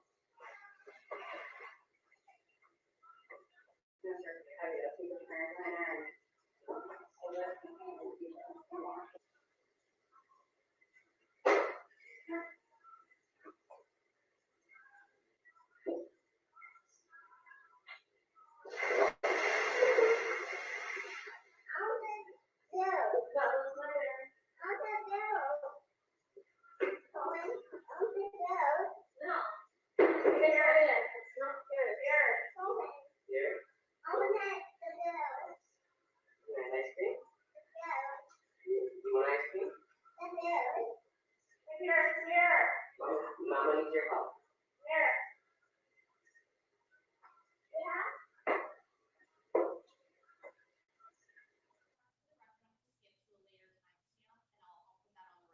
Okay. All right, thank you, Ms. Murad.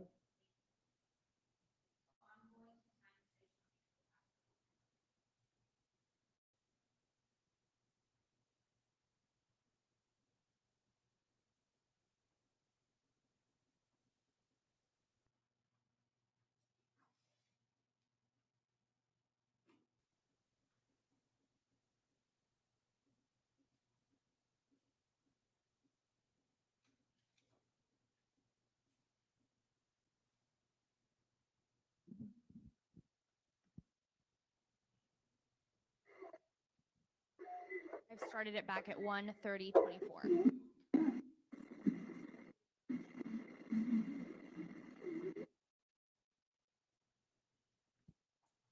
Now playing December 31st, 2021.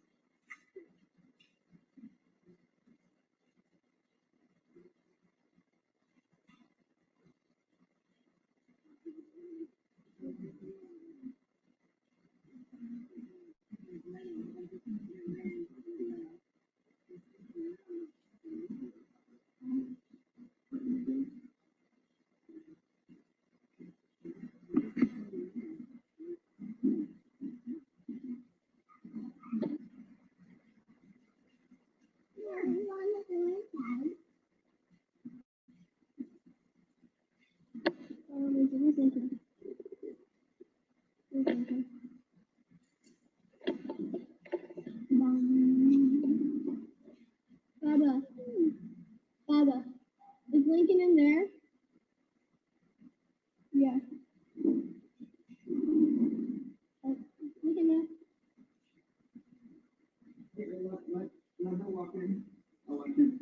Oh, Lincoln.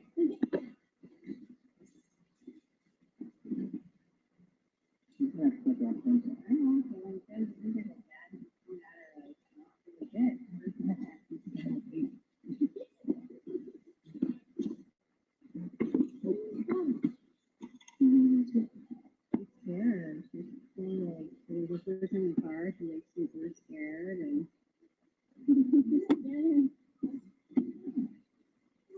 thank you so much. Or just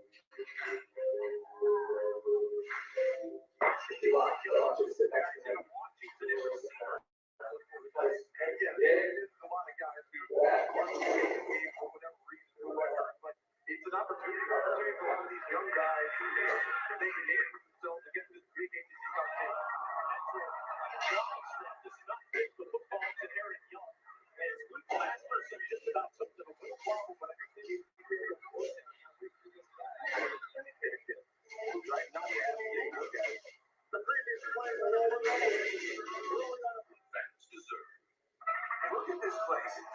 Pristine beaches, exotic wildlife. It's about time we got a real vacation. I'm 53, but in my mind, I'm still 35. That's why I take Osteobite.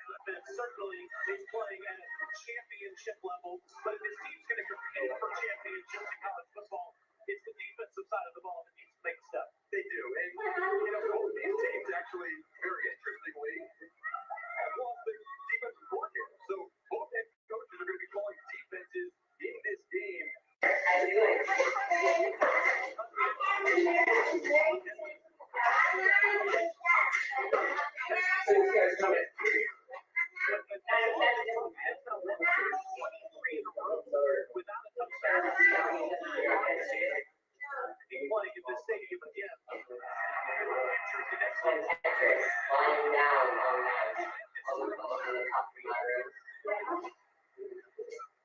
They're going to say he's short of the one.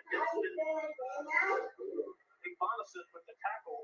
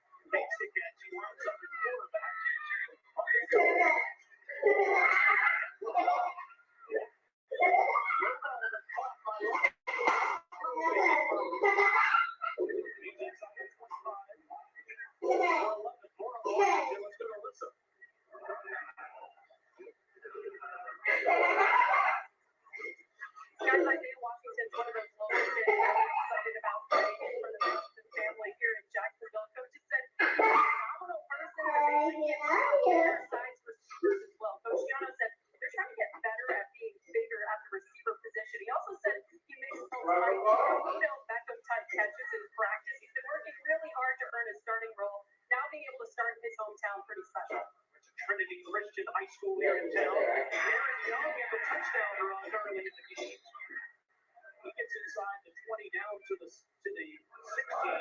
So Washington in today to be the number receiver. And Young at running back replacing the starter Isaiah Pacheco. Both of those guys get ready for the next level, and both have been terrific so far. They really have been. Every player on this Rutgers offense, whether it's a situation or a lot of big play guys are not here. So let's play some small ball who's really efficient at doing that. And that's what you see. Getting right in the ball, the run by Bedroll, and then Aaron Young, a little gassy run, getting vertical. Bedroll thinks that Young keeps it. First down to the 12. It's a gassy run. That's what they expect. It's a nice percent of their running yardage and giving free tackles. It's right out far of the first break beyond one. His personality is let's drive it down the field on the ground. Started nice in the first half. Here's the 2-minute mark. Now Young running around and breaking the tackle and running down back to the line of scrimmage. Ryan Smith missed the original tackle. And now called the 58 left. The first 30 seconds. Reminder that coming up, we'll have wild direct drop halftime. We'll talk about that. This is dominating the whole season. And not putting the guard on Joey Galloway. We'll have that for you.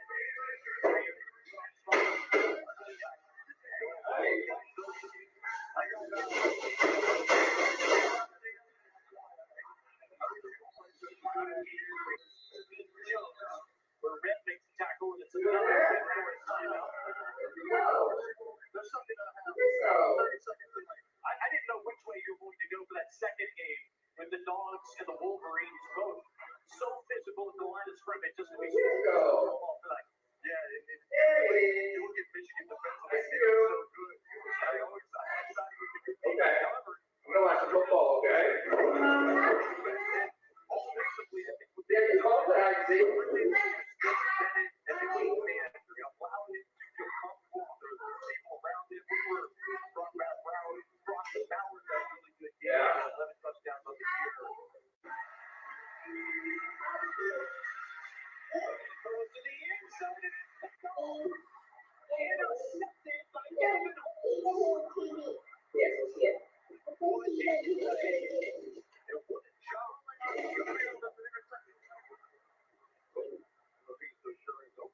Trailed off at the end there, but that was a great interception. I thought Joe Bedroll, great job working the pocket with their great phone deals for everyone every day, including customers on Sprint. Tell us more, Diane.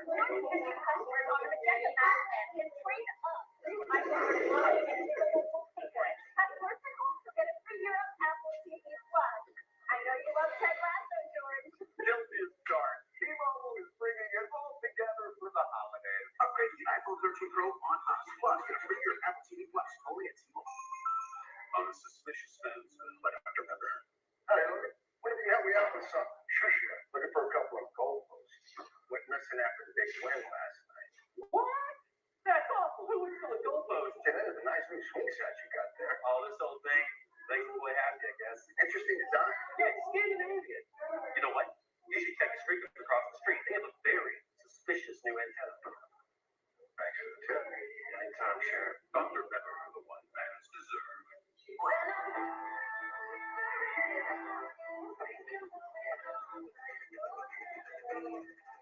In Arlington, crazy numbers, over 4,300 yards passing, 43 touchdowns on the season. Sensational young man that will represent that award so well for the rest of his life. Here, Ryan Haskins makes the catch from Johnny Lincoln, and he gets up near the 35-yard line. We haven't even seen Noah Bedroll yet in the second half. We've seen other guys throwing a quarterback. Look at the sidearm. So manipulating arm angle. There's a little wrist swing in there. Good job working around the defender. Tell you what, if you got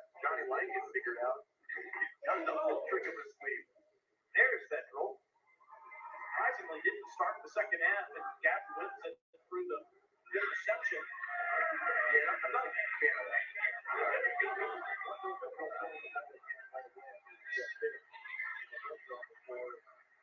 His confidence back to where he was thrown.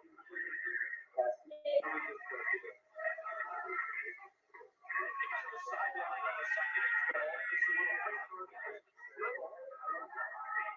Gets up there to 37. Luke Masterson, for 6 years, has been all over the football field. Yeah, Luke Masterson, linebacker, Nick Anderson, his protege in safety.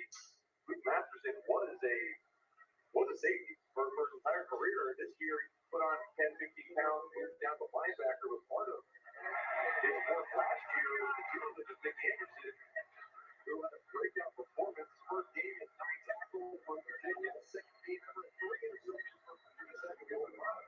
He's trying to get up the field in the first inning. Bengals got time though. Can't get out of there. Shoestring tackle by Dion Bergen. He gets the second. Bergen. Can you put that on pause for a sec?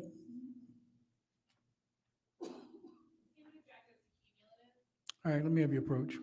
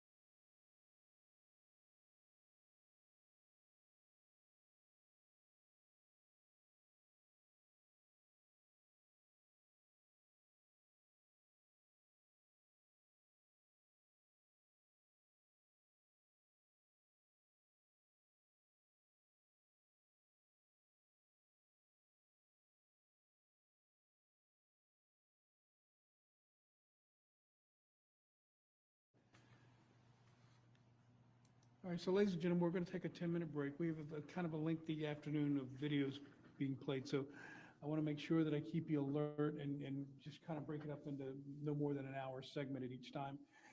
So we're going to take a 10-minute break now for you to get back there, stretch your legs, clear your head, and we'll get back started back in about 10 minutes.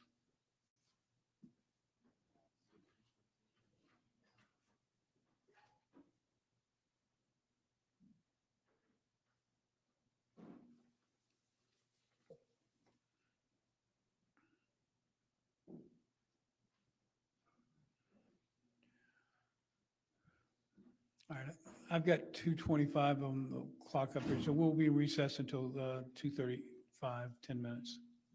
Your Honor, for the record, I paused the video at timestamp 1:50:52. All right, thank you, Ms. Moran.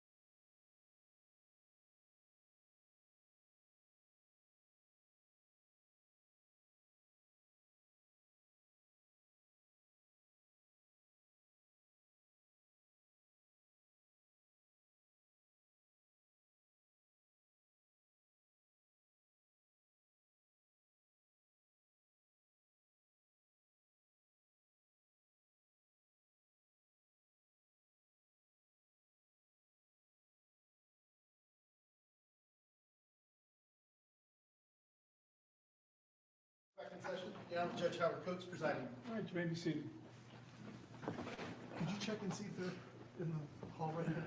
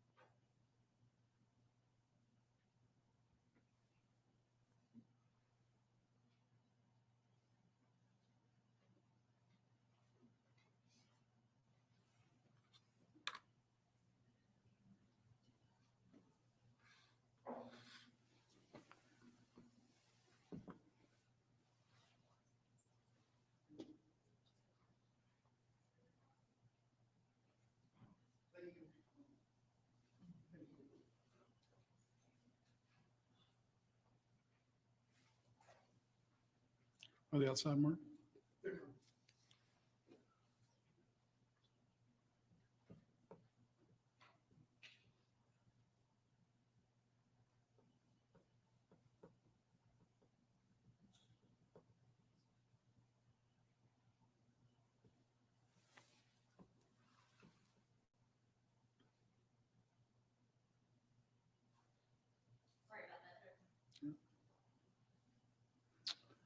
All right, Mr. Rod, you ready to proceed? Yes, we are. All right, Mark, you may bring the jurors out.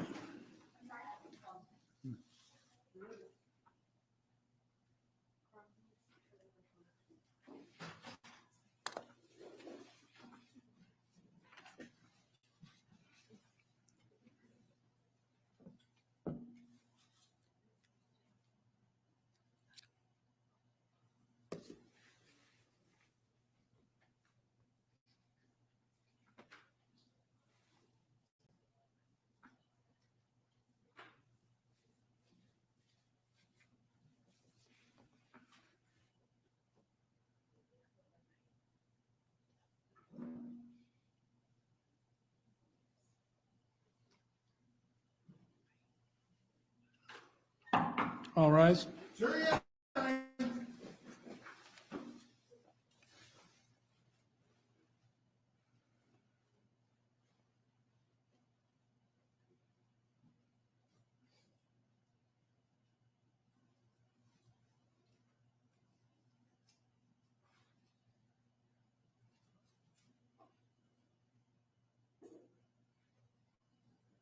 right, everyone may be seated.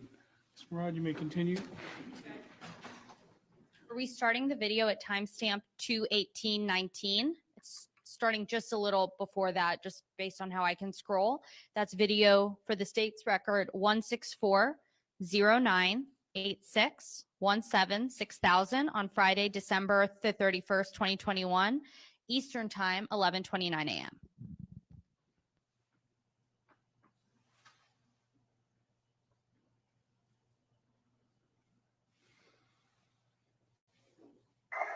Who's the guy saying about the TVs? He'll do it?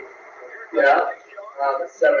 Trophy winner, fourth from Alabama, since 2009, their first quarterback to win it. They submitted his vote at the end of the year, led them back from 10 down late in the Iron Bowl against Auburn, 97-yard drive. That was a touchdown pass, and that tremendous defense. Championship game.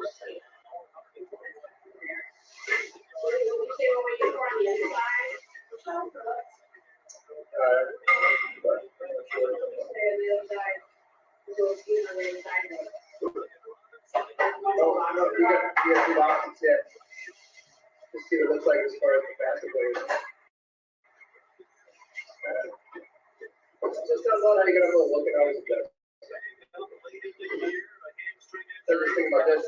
It's like good he puts this thing on the wall. Because we used to have picture frames up there. No, it's just nice having that out. One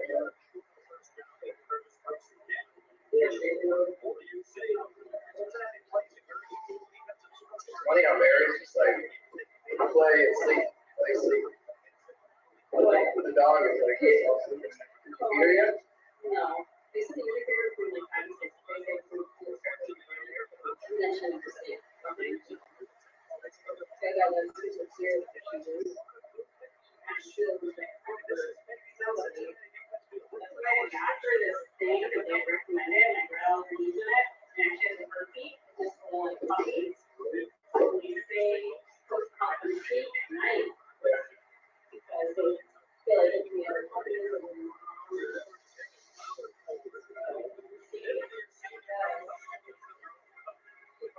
someone out there, super cute. It's a little like, it's she really is a herpes airplane.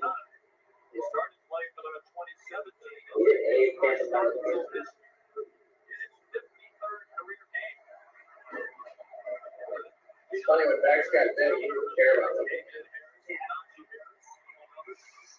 Max the big hit the box listen. She'll be dead. He told me this. Probably one thing I just wanted.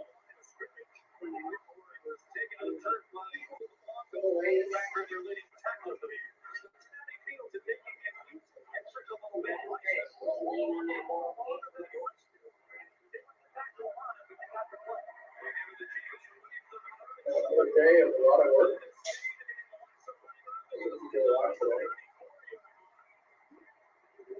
Tomorrow, he took a shelf. That's his calendar and shit. Yeah, it was here like 90 degrees. Took me a while to go there.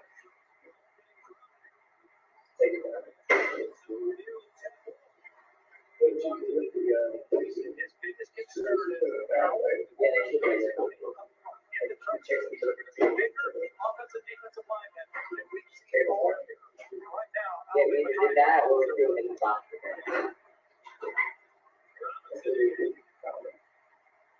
These guys are just driving. But so already, now they can start.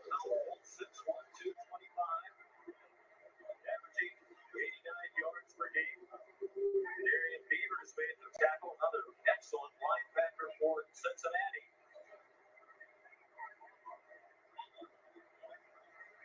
Ninth play.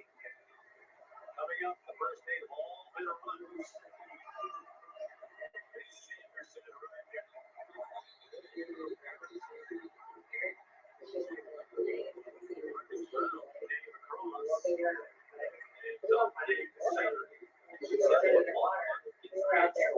Just his second career start. She's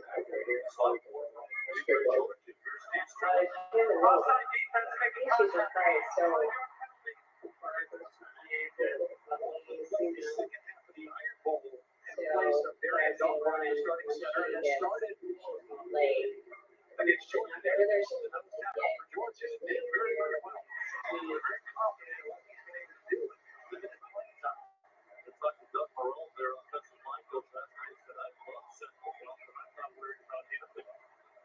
Cincinnati coaches, defense coordinator Mike Tressel, they believe that's a matchup they have to win. Their great coach Curtis Brooks on the new center, Bluntman. Number 2, he's down to the 10, just shy of the first down. So when you're looking at it, you're like, Alabama, they lost Cincinnati. They got there. Alabama, they were good, right? Alabama is probably the best in the country. They win every game. They are the best team. So they play the SEC, so it's probably the toughest league. Cincinnati plays in okay. But would it mix a bunch of bad people or have a balance between very good teams? That's kind of what you're looking at right now. They play, I wouldn't say bad, but they're looking at right. First drive. And now that's what.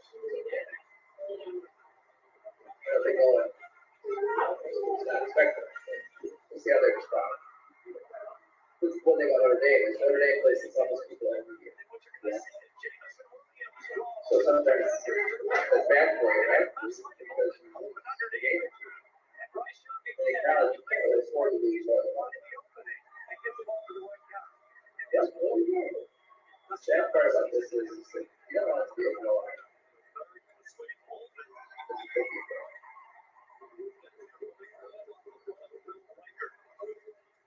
Let's see how our Bearcats. So the Bearcats are on.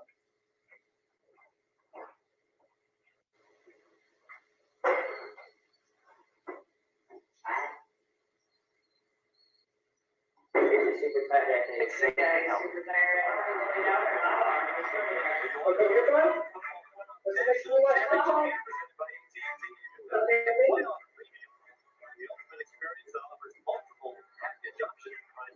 Over here? Yes, stop for you. Yeah, stop right there. It's right here. Watch football. Sit with the boys. Yeah, come here. Sit next to me. Sit next to me. Okay. Next to me. Okay. Watch football. All right, ready? Oh, wow. Started. Now 49 games is 43 wins. Only killing more. That's fine. That's not like yeah.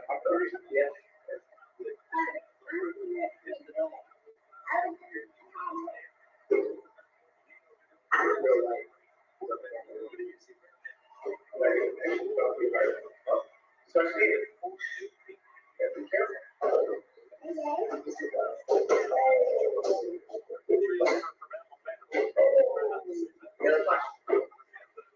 Mary just wanted to tell you, and I decided that she was watching you guys work, and she's so tired. I said, Mary. She was like, wow, you guys are a lot of work. I gotta go eat now.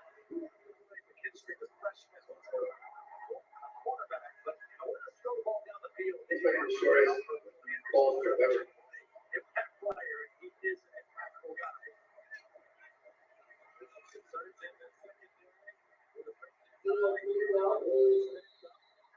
Second for the real stat, like the first down. Yeah, I mean.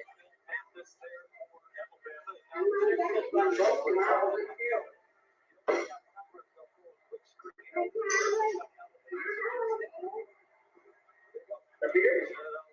A beer? A beer? In about 19 years. No, about 2, right? Oh.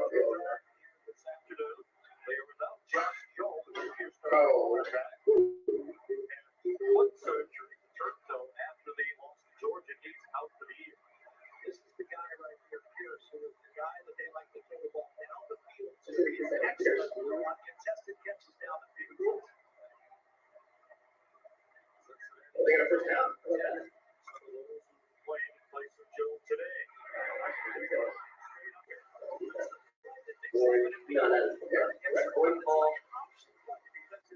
And the yes, no, Good rest, though. Sugar. what? Sugar balls.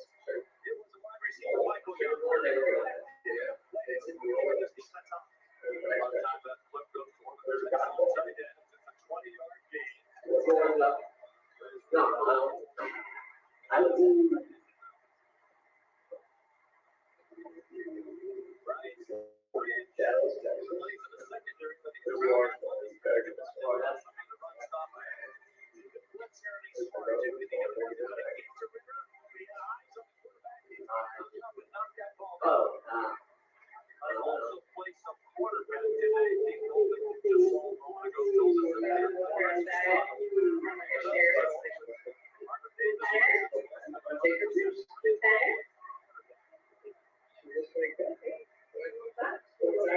You're a whole guy now, yeah, take her outside. Just sit there.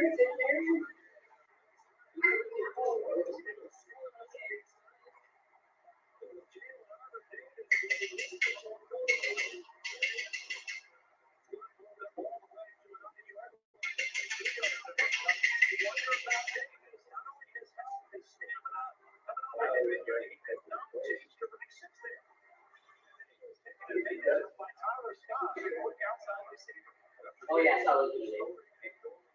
Wow, that's impressive. This is also a playoff. So the winner goes on to the championship. Is that second, third? Jason Bruce.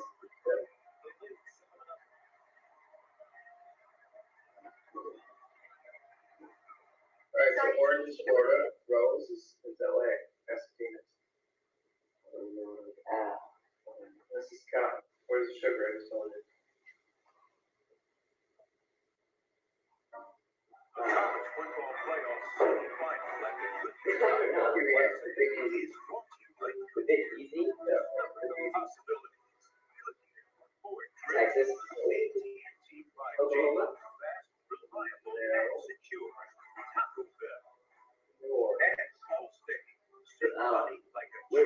Why did they call it Big Easy? Some outstanding non-power 5G.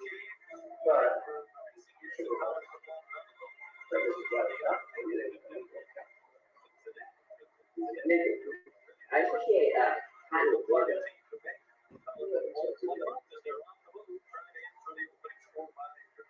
Fiesta though. Let's say it's Fiesta Bowl.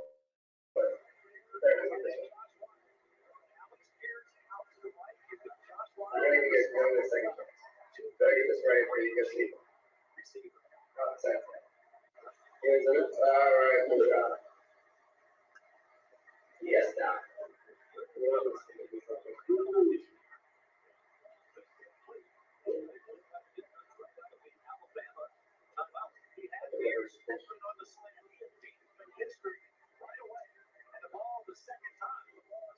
Hey girls, Mary's out.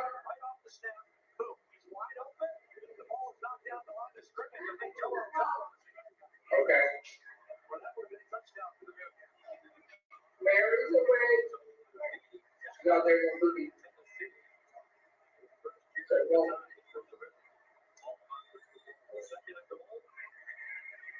Oh, understand.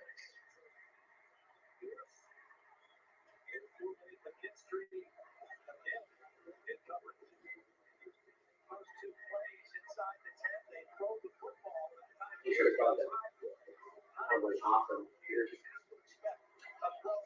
Or you can leave it here. We'll start looking it out.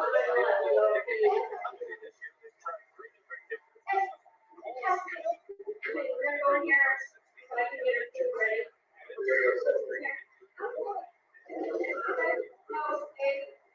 How you doing, Noah? Great. Super excited you're doing good.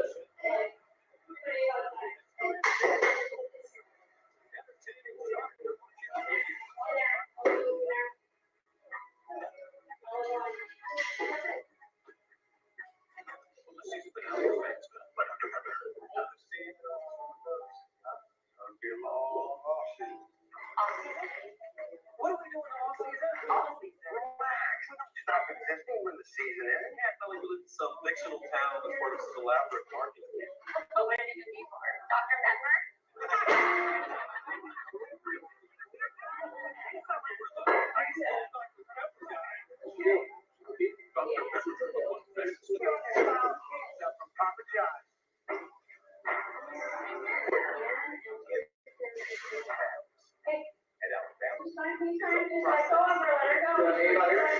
You let Ava get some and see her and I want her. Hey, be nice. Pet her.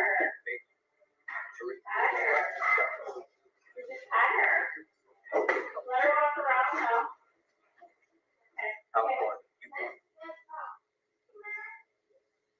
You can help me get the food. Shit. You can help me. I know. You can't grab her like that. No. Night night.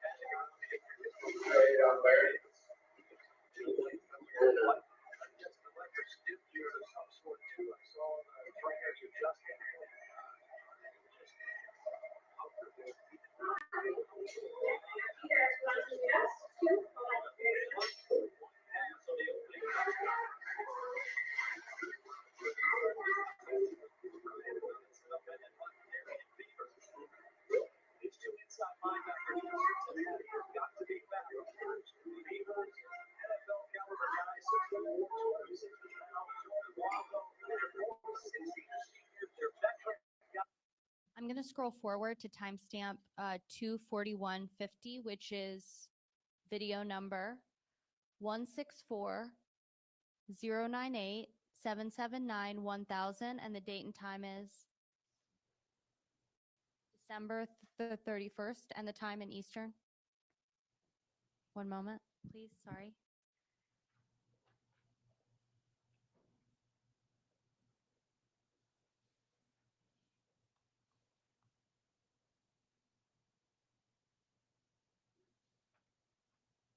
$11:56 a.m.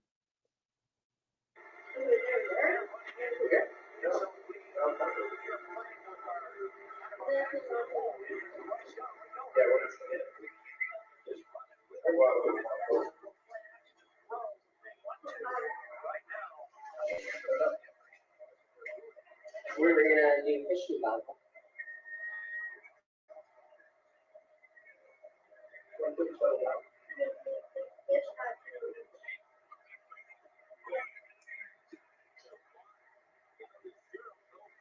Ooh, face mask. Watch flag, sir. Wow, no face mask. Nice sack. Let's see her play that.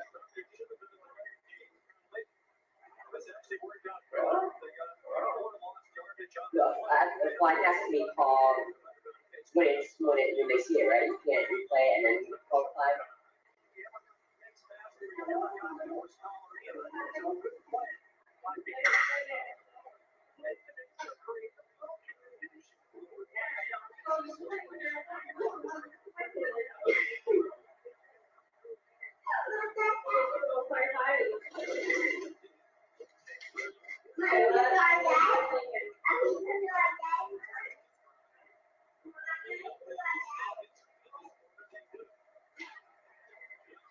Well, look it out.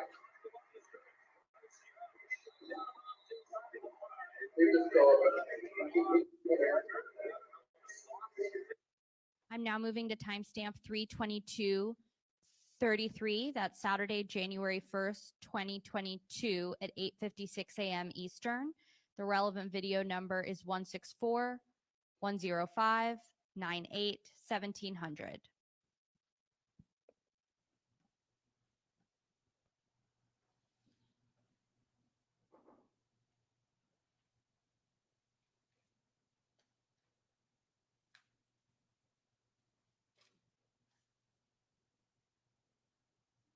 Going crazy.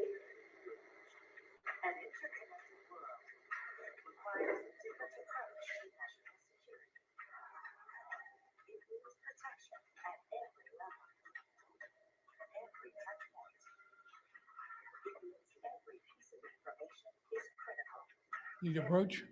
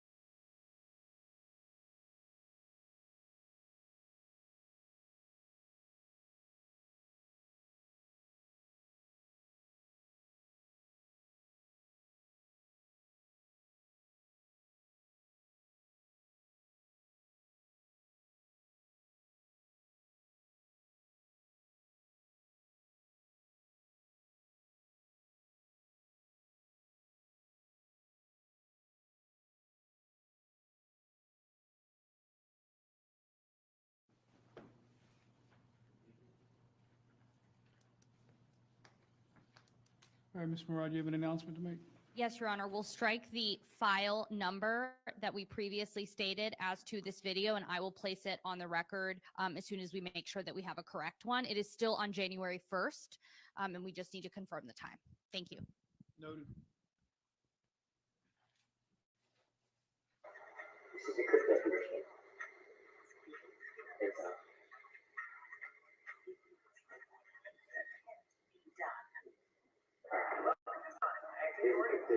Yeah,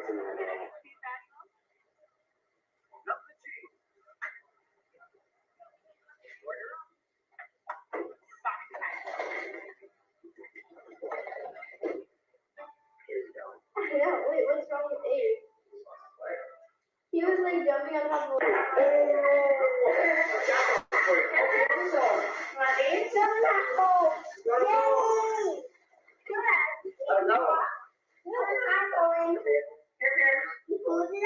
How they do?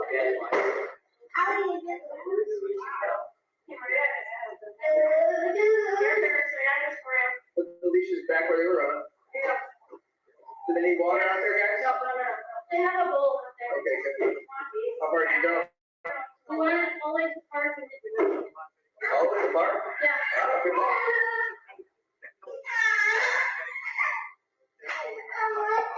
Just go sit over there. Go sit at the table. Go sit at the table. Go sit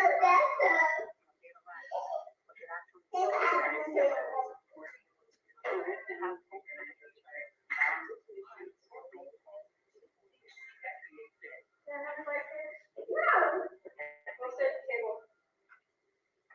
Shop mattress first here. Delivered fast. Only mattress first.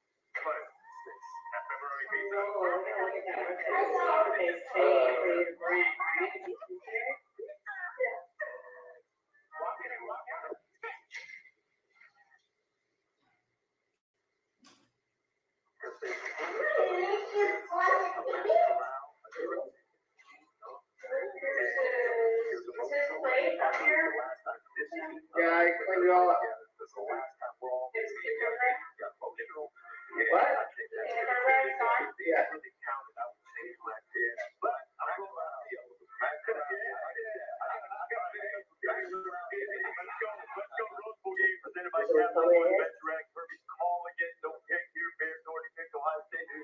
I'm concerned with the wide ops. I know they're talented, but they're youthful. They're inexperienced. Don't have a lot of playing experience. I think it's always Utah. I think it means a lot to them. And they just did this show yesterday morning in Miami. I was kind of playing last night. They did this morning at the Global. Yeah. That's a bucket list there, Rose Bowl game under your leg. There you go.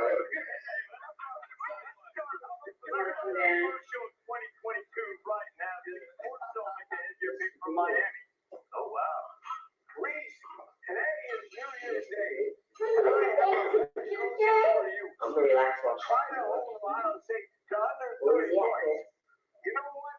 Resolutions never work. I'm going with Bruce, but closer to the end of the day. All right. Happy New Year. He's going to Ohio State. Birds flying around him. Don Johnson outfit on. Hey, you know how much that scared me for a second? Yeah. Here's one more. There's the Fiesta Bowl, run over Fiesta Bowl. There you go. Glendale, that's the home of Nova softball. Nova. Here's another one.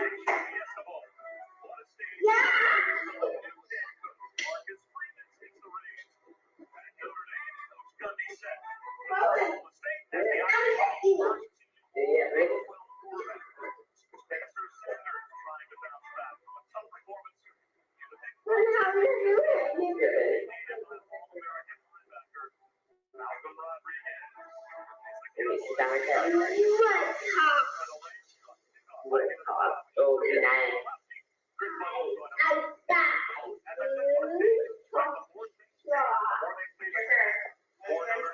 They have a new head coach, someone they're obviously very familiar with. Marcus Freeman and this program.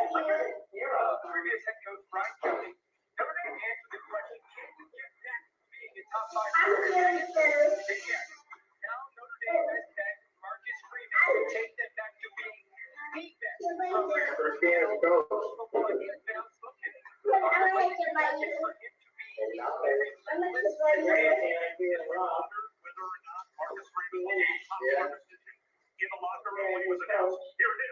Watch, these guys are pumped when they got him. This is kind of inspiring. They're super excited. He's their coach.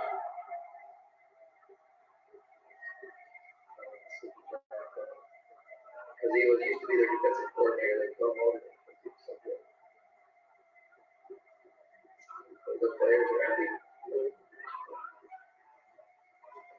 The choice. And Chris Button, you spoke with some of those players this week, their reactions that are going of his entire life. Before the school announced the decision, athletic director Jack Sparrow brought all the captains together. He wanted to know what they wanted out of their next leader.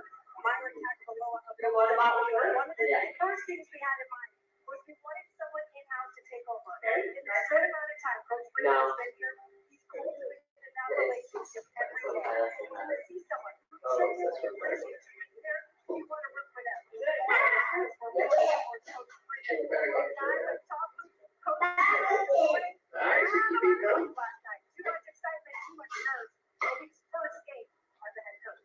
Plenty of emotion for Oklahoma State to deal with as well. They had a terrific season, 11 win Bedlam for the first time since 2018, and he is a big Cowboys. That's close. So possibly a trip to the college football Oh, that's right. when you're that close. So what do you really do? How about the emotions now having to rewrite and get ready for this place they should get?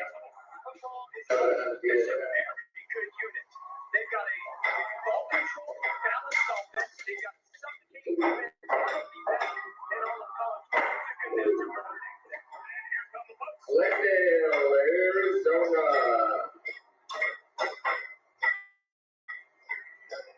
Many softball fields.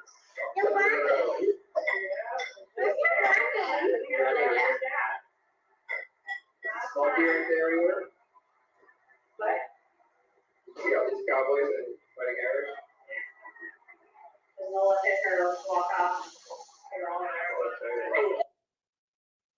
I'm now playing timestamp 5:50:13. That's associated with, is that correct?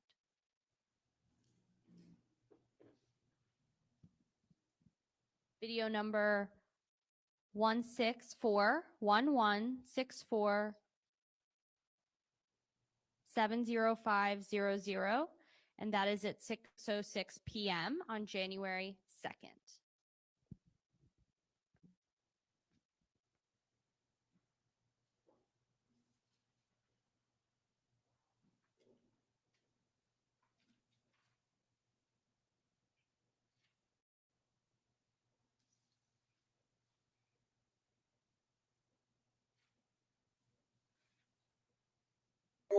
Together, okay? We'll go first. If noodles are out there, come bring them in.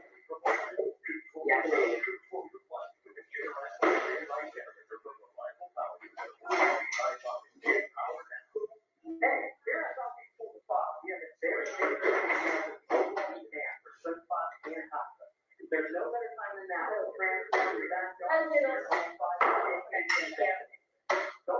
So you can grab a plate, your plate's over there. My plate was up here.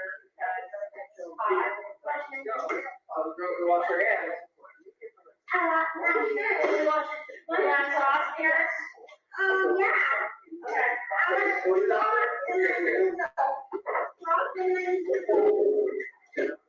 Sauce in your noodles.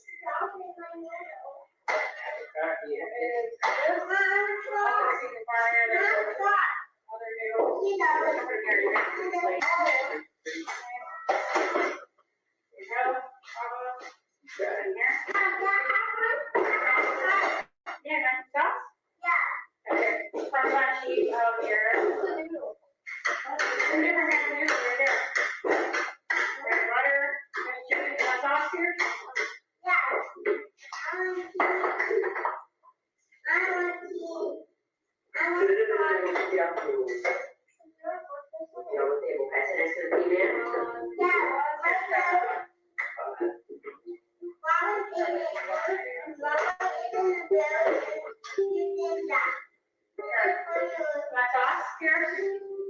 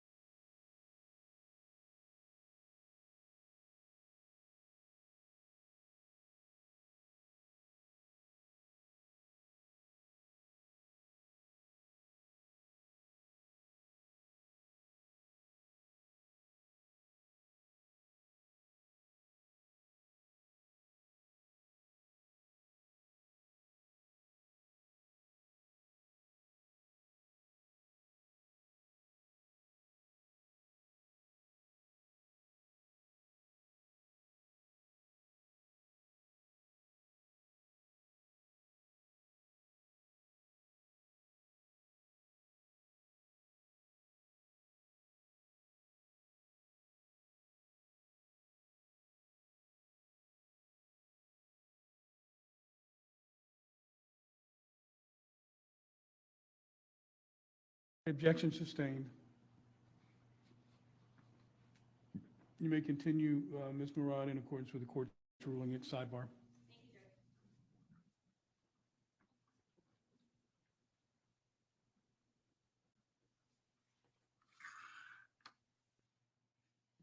I'm now going to go to timestamp 9:53:58, video number 164-14-19-003-000. That's Wednesday, January 5th at 4:43 p.m.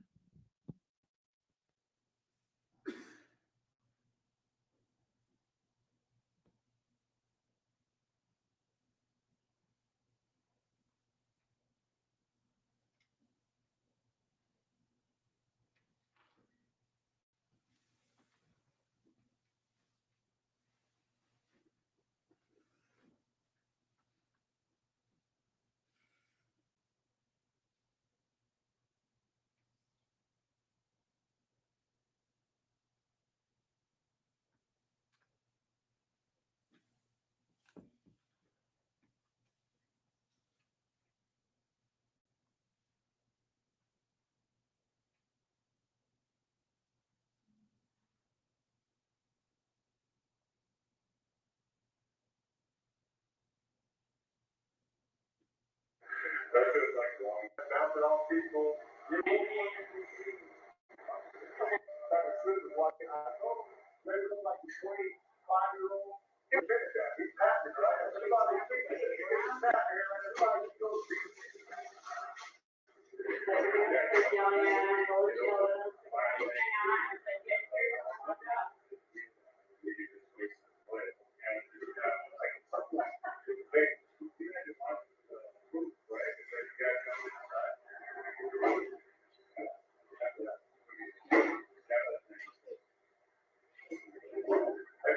You're supposed to see how many touchdowns he's thrown on 3 plays. Play game. Let's go outside. It's got to be 20 at least, right? Yeah, I think with the offside and 12 on the field for over 20, I think I heard that a couple years ago. Nobody touched it up very long. Have you ever been wrong though? Have you ever done that and it is called a penalty?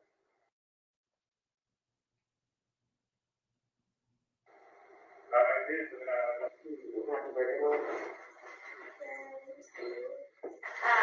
If you start, if you like start seeing the money like that, I went and got a surf shop.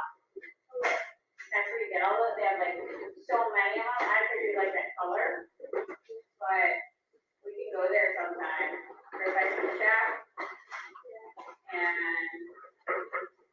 And you can do them online too. No, we go to the surf shop, there's like so many, and they're all like, Jupiter. I'll go to far away.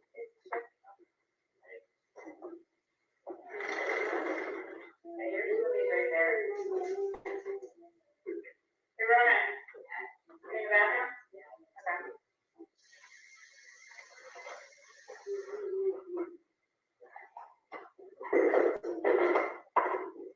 Here. You gonna bring that muffin in the car? There's one bottle.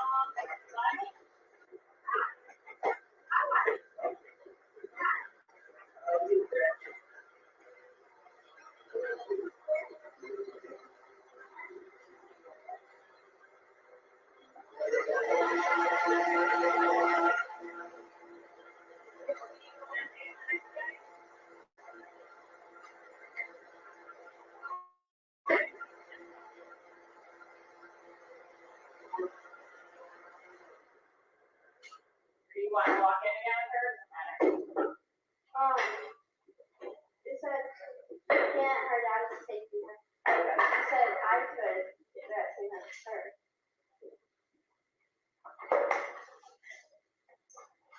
So what time are you gonna do? I'll walk to go home with you. Then you walk to the place. If you don't need to be there at 7:30, if you want to wait a couple minutes.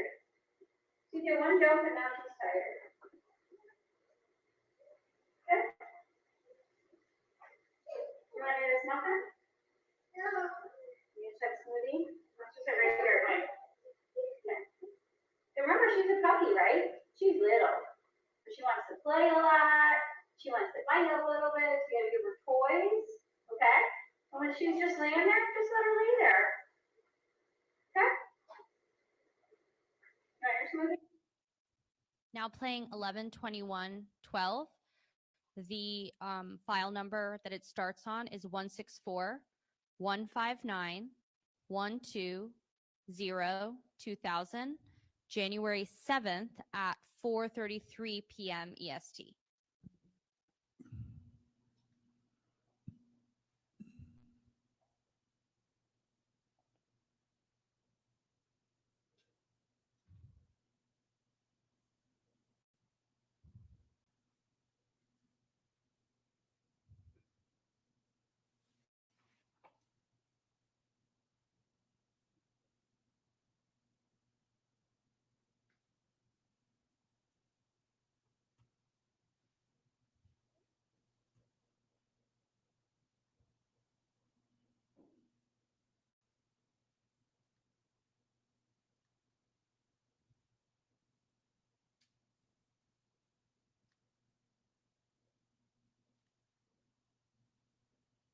It's all in there. You don't need them?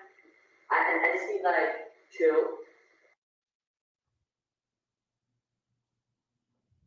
Maybe 3. Yep. I'm gonna help you with your laundry. Here's the lunch is there. Is this the charger that came with it? Yep.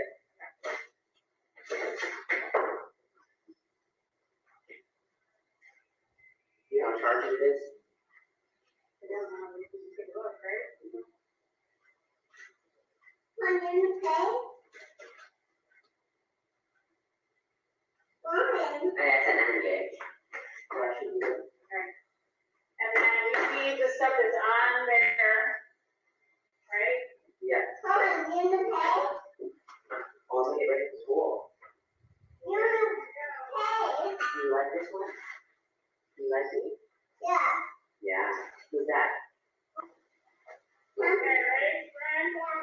Yes. Got your stuff? Yes. What, can we pay card? You can bring your card in the car. What, can we pay in the car, in the car? Bring your couple here. No, get a couple. Get some. I was not there. I was not there. Here we got 3. Yeah, I was not there, Mama. I was not there. That's a good idea, yeah, bring all those with us.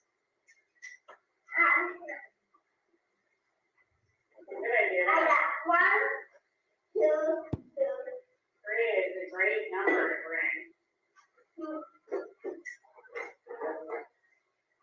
Mama, I asked Pierce what time he woke up at, and he said, time, 40 time. Yeah? Yeah.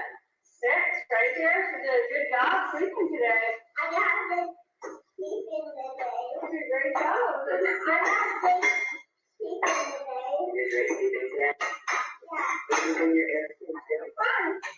Okay, good. What are you doing? Yeah. Your airplane? Yeah.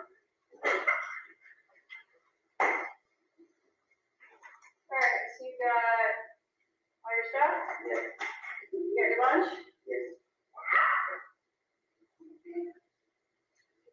Here's like this one here.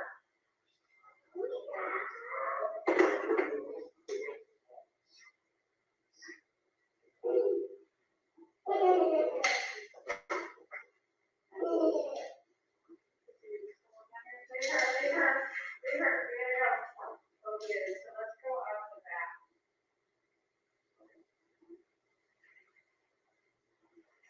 Go to the back door and walk to that gate. Okay. I'm going back to go to the college. You have your shoes on? Yeah. Yeah.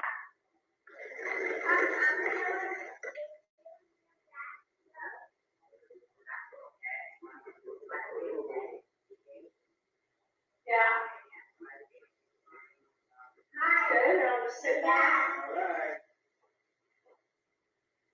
Honey, you pay upside down? Parents, why don't you go out the front? Front, you do your scooter, you can go say hi. You can say hi to them. You said she needed it by Monday. No. Monday. She said she needed to fill that out.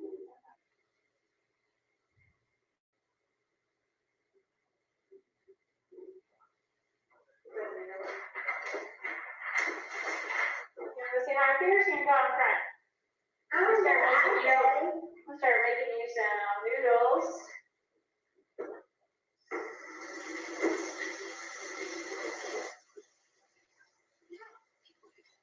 Good, it's getting you. It's got like the outdoor table that's in there, relaxing. You got the tray. Say hi, girls.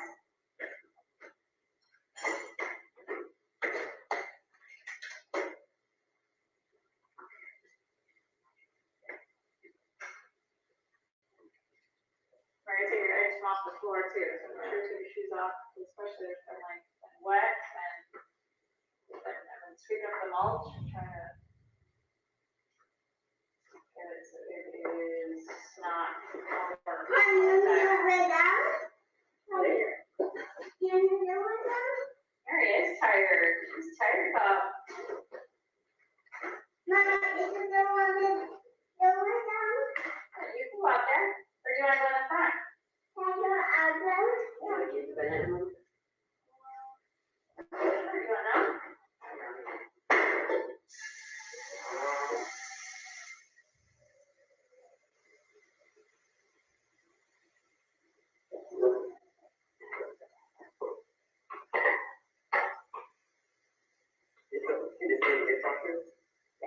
Yeah, stop. And have a cup. What? Have a cup too. No, it goes on top in the dishwasher. No, he's asking me if he can ask me. I said, we're just saying it goes on top of the dishwasher. Here, I found a neighbor tonight. I got you the dinosaur chicken nuggets that you like. Fine, that was so chicken nuggets. For you, I can cook them. And then I got some dip. I got you the dip. Yeah, you can dip them in.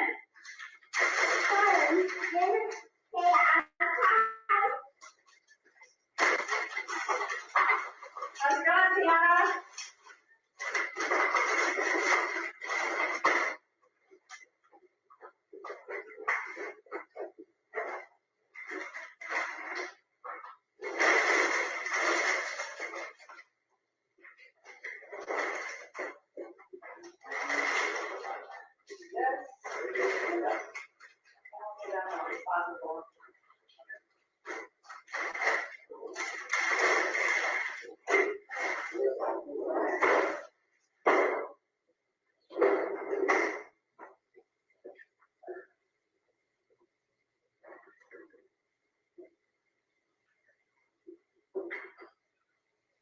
You can dip here for those.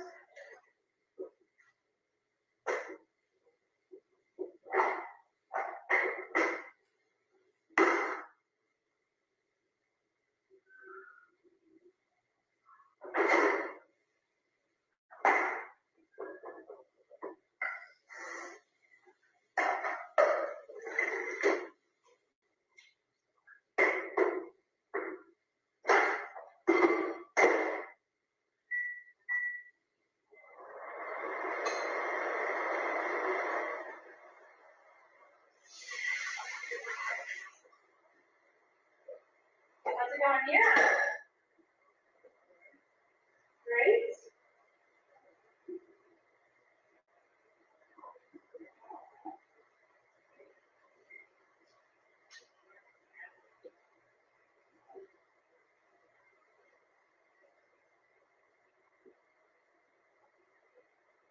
Pretty small. Okay. But not too small. Take it out. Wait, what's your name again? Pierce? Is your name Pierce? Hi, Pierce.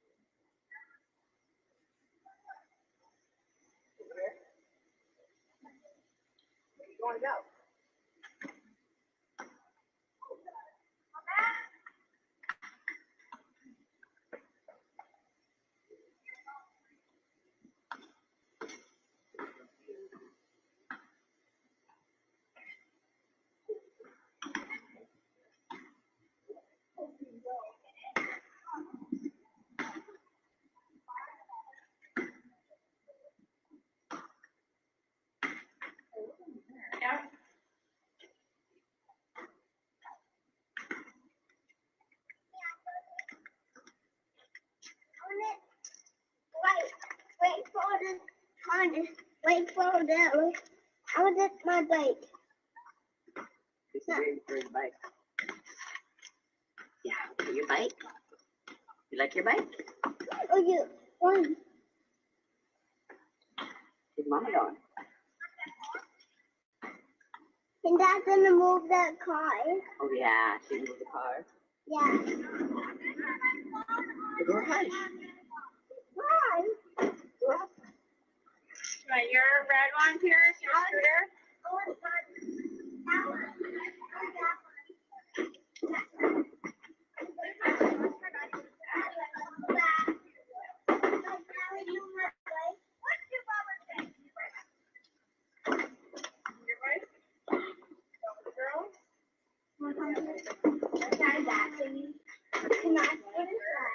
Like your thing. I crashed it last time.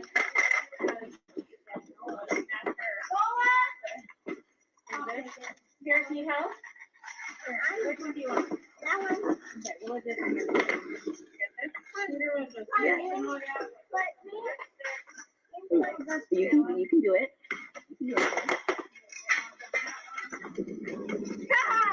Yes, here.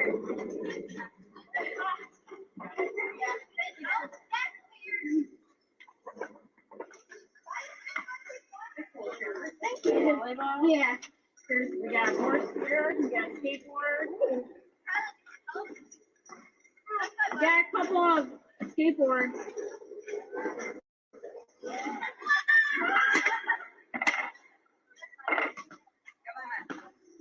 All right, Ms. Murad, can you put it on pause? We're going to take a 10-minute break. It's 3:40. We'll be in recess until 10 minutes to 4.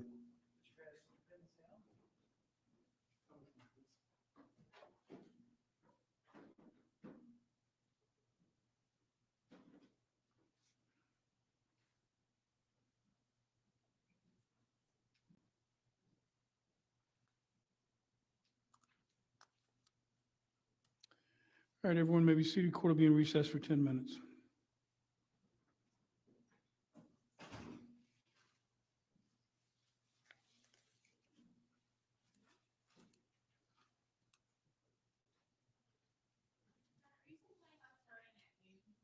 Yep.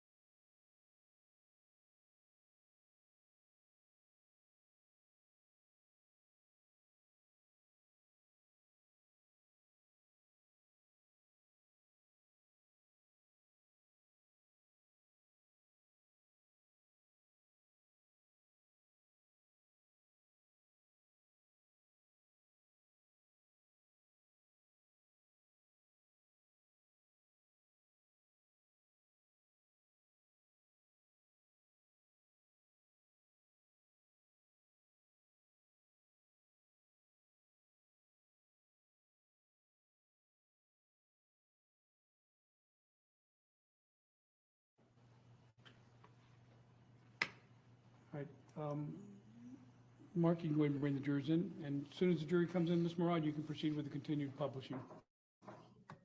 Thank you.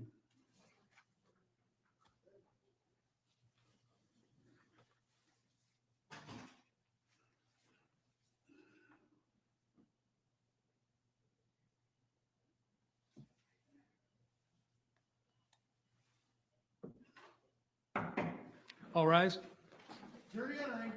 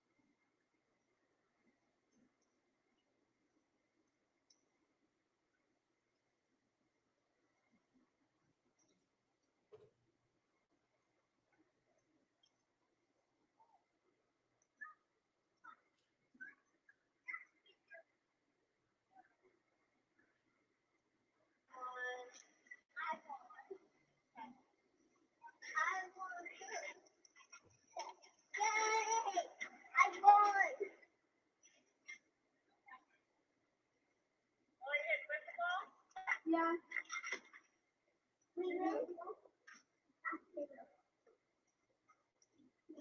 Stay right there, Baba. Oh my God. There.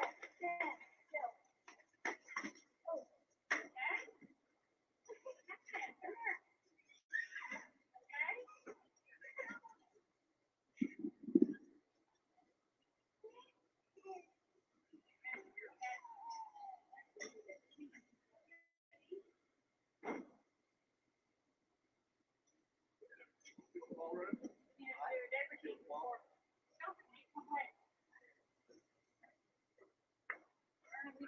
in a little bit. This is in everything. Yeah, I'm gonna take first.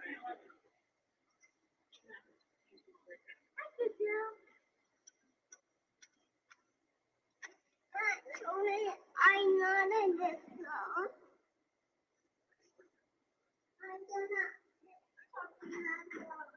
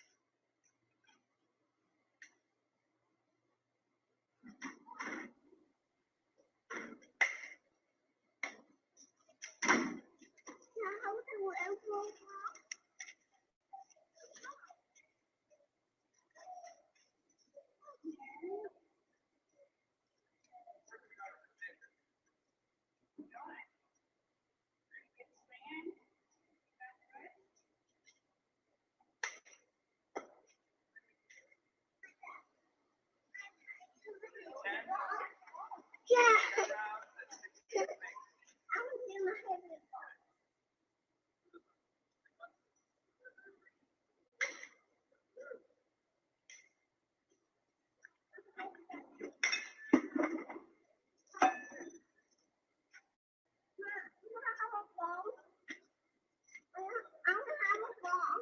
Yeah, go get your bat. Go get your bat in the backyard. Here, go this way. That way? That way? Yeah. Go in the backyard, go get your bat.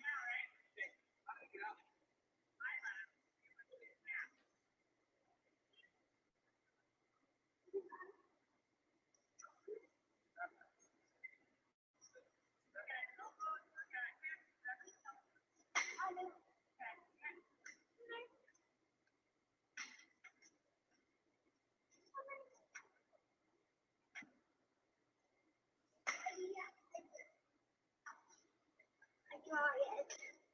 I found it. I found the ball. Come over here next to me.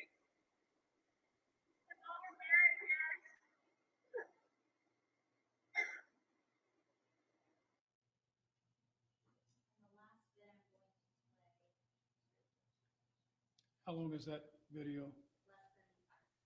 Okay.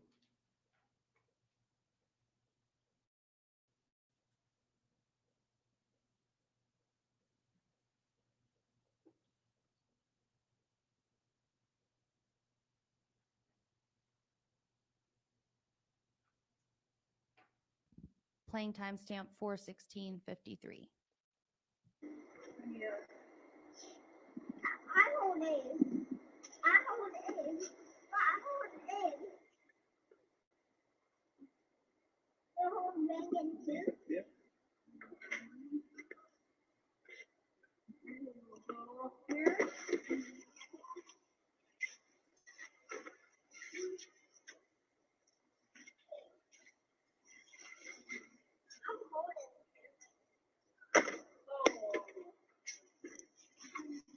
You don't want this bread? Can I bring it? Just fill it up real quick.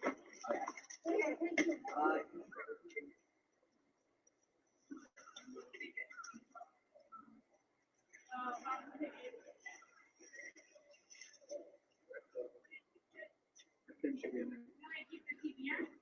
Ah, yeah. It's my turn off.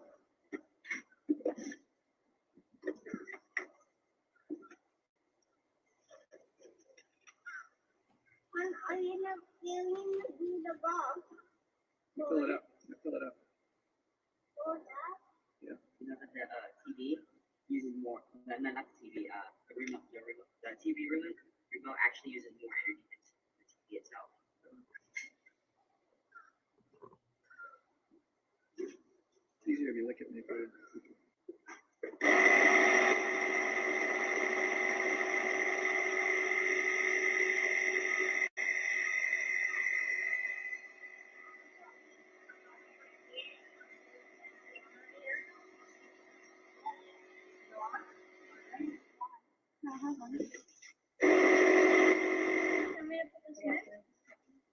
Yeah, you can put it in here. Except for you guys. Wait, we're bringing balls? Should put the pin back, all right? Why are we're bringing balls? Break soccer ball. Here's gonna play. He's not playing stuff. Bringing soccer ball. You take your scooter, you're gonna take Abe. Okay. You take your scooter?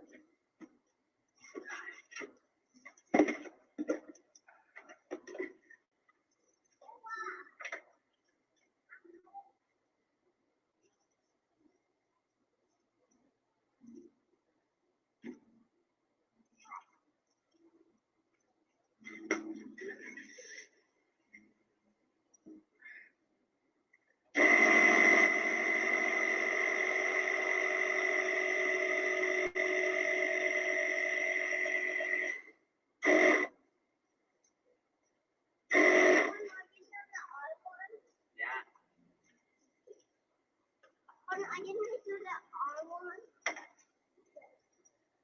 You didn't do the R one. Yep. You didn't do the R one.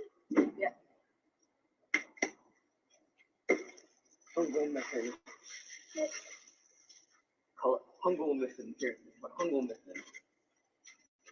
We're going to school. I don't know. Having a night. I'm gonna bring this boy. Hey, Nola. You wanna bring a basketball pumped up? You can bring it and play basketball. Okay.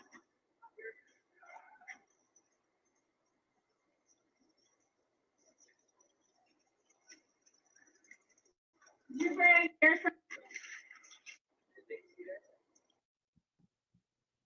And finally playing 14:23:38, which will be about a minute, and then that will conclude the publishing of Defense Exhibit 17.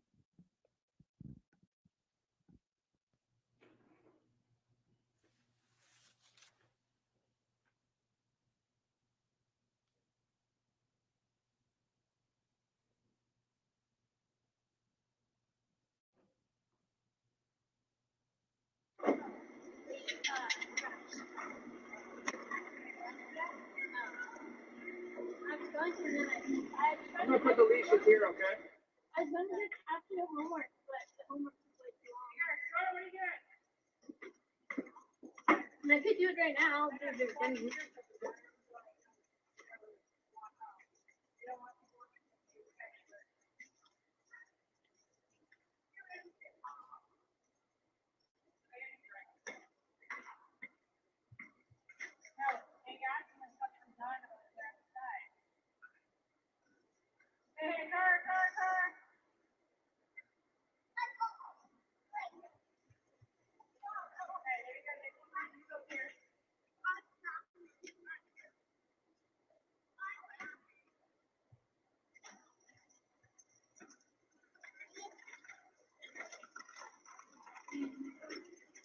know, I'm gonna throw this stuff in here.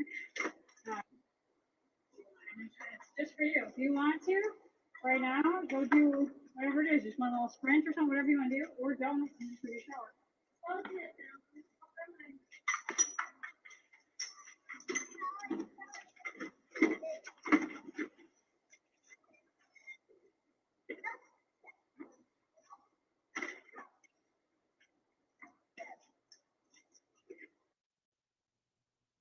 That concludes the publishing of portions of Defense Exhibit 17.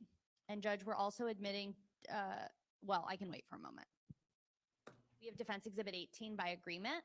We're just putting that together, but I think there'll be a stipulation. Yeah, I don't have an objection to. We're going to do this, but let's just wait until.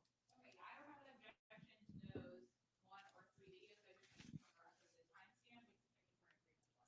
For Exhibit 18? Yes. Okay, so is 18 being requested to be admitted in evidence without objection? I have no objection, Your Honor. Thank you. All right, so the court receives and accepts Defense's Exhibit 18 in evidence without objection. Thank you. All right.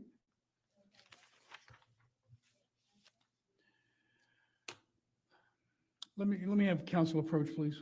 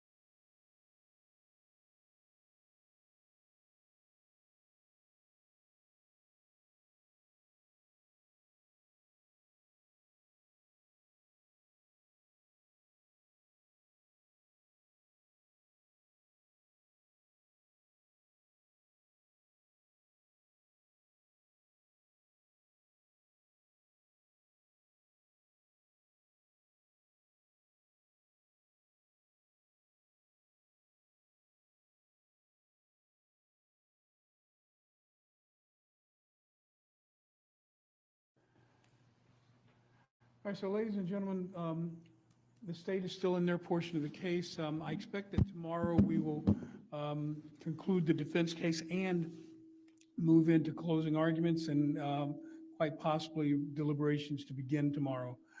If you'll recall, I told you that the schedule for Wednesday is going to be a little bit different. Originally was going to have you here at noontime, but because there's some work that needs to be done by the court outside the presence of the jury, I'm going to have you here at 1 o'clock so as to consume as little of your time as possible with us dealing with what we have to do prior to the closing arguments beginning and ultimately your deliberation. So with that, I'm going to go ahead and release you for the day. I'll see you tomorrow. Check in with the jury office at check in with the jury office. I would say no later than 12:15. Be up here at 12:45 at the elevators to meet with Mark, and he'll bring you into the jury room for anticipated 1 o'clock start time. I expect that we'll go tomorrow until 5, and then if we're done, we're done. If not, then we'll go back to the Thursday 9 o'clock schedule. Okay? All right, everyone, have a good evening. Go home, get some rest, good dinner, and I'll see you tomorrow.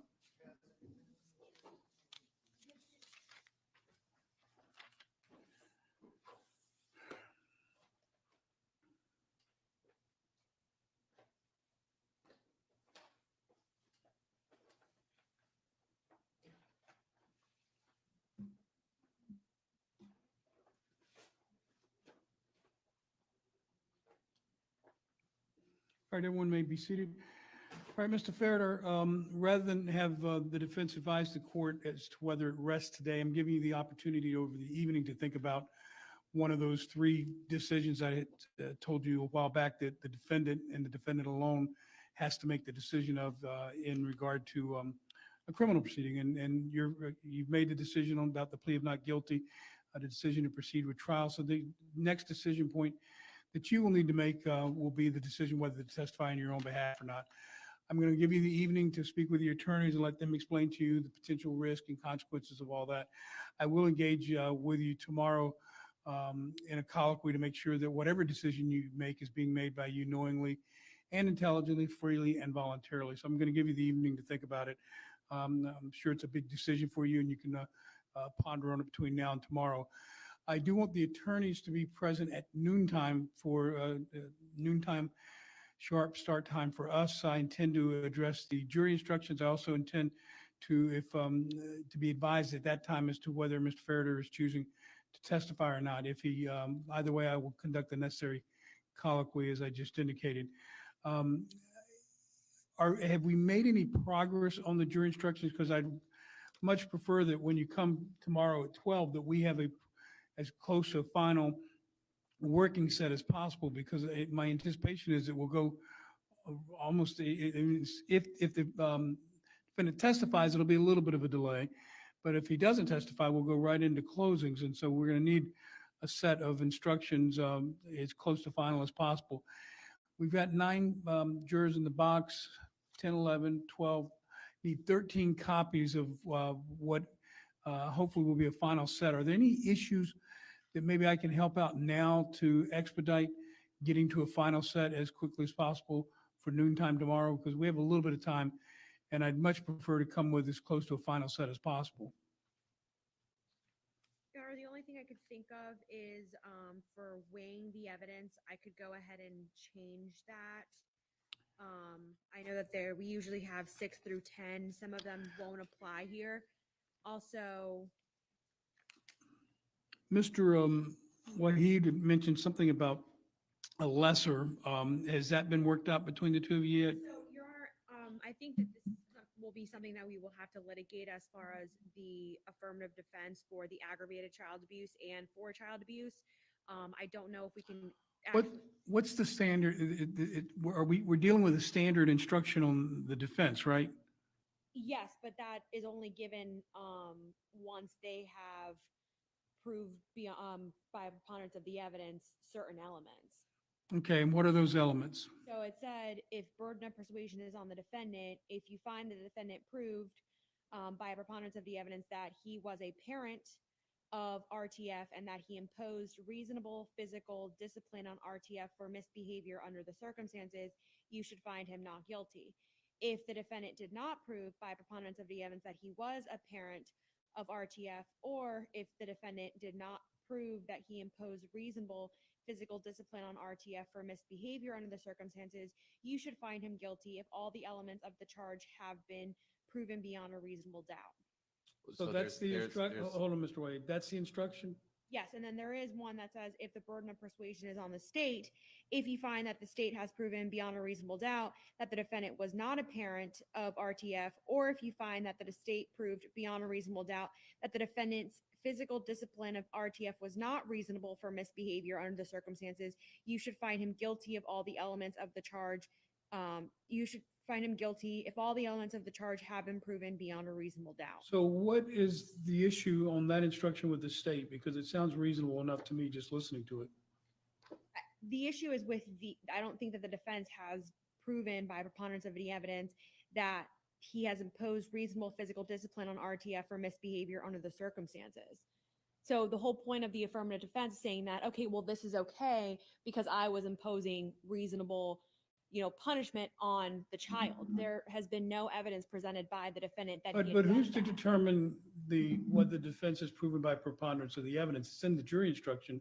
So isn't that a jury decision? I mean, it's not the court, right? I mean, ultimately, it's not going to be an issue that he's a parent of the child. So the question is going to turn on the reasonableness of the punishment or not to the circumstances. And if that's to be proven by the defense to the standard of preponderance of the evidence, what I'm asking you is that a determination the court makes? before it goes to the jury, or is that something that goes to the jury and they determine as part of their instructions on the law that the state has to, excuse me, the defense has to meet the burden of establishing that defense by a preponderance of the evidence? Your Honor, can you give me 1 second? Yeah, do you want to, go ahead, Mr. Weed, let me hear your position on that. Yes, so it's like self-defense. It's the defense raises it. If once the defense raises it, then the jury has that to decide. It isn't up to the court to decide. What the court has to determine, I believe, in this particular jury instruction, just by reading 16.1, and it's duplicated in 16.3, which is the lesser if the court gives the lesser, and it's a question of whether or not the defense has both the burden of raising it in the first place, as well as the burden of persuasion, versus whether But by what legal standard? Preponderance of the evidence? it's preponderance both times. So if I'm just going to go to the state's version that's already printed out in front of me.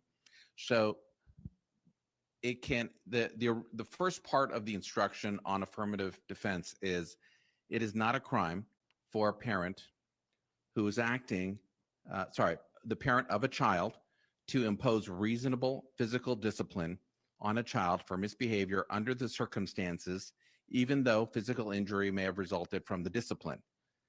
Part two of that is, and then it depends on whether if the burden of persuasion is on the defendant or on the state. And the instruction gives both options. So what does the law say on where the burden of persuasion rests? Do you have case law to support your position on that? So interestingly, the instruction that's here, so some years back, it was an immunity issue. The parents had immunity on this. And then the legislature changed it, and I believe it was in 96.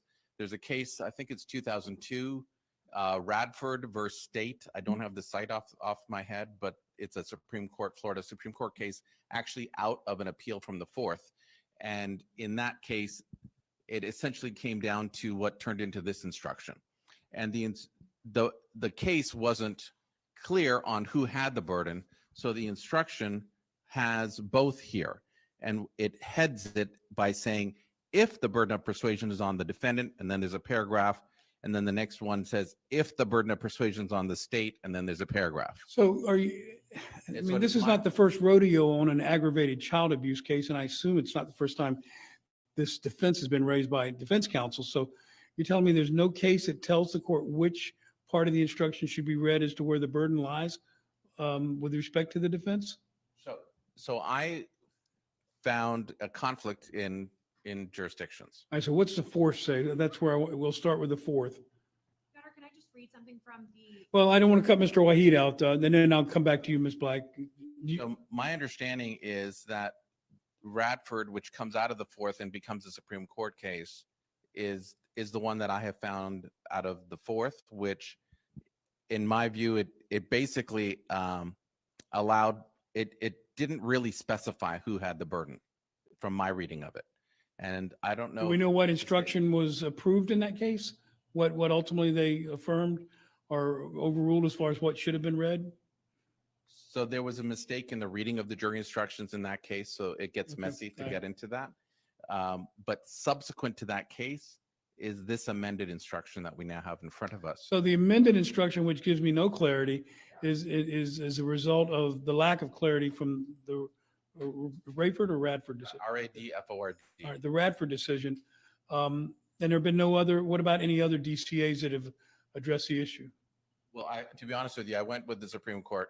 That was the last Supreme Court case. But it gives me no guidance. If it's telling me, if it doesn't pick one or the other, then I don't know that it helps me. So my take, Judge, is that it used to be an immunity issue.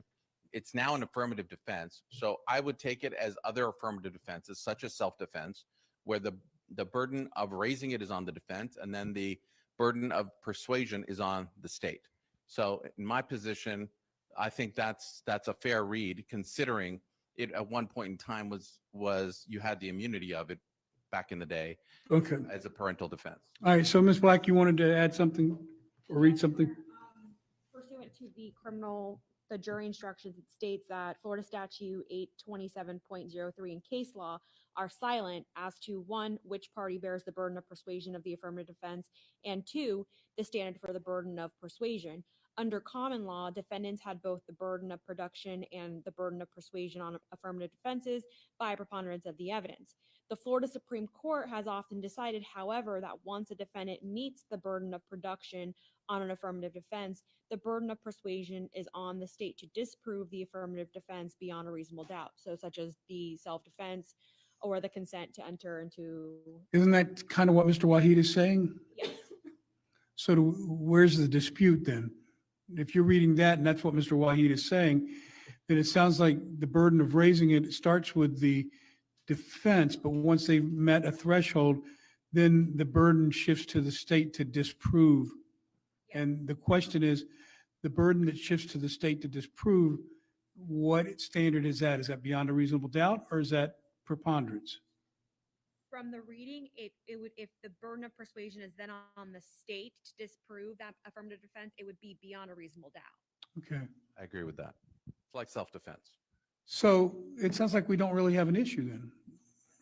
Do we, Ms. Black?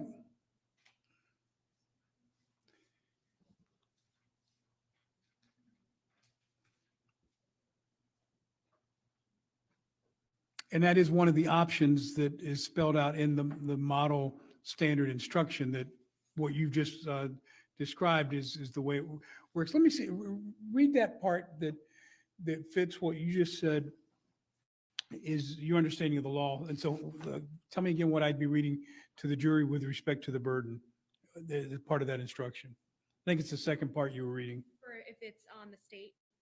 Yeah, if it's on the state, because I kind of hear you saying that you don't disagree with that belief. I don't disagree. It's just that the defense has not put on that burden of production of the affirmative defense. And that's what I asked earlier. Is that something that I make a decision on and it never even gets to the jury to decide? Or does the jury have to decide that the defense has met the burden of by preponderance of the evidence of coming forth with enough evidence?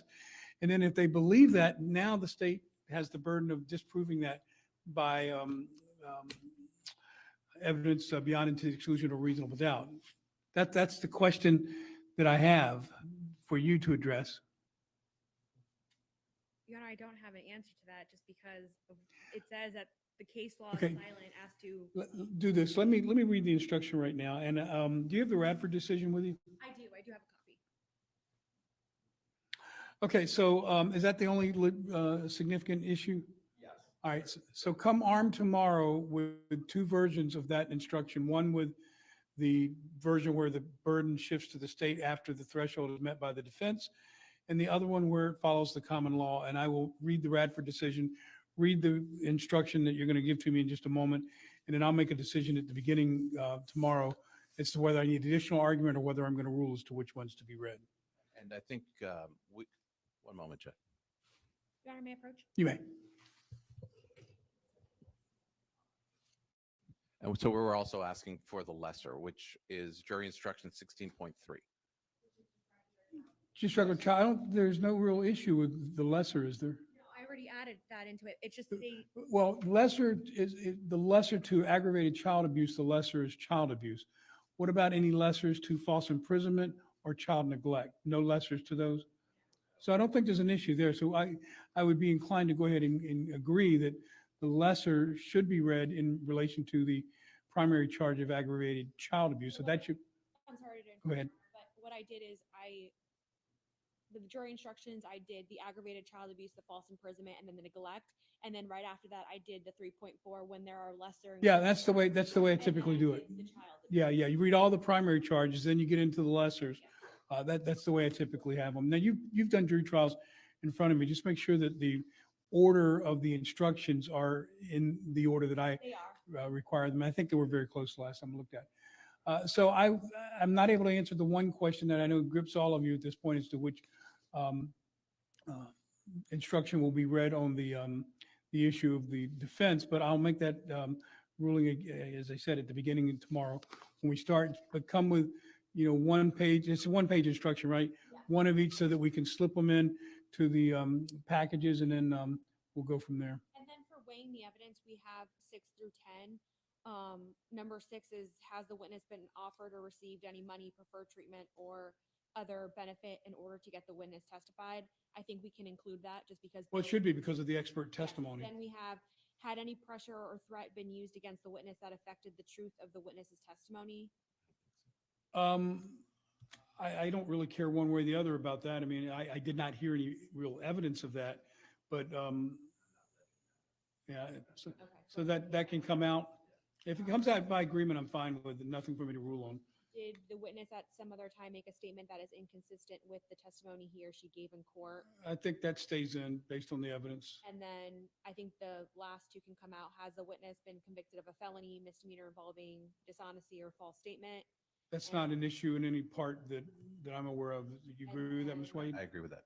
Does the witness have a general reputation for dishonesty, truthfulness? I don't think there was reputation evidence here. Okay, so that comes out. So the only other aspect's going to be the part of the instruction that deals with defendant testifying or not. So you'll need 2 versions of that. So 2 versions of the defense instruction and 2 versions of the defendant testifying or not testifying. Just have those set aside so we can slip them in where they go. All right, anything else that I need? Go ahead, Mr. White. I know that you asked the state and you didn't ask me, but I'm just going to opine anyways, that I do think that the defense is like self-defense, which means you just, once the defendant raises it, even, and, under certain case law, the wording is a scintilla of evidence, that is then the instruction can be read. Yeah, maybe I assumed your position was it has to go to the jury, that I don't make the decision to take it away from them. 100%. Yeah, I assume that was your decision. That's why I didn't ask you expressly, because I presume that was where you're going with it. Okay, so before we conclude for today, let's address, I think we talked Friday about the closings being anticipated to be an hour and a half per side. Does that still hold? All right, so for the state, how are you going to allocate your time between closing and rebuttal?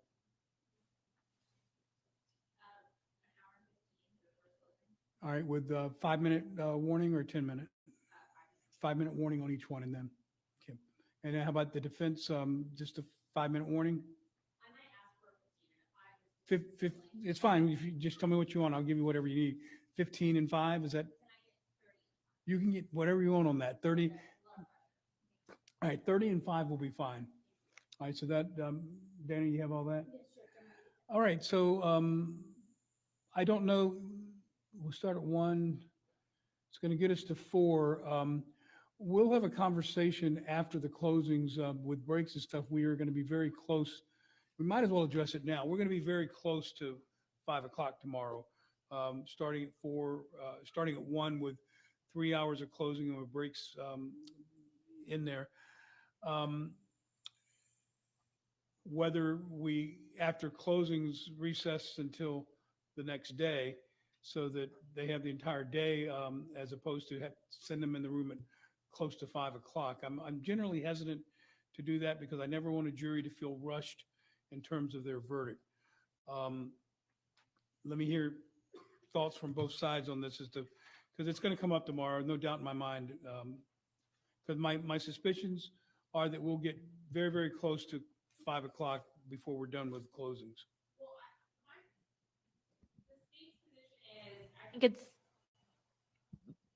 I think if you allow them to go back there, it allows you to release the alternates. They can do a 4-person. Otherwise, you kind of technically, I think, have to bring the alternates back. Well, but that's the concern I have, is that I won't release the alternates till I send them back there. If I release the alternates tomorrow and then we have a problem, then we have a problem. So my feelings would be not to release the alternates until I know that they're going to go in and have time to deliberate.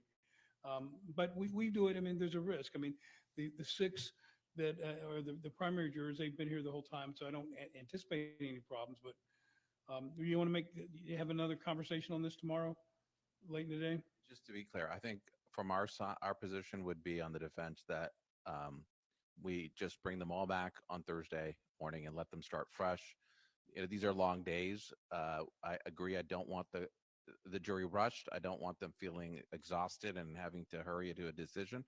And if the downside is the alternates have to come back the next morning, I think that's just part of the job. Well, I mean, for the alternates, it's not going to be good news, no matter how you cut it. They will have sat through 7-8 days of trial, and then they're going to be excused. Maybe they will be happy to be excused. Sometimes they are.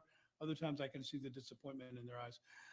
Let's have a conversation about this tomorrow, later in the day. I mean, my druthers, Mr. Wahid, are to do what you're suggesting and have them start fresh on Thursday rather than dropping it on them late on Wednesday afternoon. But if we finish early, if the closing's only take an hour or hour and 15 minutes, then, we'll go to plan B in that event. And then we have time to put them in the jury room for an hour to talk about things. Yeah, well, I'm hoping that you come in with a very close to final set. I will tell you what my ruling is after I review this information in terms of the defense. So I don't expect a lot of argument that's going to be required. But I'm giving us an hour if there's anything to get. Once I rule, it gives you time to administratively get the packages together, gear up for your closing arguments, and then we'll go from there. And then also to do the colloquy, because you're going to advise me as to whether he's going to testify outside the presence of the jury, and then I'll do the colloquy. All right, good enough, everybody? Anything else? All right, court is in recess, and I'll see everybody tomorrow at noontime. Court is in recess.